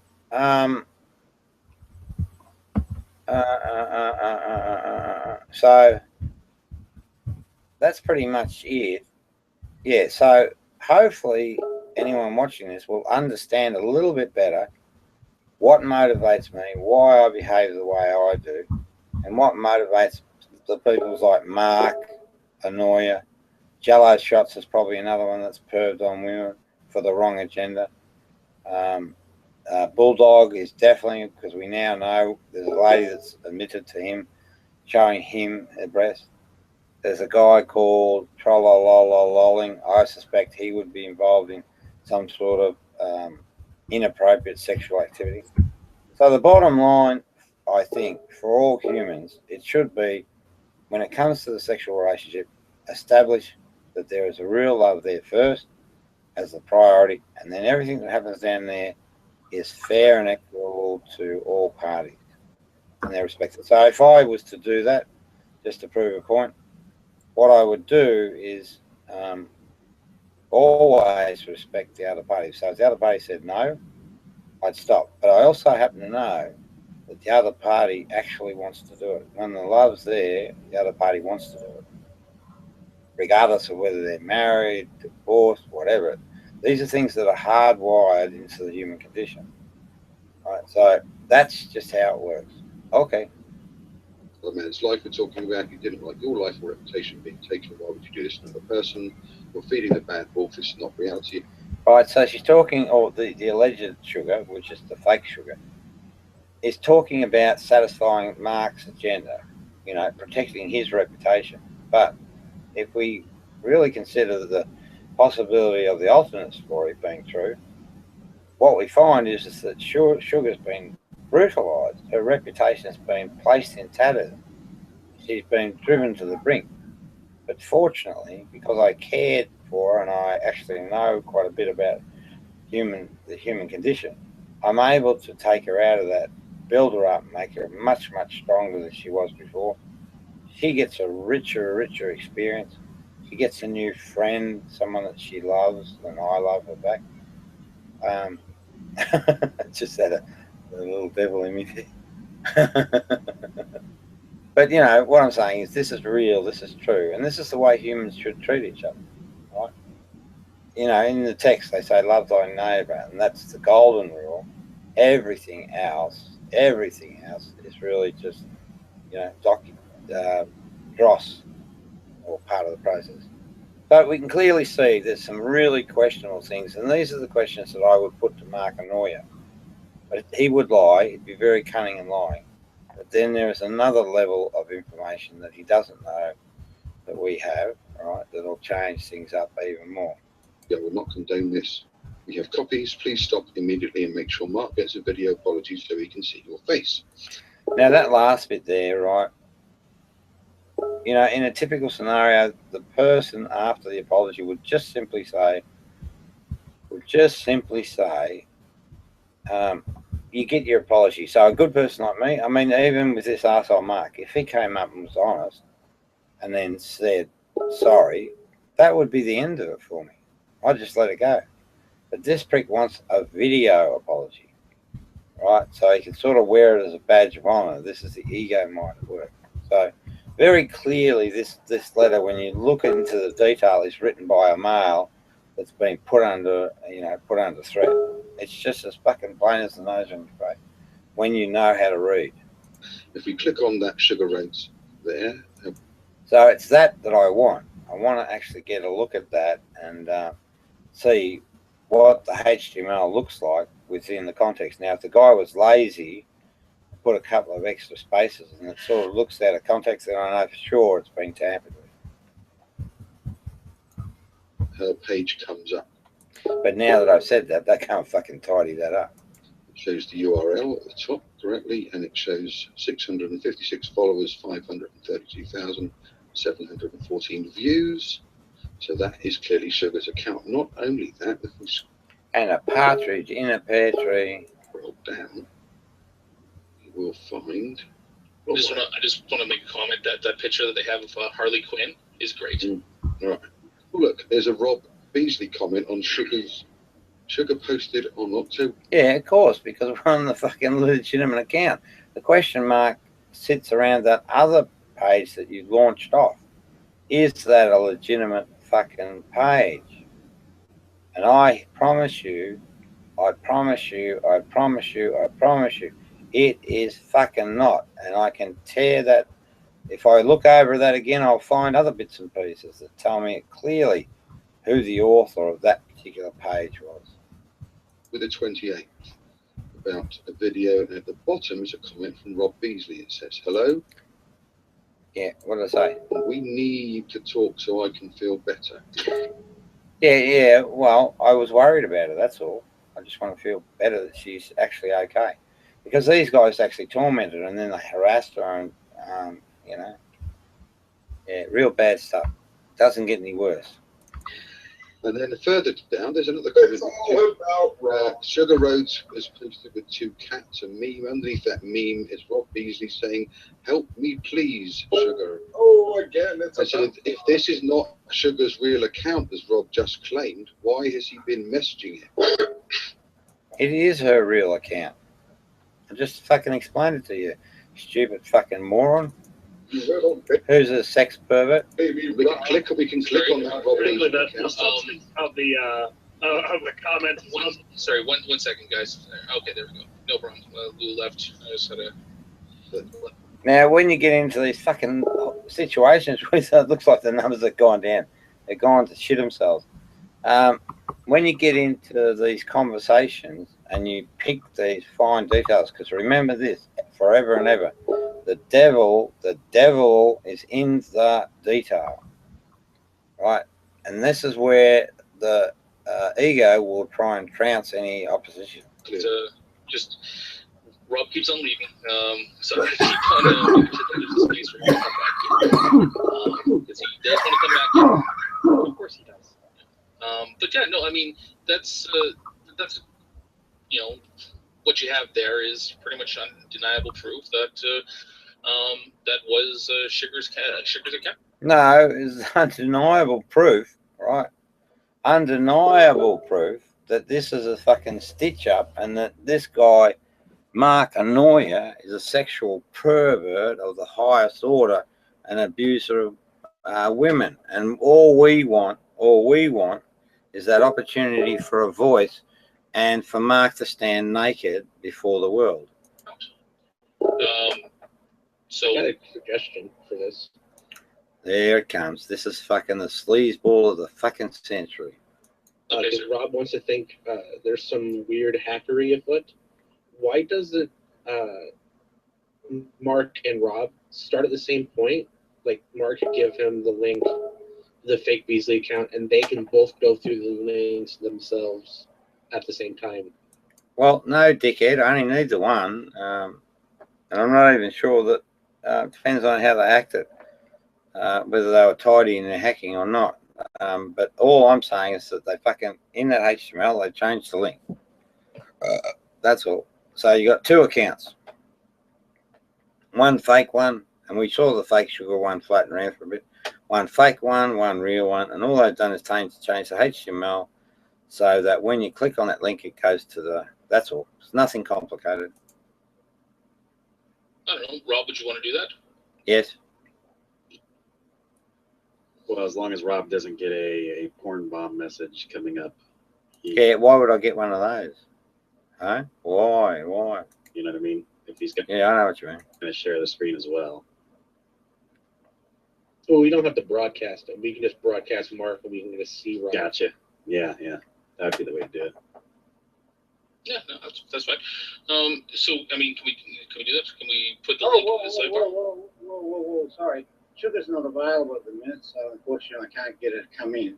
But, well, just for this marker in time, I've spoken to her twice. There's been witness to those meetings, and she said on both occasions she did not produce that particular post. Well, just prove she did. But it came from her page. No, but here's the important thing, right? This is what you've got to fucking remember, right? When she speaks, she gives her opinion on the whole affair. That's much more valuable than any post, anywhere. So she did make that post, as I've just proved. No, she did not. You've just swapped accounts, by the way, when you've come in here. Okay, whatever. No, that's fine. Do you think she might have answered the way she did because you might be creeping her out? Yeah. Did you not listen? As Benny said to you, Benny. You said you got some form of. Shut up, Barry. You said you got some form of integrity. Shut up, Rob. I've just shown that you lied and you've been messaging It was an honest question. I don't want anything to do with you. My turn, not yours. You get a piece of paper. I want to hear Rob's explanation on this one here. Thank you very much. At last, some fucking measure of respect. Well, I wouldn't go that far. Jello, come on. Because you're an internet. That's what he deserves. Oh, yes. Jello, don't make me meet you again, man, please. Now, you see what happens when they fucking do that? It ruins the discourse. So let me just try and recap. What was the last thing I was talking about? What was the last thing I was talking about? You were going to present evidence proving your point, I hope. Yeah. Oh, yeah, definitely. Okay. Yeah, but you repurpose it. Sugar was not available right now, but she will. She's committed to being available to say whether it's hers, and also beyond that, she will say how she feels about that subject, how she feels about me. Now, Sugar is a 23-year veteran or something like that in the paramedics. She suffers from Hang on, don't stop me. She's not here to defend herself before you make accusations. Just let her finish. Let her finish. Guys, She'll come without any problems before all you dudes, right? And you know the reason she fucking comes? I've helped her really out of a deep, dark space, and she might even, I don't know, she might even have dealt with the post-traumatic PTSD. You don't like to tell people her medical history. Very. God, you're such a selfish cunt, Rob. Where's my voice? Let me finish. This is I'm nearly your done. voice. A matter of I'm personal nearly done. privacy. I'm nearly done. No, we're talking about Sugar's privacy here. I'm nearly done. You won't allow me point of contention. Why the fuck did you get it? Because Rob, you're bringing it up. You said, Soccer, Rob, that I did finish. Rob, you're bringing. Stop bringing up people's personal things. Rob, listen, I respect. Here's the thing: is that not only do I want to hear your opinions, I want to hear everybody else's opinions and stuff. When you interrupt. But what I want you to do, okay, is I want you to respect people's personal, personal stuff here. Okay, is that whatever Sugar's medical condition is not part of this conversation. Okay, we're just talking about the evidence. She's spoken about it privately herself, you fucking moron. She's not here to talk about it, so we're not going to talk about it. She told plenty of people about it. She's not ashamed. That's fine. She's not here to talk about it, so we're not going to talk about it. Just get it, Rob. We're not talking about it here. Move on. Cognitive dissonance. Caught in the act. Liar. Pants on fire. Hang on. Let's check with her when she comes, right? All right, fine. Wait until she's here to talk about it. Now move on. What are you? No, get fucked. You, king of the castle? Let's go on. Talk about something Or else. just a little fucking rascal? That's it. I read that extremely well, because that's what he is. He's a fucking little rascal. Come on, talk about something else. Don't you love your wife? You won't have her. I promise you. Now. Let him go. Let him go, please. Projection. I beg your pardon. What's that, Shadow? I said projection. It's a simple word. You know what I just thought of then, Shadow? You're fading away to a shadow. How's your health? You don't look good. Actually, I'm quite true there. He might have cancer too. Well, to me. Actually, I'm fine. No, you're washing away. Is this all you've got, Rob? Is this all you've got? You don't look or sound well. You are the last person to give somebody advice about their. All right, guys, is because of all you fucking people. You cause okay, okay, there we go. There's another thing that we can talk about is that your claim is that we haven't finished Sugar. Okay, no, we're done with Sugar. She's not here. Yeah, she's not here to defend herself. We're moving on. We're moving on from that, Little Robbie. We are moving on, Little Robbie. No. It's up. Rob, I want to know how. You don't get to talk about Sugar anymore, Rob. Not in here. No, fuck off. You are done with that. I'm talking about Mark. You rascal. Ask me a question without mentioning her name. Then talk about me, not someone else. Fine. Who are you, Barry or Mark? My name's Mark, as you well know. And what's your surname? I'm not giving my surname out on a live hangout. It's Bethany. I annoy you. You annoy me. We annoy us. The word annoyer is the shortest word in the English language, utilizing all the vowels, and it means beautiful thought. Next question. Oh, you fucking asshole. Really? What's that word? You were supposed to have an answer for that question. The Greek means it means well mind. You know what? I didn't actually know that. This is that's I've always actually kind of wondered what was the purpose of the last word. It never actually occurred to me. That's actually pretty cool. Thanks, man. I didn't know that. I believe deeply in this Greek for sequel. Right, so where we got to was, I'd said, right, that it's not the post. I've spoken to the lady, right? I mentioned her history, won't go over it again. But what happened beyond that event? Now, her and I both know that this man, right, this man over here on the left, he was thinking with his penis, right, and all he gave a shit about was getting a look at some titties in the internet, right? That's a false accusation that you have no evidence for. So, well, hang on. Actually, you know what? I'm sorry, Rob. I'm gonna have to interrupt you on this one, Rob. Rob, let me finish. No. Actually, at this point in time, I'm going to jump in on this one because this is actually going to go back to our previous conversation that we had, our very first conversation. I go. Rob, you can leave if you want. You can leave if you want. Okay, thank you. So he'll be back in a few minutes. So this question is maybe not. I can't remember what it's going to be. The conclusion that Rob came to, that he kind of presented to me when we were talking about this, was that in any situation, and not just any situation, every situation where a woman exposes herself online to somebody, it is always the man's fault. It is the man's intent for that to happen. Yeah, absolutely. Hang on, wait a minute. I don't know about a woman. So, a woman showing her tits.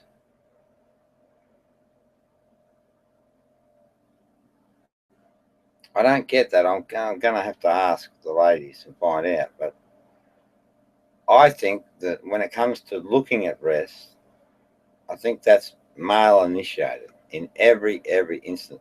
The only question mark is whether there's love as a precursor versus penises or sex drive as the precursor. And it was the man's fault that it did happen. And I presented to him in our discussion that I have been a victim of this, where what? Someone, did you put your dicky out? There was a girl that I knew, and I'm happily married. Oh, maybe not for too much longer. Better be careful what you say. If you've got love as the motive, you'll get away with it, but not if it's the other. Who had sent me pictures, and okay. That's an interesting concept. I don't know anything about that because I haven't had that experience, but I'm curious, and I'm going to ask my lady friends when I catch up with them specifically about why a woman would do that. I'll be looking for truthful answers because it'll help me. So what? So it must be. So again, is the precursor love or sex? So the question then becomes: do women go out just for sex? Then they're falling into the same trap that men are falling into. And I'd just suggest it's not the right thing. Let the love come first and let the sex follow. I had to make it very clear to her, that this is not acceptable. I don't appreciate this, and that this is something that you should say thank you. Wow, how beautiful you are. That cannot. And then you just say, well, you establish first whether there's a sexual relationship or what the thing is, and then you just need to gently and respectfully communicate that. Just say, I really do love you, but my life commitment is with another partner, and I prefer that to be, singular. But if your other partner says it's fine, well, then you can probably go off and have a bang. I don't know. Not happen again. And and I moved that person away from my life. This is back when I used to do online gaming, and some girl in my guild. This is ancient history stuff now, but that was a perfect example of I never asked for this. This was not me thinking with my penis. This was not me, trying to get these. Oh, I sown a seed, so you won't abuse women going forward. Pictures out of another, out of a person. This is someone who just decided one day to send me this stuff, and to be fair, that wasn't quite the case in relation to right, but it does. It wasn't that she sent them completely unsolicited. I was aware that she was sending them, so it was a mutual thing. To say that she that would be unfair. But fucking bullshit. I guarantee the downstream events tell us the way the downstream tell us exactly what your decision was, whether it was with your dick or whether it was with your whether it was from a base of love. So Rob's going the other way, and that I coerced her or conned her into doing something against her will, which that's not the case either, as Sugar has said herself. So. No. What it is that the males can do it, and the woman can fall into that lure and just go with it on the assumption that it's all based on love. The missing element is this decision or motivation from the penis. Right, and I mean, and that's the point that, like you said, is that it's not just he put a very absolute spin on it, that it was always this case. And correct.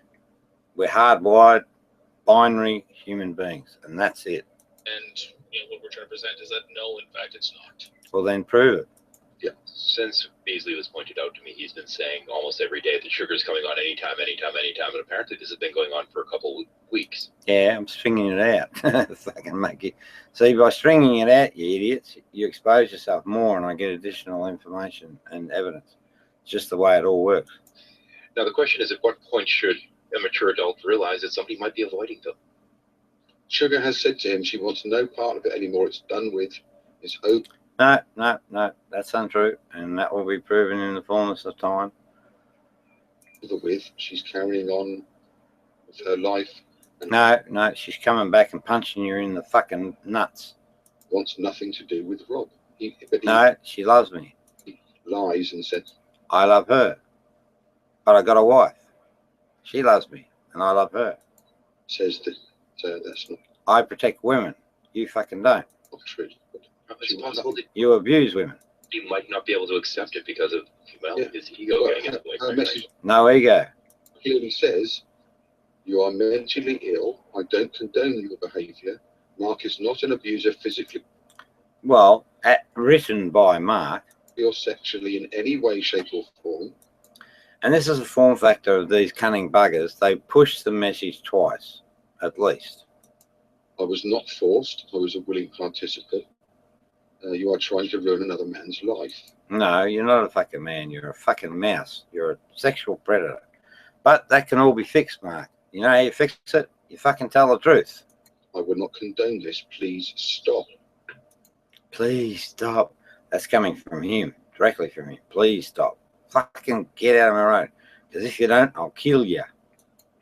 Well, I think that, see, on this end right here, now, this has left me in a moral predicament of sorts, and that is, what do I do with Beasley? Well, fucking nothing. You're not a judge. You're not a jury. You're just a fucking human being. What you do is you treat me like a human being, and you give me my point of contention. Because to say that I don't get some enjoyment out of this would be a lie. I think. Yeah, you should probably get a Woody. That. Some of the stuff that he comes up with is hilarious. Of course it is, because it's the truth, and the truth is a fucking ball. She should come to the true side. It's so. And we can watch titties, but when women enjoy doing it. Outrageous that it's hilarious. And I know that it's bad form on my part to egg this behavior on.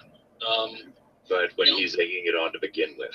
See, that's the thing, is that I don't egg it on. And really, it's that, when I start up my computer and I have, 40 new messages from an external chat where Beasley is going crazy, yelling at. No, I'm not.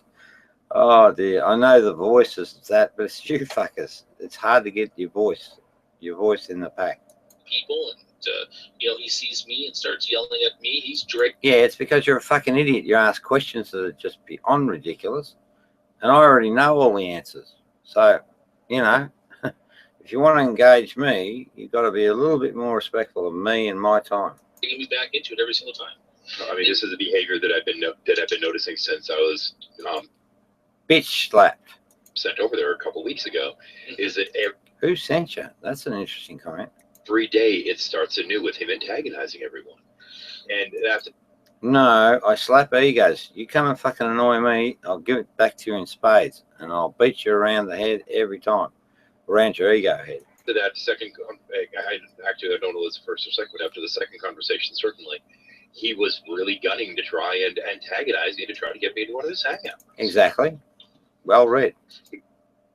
You know, and the thing is that he comes out with these statements where it's like, you know, there's only one race, the human race, but yet he shows very clear, you know, racist attitudes towards the Lebanese. That I'm only joking. I sincerely love every human being on the planet. I sincerely hate fucking egos. And egos. So if I get a Lebanese dude, Lebanese people are arrogant. Don't know why, but they are. And so I'll kick him in the ego nuts. That's all. It doesn't mean that I don't like him. Because and the Jews and the Muslims. Yeah. But I'm a plain speaker. I just say it as it is. Then, yeah. So there's still only one race. What is it? The human race. We're a big people here. He can't come back in. No, that's fine. I'm done with him. I'm wrapping up shortly here anyway. The on-air portion, at least. About fucking time. So yeah, there's that whole like dynamic where. Hey! I heard that Beasley motherfucker was in here. Is he still here? Who's that? No, he's gone, Tasty. Tasty. Oh, wonder if she'd show her boobies. I think that what I'm gonna. I'd really like to hear what Tasty has to say. Yeah, of course she would. She must be a power player, but guess what? I'll smack her bottom. Let me let the host finish. Come on, guys. Come on, you're getting out of fucking control. It's almost as if Beasley was back in the house. Let me finish this one point. That is that I'm going to pretty much fall back to the G-Man rule in this one here, where it's that he's a joke. We all know he's a joke. Don't take anything. I don't. Sugar doesn't. Rene doesn't. Well, I hope Rene doesn't. Holly, I hope, doesn't. And I've got a whole bunch of folks that are enlightened, and I know they don't. Seriously, if you're taking stuff that Ron Beasley says seriously, then you know what, just block him and get on with your life. Yeah, good idea. I agree. He's not. There's fuck off. Really no reason to interact with him if he's going to piss you off. But expect that. You know, if you are going to constantly keep on engaging with Rob Beasley, he is a lolscow, and that's the only thing that he's good for. Oh. There's devil's in the detail. He's using the term lolscow, which is something that's sort of come out of our community. So that tells me straight away that this guy's invested in that community. And it's that community that are bullies. Or is essentially just, you know, getting your little daily dose of Beasleyisms and laugh it off. Yeah, come on. Spread the love. Bring your boobies. Whatever. I'm personally probably going to move away from this now. I fucking hope so. Nothing would make me more happier. You are just such a needy so-and-so. Tried to have off-air hangouts with him and discuss. Yeah, but I knew what your type is. I said I'd speak to you, but it was in my house, my rules, because you're just such a fucking nutcase. Things with him. I've tried to do it on air. I've tried to come into his room where he's. Yeah.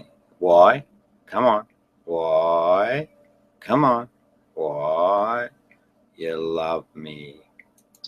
Blocked me or kicked me out or whatever. So I'm pretty much done. And I encourage, if you don't like Rob Beasley, if you don't like the conversation being focused on Rob Beasley, then just fuck off. Just ignore him. And every single person in this room that doesn't want to continue to interact with him, just fuck off. Just ignore him. I'm pretty much done with this. And said it a couple of times, but I bet you something. Just like the phenomena in, you know, ladies wanting to, and seriously wanting to show their boobies, yours is the same, dude. They're instinctual things and you just can't get away. So you'll never fucking get away, unfortunately for me, until you get your answer. Now, the only way you're going to get your answer is on my terms. I encourage other people to be done with it too. All right, okay. Well, let's all have a soccer party and fuck off. I don't know about all that. He came in my room talking about some Rob's house, Rob's room. I hit the motherfucker. And I told him, no, this is Tasty's house.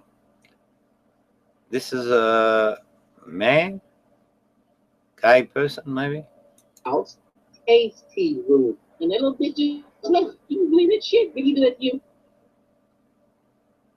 Huh. Yeah, Rob's rules. No. New one. God's house. Jesus rules. If his plan is to go off and change the internet, he's going to have to do it from, outside of his own channel. No, well, we'll see. These hangouts where all it is Rob Beasley talking to people, typing in the side chat because he's paranoid to broadcast people. Hang on. So broadcast people, paranoid to broadcast people. What does that mean?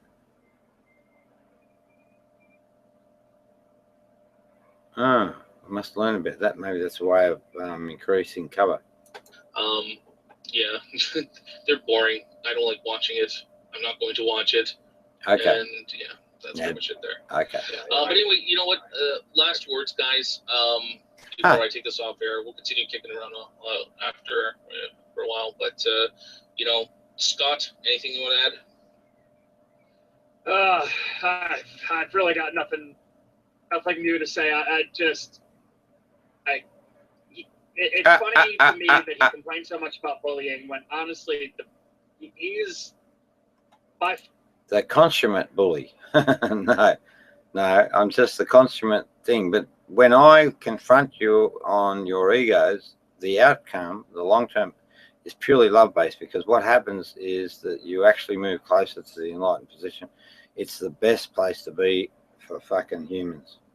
far the bully that I see around the G+ community right now. Thank you. I'm just superior. It's so obnoxious just how provocative he is. Yeah. Wah. About everything he says. Like, he may be the first person in the Great Debate community that I consider blocking, because it's just so annoying. Well, hey, I got an idea, smartass. Come and do a fucking debate, and you'll be the one leaving the community. Yep. Tasty. Look here, I'm not sick of hearing about Rob Beasley having him come in these damn chats while I'm trying to sleep, 5 o'clock in the goddamn morning. That's not a lady. He's rambling on about his ugly ass wife and No, I don't say that. I love my wife, and she's quite attractive. about who he hates. Look, he can kiss the broadest side of my wool ass. Ooh, now there's an idea. I'm sick of him. I don't know about y'all. That's just me. All right, just as long as we can get a look at that big ass of yours. God, I love her. Sydney, are you still kicking around? Because if you're not, I'm actually going to probably boot you for room anyway in the after show. Love you, Sid. Sorry. That's an interesting comment. This fucking Sydney is a bit of an ignorant. He seems to pop up every little bit. He reckons he's the king of the Jews. So I wonder if he's leader of the pack. That then gets interesting. Shadow? Okay, Kim, he cute. Yeah, there's a real conflict that's going on because, let's face it, everyone in the community loves a good balls cow to some degree. Somebody that you know is going to sit there and overreact to everything, and especially if they're going to sit there and exasperate the situation and actually try to get their eyes out of her and keep starting trouble. Which is what you fuckers do. But when we're dealing with Beasley here, there's something deeper, more fundamentally, that's an issue here. No, it's on you fuckers. I've found the God story, worked it all out. That's why you can't work me out. Which is that what we're seeing here is somebody that's just seems to be hurting on the inside to some degree. No, I don't. I love myself, and I love my wife, and I love Sugar, and I love Renee, and I love Polly Molly, and I love Benny, and I love my little mate from Canada, and I love see the posse's growing. It's getting huge. Mikey, JP. Agree. Now maybe the hamburger guy, Lukey to a degree, because you guys stitch him up. and Rose. So see, there's lots of us. It is just megalomaniacal, this whole thing of just wanting the power control. No. Just won't settle for anything bar enlightenment for you, arsehole. I think there's something deeper than that. Of course you do. And that's what we don't see. Yes, you don't. And while we're sitting there and trying to ignore that deeper issue that on some levels all of us are acknowledging. That's because you've all got fucking egos. How many of us are just sitting there knowing that there's a train wreck coming, knowing that there's some kind of meltdown? And granted, we're hoping it doesn't directly damage. It's called enlightenment. That's what's coming. And it's fucking you, not me. His family. They're fine. A lot of those guys are enlightened. Even my wife's now enlightened, almost. She's still a bit clingy. Even him to some degree. Yeah. But how much of this is just ghoulish delight, wanting to sit there and wait and watch for the complete and total collapse? Of your fucking ego. Now, the problem is he seems to be the #1 contributor to this. So yes, I'm the controller. I'm the master troll. I am the god. What do you do about that?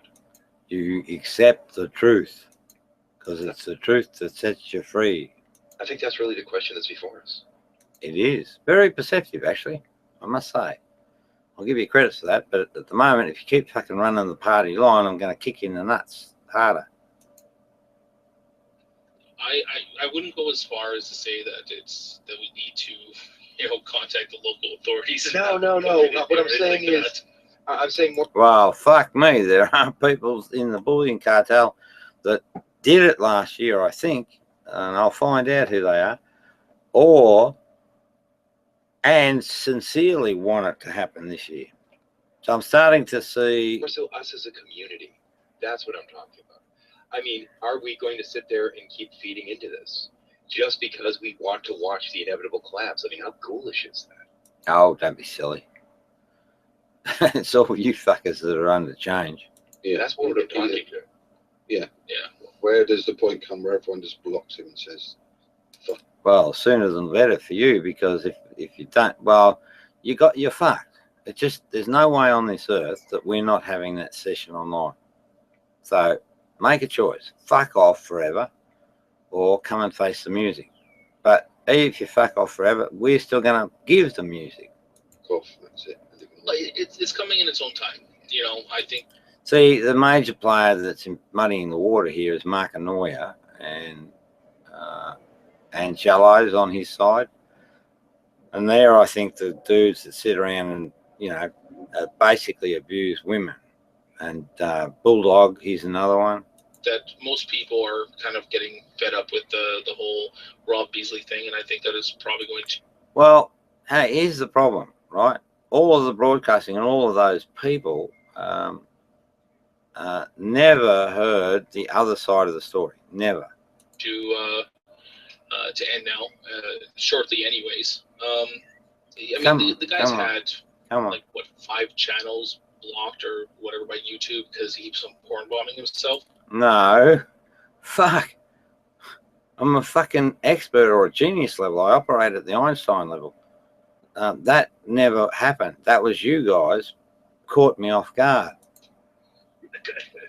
Or the defamation or yeah, well, just make it legal, fucking more. No problems. That's your rights. Threats, death threats. Yeah. Death threats. The fucking. I told you I was joking. Yeah. So, yeah. Anyway. It's a fucking long goodbye, soccer. The shadow, is that it for you? Yeah, I just think that we all need that moment of retrospect of how far are we willing to sit there and participate in this whole situation. Well, fuck off. Fuck off. Why do you need it to be a group exclusion? Just make a decision for yourself and then keep going. Before we just say, okay, enough is enough. I've already had to throw him out of shuffles because I don't think he's mentally stable enough to handle them himself. You know what? And what shuffles? What shuffles? It's pretty bad that, to get thrown out of a shuffle is... What's that mean? I don't know. Or like 4 times in the course of about 3 years. 4 people. Only 4 people. Yeah. Joseph, what about yourself? I don't say about it. I think he just needs to get help. Your mic's Joseph, I'm fucking coming after you. I hate fucking fence sitters. Go on, Joseph. You're very quiet. His mic's cutting out this one. Oh, sorry. Oh, come on. We need more numbers, more voices against Rob. So you should be. You're in the rubble. I love you. May I kiss your dick? Joe, I know you just kind of jumped in, but did you want to add anything to the bees Oh, no. Fucking please, no.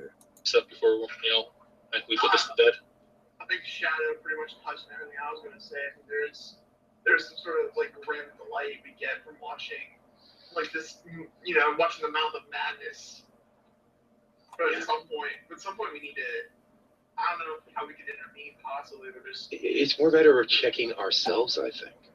Yeah, I mean, everyone in... Yeah, that guy's got it.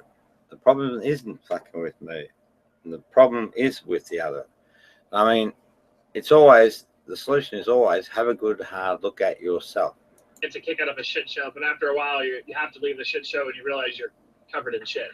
Yeah. He's obviously very unhinged. I think he needs... I honestly want to... I just want to be shut of the guy now. After this discussion in particular, like I don't want to get in his sights about anything. I don't want his attention. Yeah. Oh, good. Fuck off. Jello, I mean, you've been the brunt of the majority of his aggression for the last while. You're one of like the top 3 he hates. What do you want to say to him or about this? Can I say something first? Please?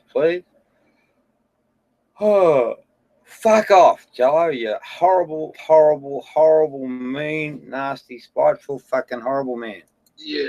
And if I seem a little bit hostile, maybe I could be allotted just a little bit of that. Maybe that's fair. I've had a lot of horrible things. Maybe y'all can recognize some that was said tonight here. Here's what I'd like to say. This clown, I've offered to have a chat, and he's come in, and every single fucking time he does the CD shuffle, he runs away before we get into conversation. Every single time. He's a dead set coward of the highest caliber.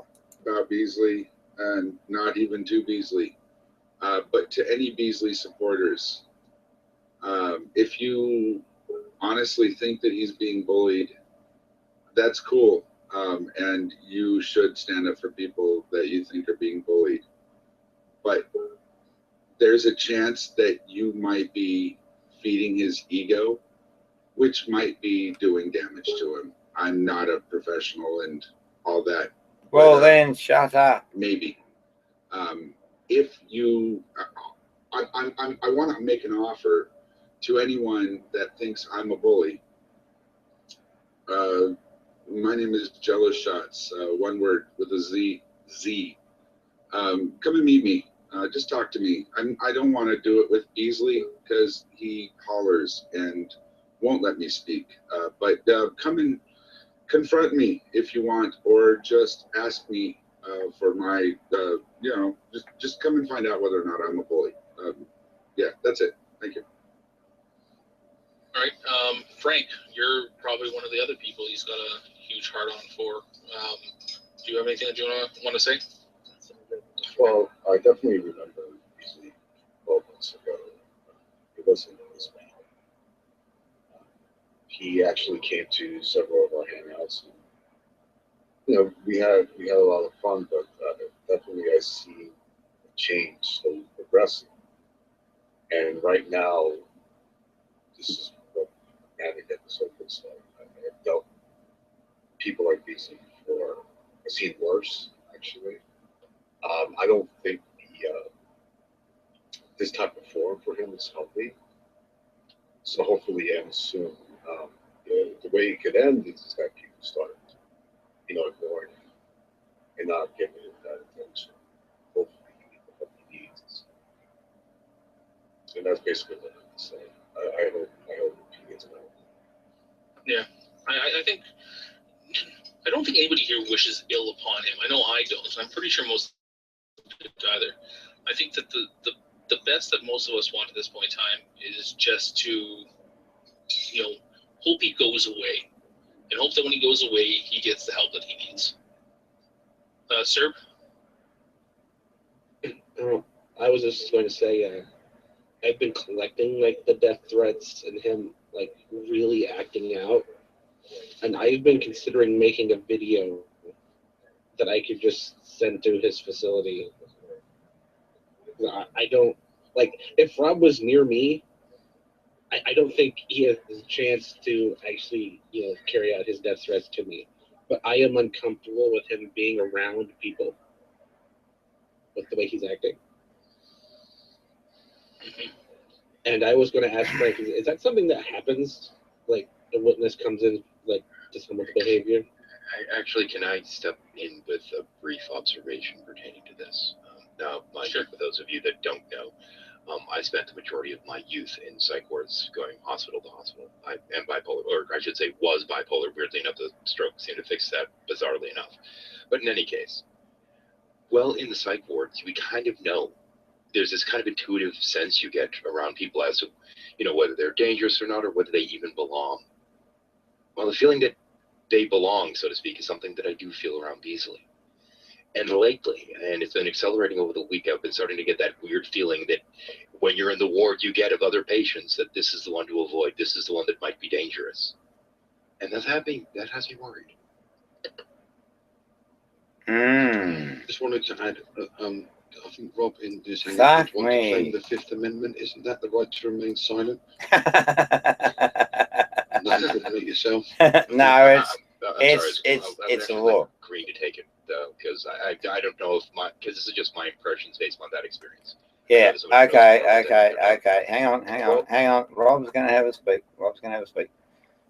Those gentlemen, they're my key people now that I'm really, really interested in and exploring their findings in a public forum, because they are all inaccurate. That guy who's had bipolar and has spent time in psych wards, I take that to be a true statement.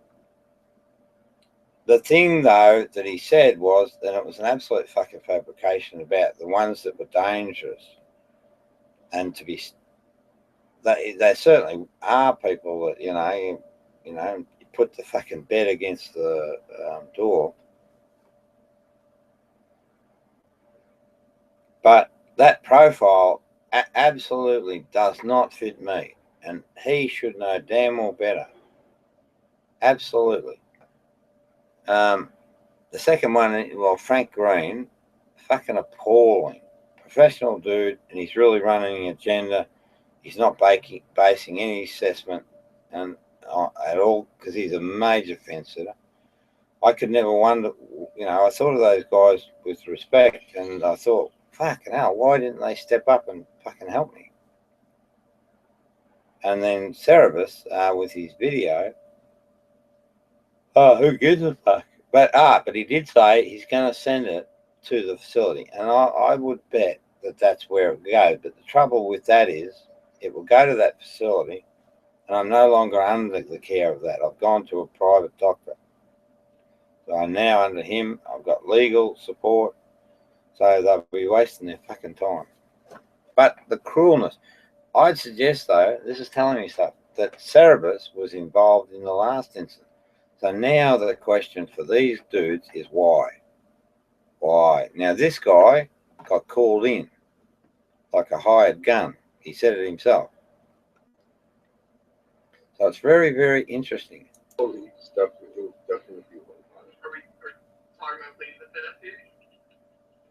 Yeah, there's pleading the fifth, but I think the Fifth Amendment's something different. I know I fucked up, but it's all, they're principles, right? They're principles that should apply to all humans, and I can tell which ones are valid. And fifth and first are valid.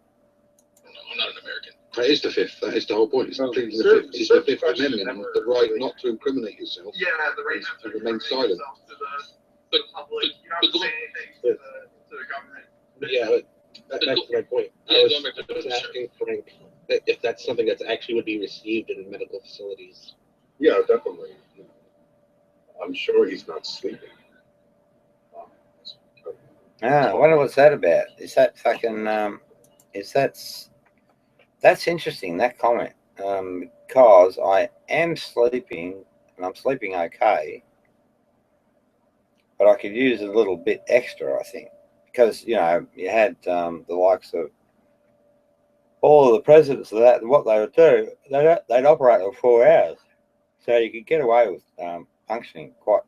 But what's really interesting is that comment from him, and the other guy, Cerebus, said something about, "Do you need new socks for swollen feet?" And I did have swollen feet, so I thought very fucking interesting in the timing of it. God, if I was a conspiracy theorist.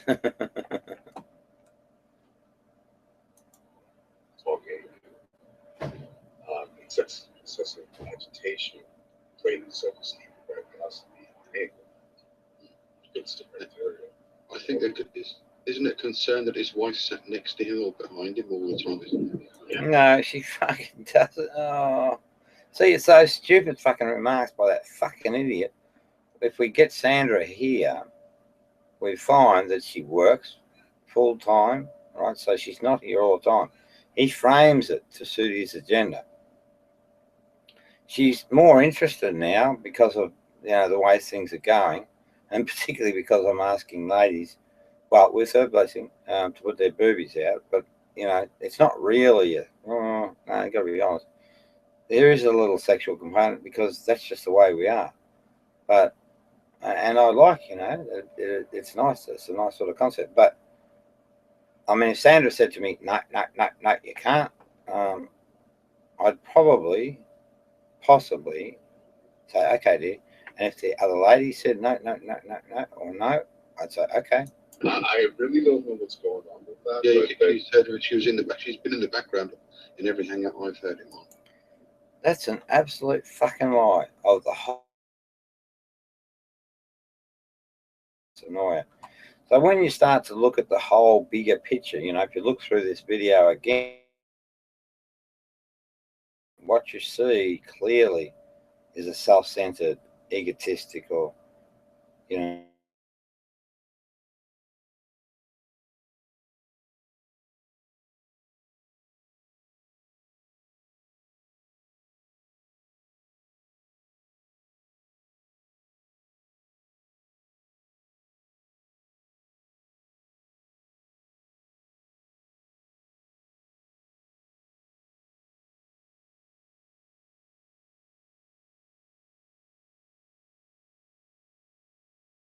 about this being live.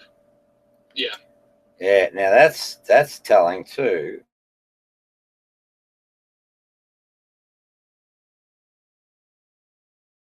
Tells me something about in all of this, because watching, and he's picked up that fuck it out. The boys are starting to hang themselves. Well, I think that's good right now, guys. Like I said, at this stage, I pretty much, like I said, is that I'm done